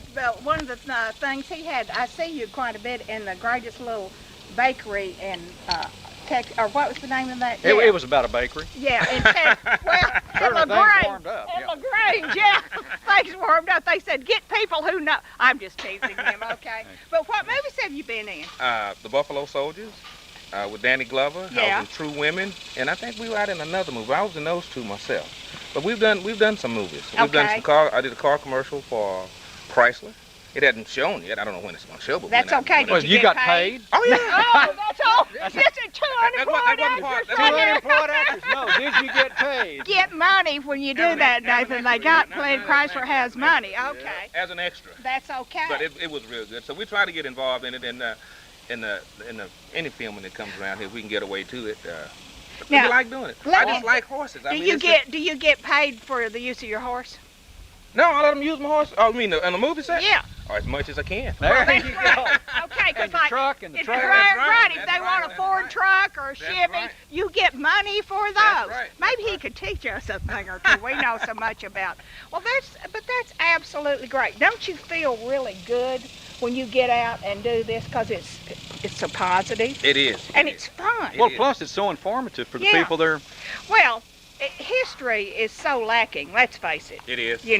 And when you start to really get into history and find out a lot of things about a lot of presidents, of course, that's a timely subject, isn't it? But I'm thinking Thomas Jefferson, who had several mulatto children, I think about 7 or 8. That's right. And I think we ought to realize that what we all are, get that shot. What we all, we're all just people. Yeah. And you can be a hero and be just people. That's I mean, right. that's all there is to it. But every ancestor we've had, Richard, has been, of course, Richard, one of his big claim to things is that his grandfather. Easy. Go ahead. What was it again? Oh, your grandfather and your uncle, their names were Santo and Davy. And David, that's Santo. So, and then Plain David, the uncle there. You're thinking about my other side of the family that had the interesting last name. Oh no, we're not getting We're not going to bring that up again. Not again. We're not getting into that. But they dug the dam. The first dam out here in Austin. Okay. They were the dam that diggers. Broke, they were dam diggers on that one. There were dam diggers on that one. But is that like ice box? Yeah, yes, like ice box. Ice box. Yeah. But I think what we forget is that when we at that. Look at, is that Bill? That's Bill. Hey, Bill. Hi, honey. Now, Bill has got a suitcase head. Why do you say that? That's horse talk. Horse talk? That's horse talk. What does See it how mean? big his head is? Didn't look too much big to, why? It's long, isn't it? Yeah, it's long. So they call that a suitcase head. Now, why is that, I wonder? It's just a breeding of him. Oh. He's part horse and part horse. Well, he's probably would he's part horse, kind of like us out here, right? He's part horse. Part horse. We're learning some lingo today. I love it out here at the stable. But a suitcase head. Okay, now we've learned that. Look what big jaws he's got. Aren't they remarkable? We all love Bill to death. Well, Bill, honey, they treat you bad. I'll be out here. He's so cute. Give him Look your at pager number. Okay, I will. They give me directions how to get out here. I'm always lost. Do you spend a lot of time playing Buffalo? And I'm saying playing Buffalo Soldier because I'm going to hope that it's this much fun all the time. Well, as much time as I can, I put it that way. Okay, are you retired? Yes. Out of the military? Yes. Okay, Bill, he loved it. You let a horse have a little time on camera and then he wants to be the star, right? But are these horses, they seem to just take right to us, but they're used to being around people, aren't they? They are. They are. In the rodeos and in the parades and trail rides, they're used to it. We don't have any problem with them. And we have the kids that come out on Sundays. We always have our riding on Sunday. We have the kids to come out. And we'll saddle up just about everything here, just turn the kids loose up there in the arena and let them come out and ride. Oh, yeah. 5901 Hudson. And there's not a street number on the place, okay? Not a street number anywhere. But if you turn off 183 or come to the white fence. Come to the white fence. Okay, now do you have an arena here on the place? No, we just ride up here. Usually that little turnaround. Yeah, okay. little turnaround up there. And we do that because we don't want to let them out on the street. The whole thing to me is when my wife and I got together with this, we wanted to provide a country setting inside of the city. The bus stop's right down the road here. You can ride the bus out here. And I think I'll ride this horse to the bus. I think you and I. Well, you're not very far from town, really. No, not at all. Just Motorola's right across the street down the road. Another good thing about Austin, see, we find these little bits of paradise that are close to town. And this is truly a bit of paradise. So anybody can bring their kids. Anybody can bring their kids. Every Sunday at about 5 o'clock in the evening, we ride out here until dark, and we just turn them loose. They can sit under the trees and drink the soda waters and whatever, and watch the kids ride. Every Sunday. Every Sunday. Okay, Angela? I'm going to bring Angela out here. No, she will want to come. Oh, I know. Once she sees this. Angela, you need, honey. She can even ride Bill. You can ride Bill? Should she pack her bags or just ride suitcase Bill? Angela, you have a reservation to ride right now. Now put on her jeans, and does she have some boots yet? She won't be needing boots, I'm pretty sure. Okay. She wants to be tender to the horse and just, spur him with tennis shoes. Okay, she's like me then, right? That's okay, right. And you're going to have to get one. Your wife will be so happy. No, you need to bring Angela out here because this is a place where she can come and have a horse ride. And is she 12 yet? She's 13. Because I remember when she was really small. Okay, she's 13. What age groups do you get? All ages? All ages. All ages. We've got one of our good sponsors that donated us riding helmets. We got riding helmets for them. So even if they can't ride, we'll lead them around. I mean, a little Todd. Tell me something. Do you have kids that participate? I don't have. Well, my baby is 20 years old. Your baby's 20. He looks like he ought to be in college. I know it, but his wife's really. Trust me, his wife's really glad. But he won't like that if he hear this and see me call him baby. He's a grown man now. He's going on 45. Yeah, he's going on 45. Well, do you have little children? Yeah, my children are grown. Aren't you happy? Yeah. Well, am I? But now I have grandchildren, and they take the place of my children. Okay. So can they ride? No, they're not too interested in it right now. Yeah. I'm trying to get them interested. Can you imagine having a granddaddy who not only looks 25, but and Richard looked over at me and said, Miss Joyce, what do you think those horses weigh on the average? To which you said, why don't we ask Ray? Well, I said I hope it's more than than I weigh. Okay, well, Ray. Do you know? Well, I'm sorry, you're right. Son's Okay. getting to me. On an average, a horse weighs anywhere from 900 to about 1,600 pounds. Now, 1,600 pound horse is a big honey, horse. that's a heavy. That's you're stepping on some green stuff. He's so from the city, Nathan. I apologize. Okay, but How many pounds of hay do they eat a day, or how much feed? My horses eat, I would say, about 9 pounds of grain, 9 to 10 pounds of grain a day, and I come out and I hay them twice a day, so I give them all the hay they can eat. okay, say hey, like All that. the hay they can eat. That's a good guy because you know how much I love dogs. Anybody that's watched me for very long knows that I love dogs. And I've got a dog out here. Do you? Well, I've been on camera. Maybe a little bit. I don't know. Well, you know what? I've got little bit stays out here, never goes anywhere. I bought a dog and I brought him to put him out here. And every time I buy a dog, something happens to him. So little bit just kind of took up out here. Somebody. Good. Just kinda took up out here. Good. So you got a dog. Best thing in the world. Won't go anywhere. She's probably under a trailer somewhere. Yeah, she lives here. Yeah. But Richard has cats. They're just like horses. In their own way, Yeah, in their own way. We haven't had a chance to show them yet. They don't weigh as much, though, do they? No, they don't. No, y'all, I hate to leave, but we're all sweating. Our makeup is running off. It's hot out here. This has been one of the funnest things we've ever done. You like this? I do like this. Y'all are good people. You're really good people. And I can't tell you how much. We need to tell everybody again, how do you get out here? Because Sunday afternoon it's just a salon out here. 5901 Hudson. It's the right-hand or left-hand turn off of 183 across from Motorola, just behind the Austin Auto Exchange. Just come down to the white fence and we'll be here every Sunday after 5 o'clock, weather permitting, And God willing. a real family thing, right? And you bring your horses from across the street? Yeah. Okay. Now, he said he would. So I tell you what, we've been talking with Ray Arrington and Nathan Bullock and Richard Baretti. Did I get that right? And I'm Joyce Isaacs. And what we're trying to do is educate a little and have some fun and tell you that Austin is full, just full of lots of fun things, but it's mostly full of interesting people who not only do good things for horses and such, but they do good things for you. They make the world better because they're in it. And I tell you what, this is Richard Baretti saying, So long, Miss Joyce. well, adios, honey. Giddy up there. I'm going to start calling him Roy Rogers. Roy and Dale here singing, Happy Trail, sugar. We'll see you next time. Bye-bye.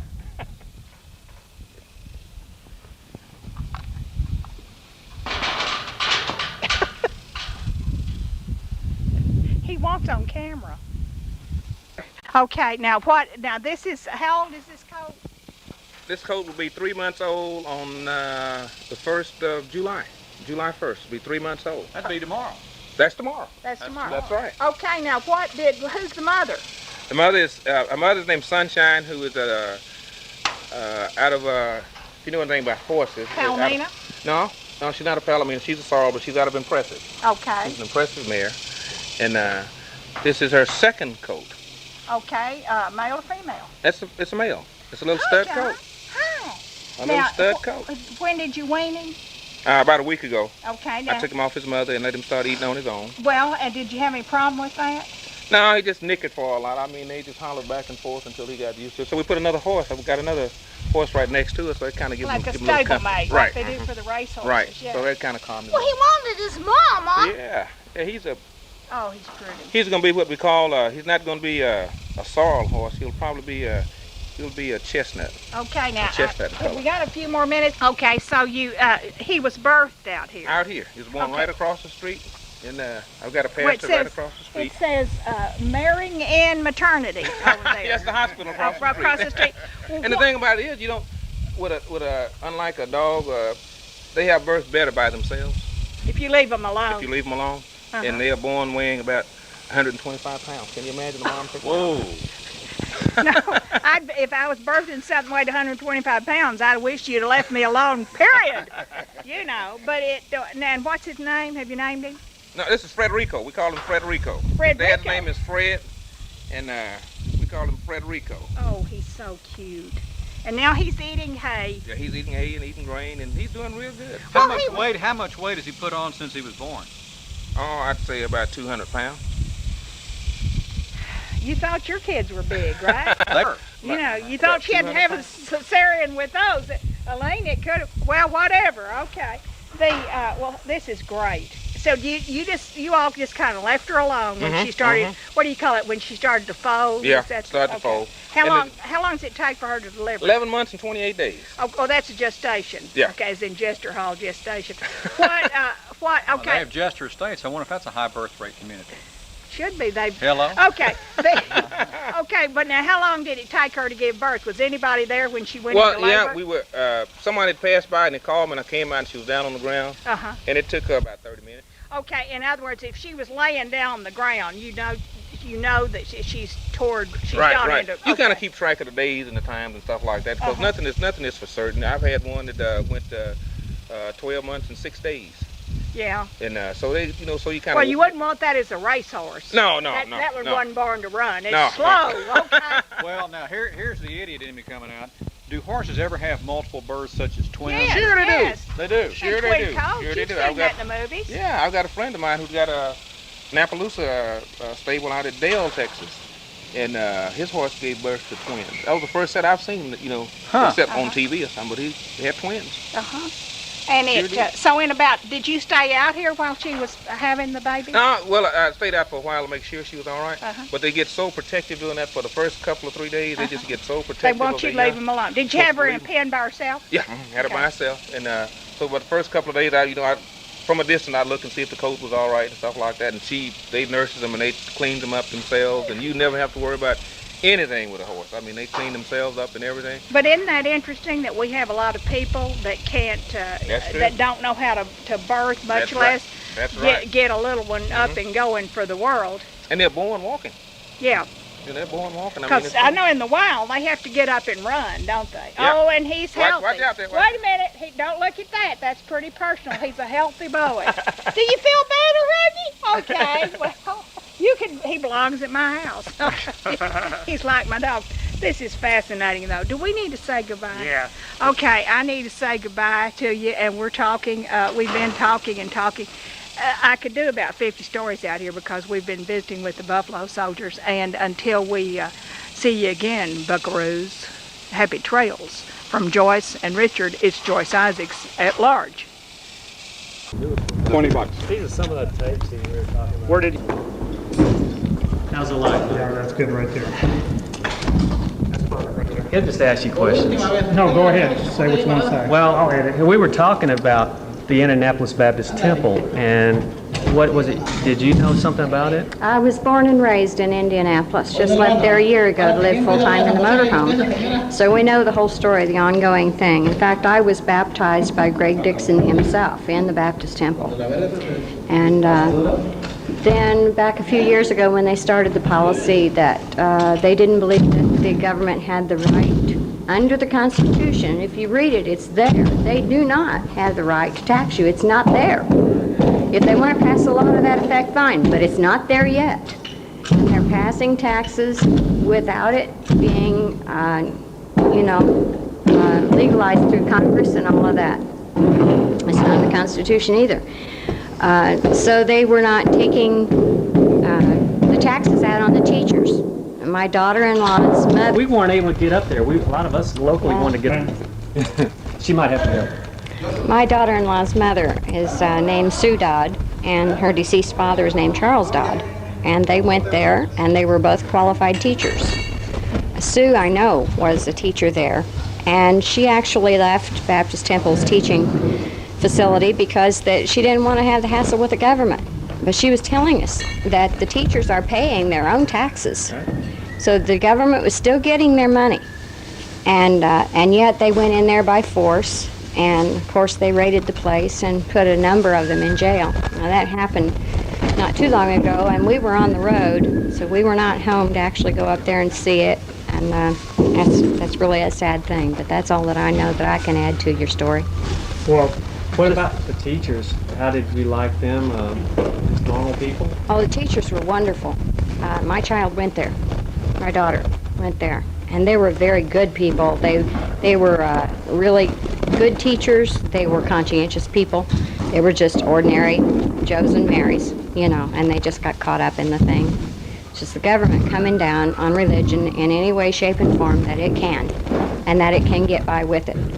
And the harder that you try to go against them, the harder they're going to squelch you under their foot like an ant, and they're going to try to show you you can't get away with fighting the government so that the next person won't try. And of course, the next thing that they're going to be after now is the homeschooling. Yeah. And my children, my grandchildren, I should say, are homeschooled. And they do take tests. They are above and beyond what any public school would teach them right now at this point, you know, in their point of learning. My niece and her husband, who is a pastor, homeschool their children. And they went into a public school and were actually tested because now they're into the high school years. These kids are 16 and mom can't teach them anymore, you know, so they put them they put them into a Christian school in Martinsville, Indiana, and they were tested, and they tested above and beyond, even though she herself, the mother, only had a high school education. But that's, you know, these homeschooling parents are getting good materials. The good materials are out there to be had, and the parents sit down and study and learn this material and learn the modern way to teach kids things, the modern new math and all that jazz, and they're learning, and the government's coming in on that, and they're putting their foot down harder and harder, and legislations are being enacted in different states right now where the homeschoolings are being shut down. It's going to be illegal. That's one of the next things that's right around the corner.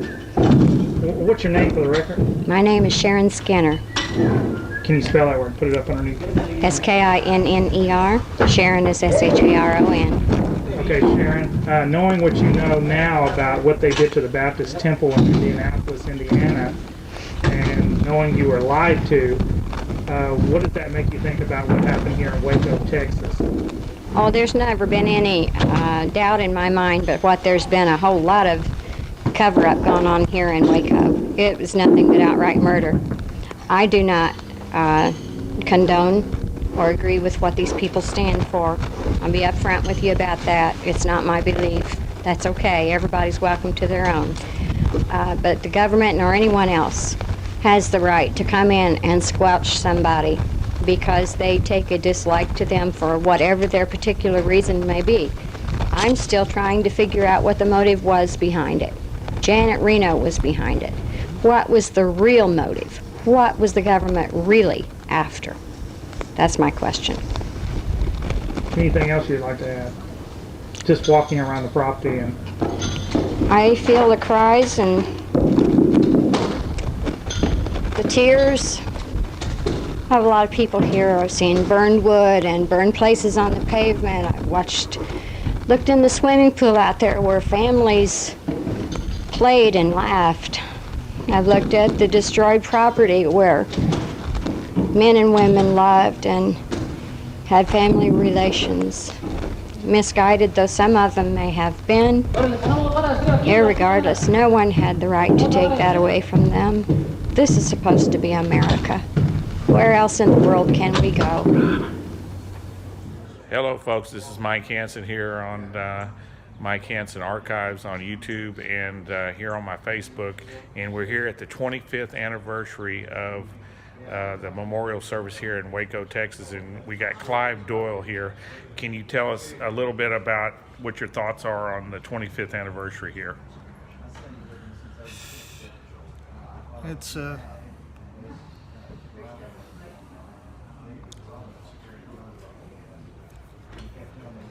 It's all right. Everybody knows you. It's kind of hard. My daughter just died. That's what I heard, and we didn't put it out on the internet because we were asked not to. This is the first time people out here on my... A lot of them don't.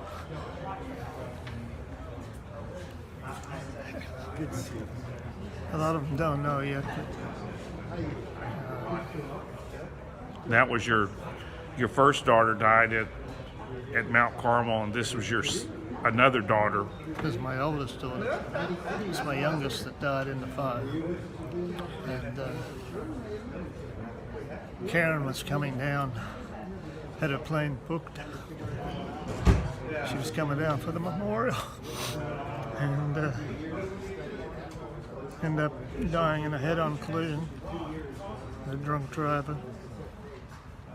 People up in Pennsylvania saying that it was deliberate, it wasn't an accident. Tried to run a cop off the road first. I guess the cop avoided it. Tried to run down another woman and she avoided it. Karen was third in line. So they say she died instantly, which is at least she didn't suffer too much. But seems like every year there's a few more to go. Yeah, it's just not many left. Clive, I'm so sorry for all the stuff that's happened to y'all, and hopefully it will get better. But you, like you always say, it's going to be better. It'll get worse before it gets better. Well, but once we're gone here, maybe. Well, yeah. KRLD called me this morning. Well, what do you think the government's learned in 25 years? I said nothing, except don't have the press that filming everything. How are you doing? There's Desi. Okay, well, we're getting ready to start. Who do you got speaking this year? Phil Arnold, James Tabor, I believe, Catherine Lessinger, Mary Winborn wants to say a little bit. Good. Oh, I can't wait to see her. So there's a lot of people. All right, well, we're getting started here, folks. I hope y'all can make it here for the 25th anniversary here. And what's the address here? If they can still make it? 701. 701 Jefferson, Waco, Texas. Hope to see you here, folks. Got to get it. Okay, hi, Sheila. How you doing? Hi. 25th anniversary of what happened. How are you? Yes, fine. Right thank here. you. Tell them to come on down. They still got yes. time. It's yes, live. It's still time. Yeah. Okay. Good What do you think How about are the 25th anniversary, real quick, before we go Sorry in? that it's still 25 years. I'm sorry that it's still taking so long. We want to get home. We want God to come and change all this. Amen. We don't have to think about Absolutely. people being dead. Yes, you know. and look at all this food you brought. Yes. Well, You got everything? Yes, Well, we I still got think so. time to get here. Okay. April 19th, No, it's just plain bread. 2018. Okay. What time is food? 12:30, 1:15, whatever, 1 o'clock. Okay. All right, come on, park your car and come on in. All right, then. All right, Thank you. thank you. Okay, All right, now. folks. It is the best and most comprehensive book on Bohemian Grove, and it's written by Mike Hanson, my old camera guy. Mike Hanson Archives. To support this channel, I just got a new box of books in, and I will send you a signed copy if you want to write us here at P.O. Box 481, Gonzales, Texas 78629. Send $25 and we will send you don't have to send any shipping, just send $25 and we'll use it to put more VHS tapes up. Look at that. Good Alex right there. Okay, and then also if you want to call, there's the box of books. If you want to call, I don't hear no phones ringing in there yet. If you want to call here, we got people answering the phones here. I don't hear no phones ringing yet. If you want to call us, our phone number is 830-672-3089. I got that right this time, didn't I? Okay, and look, there's the phones ringing.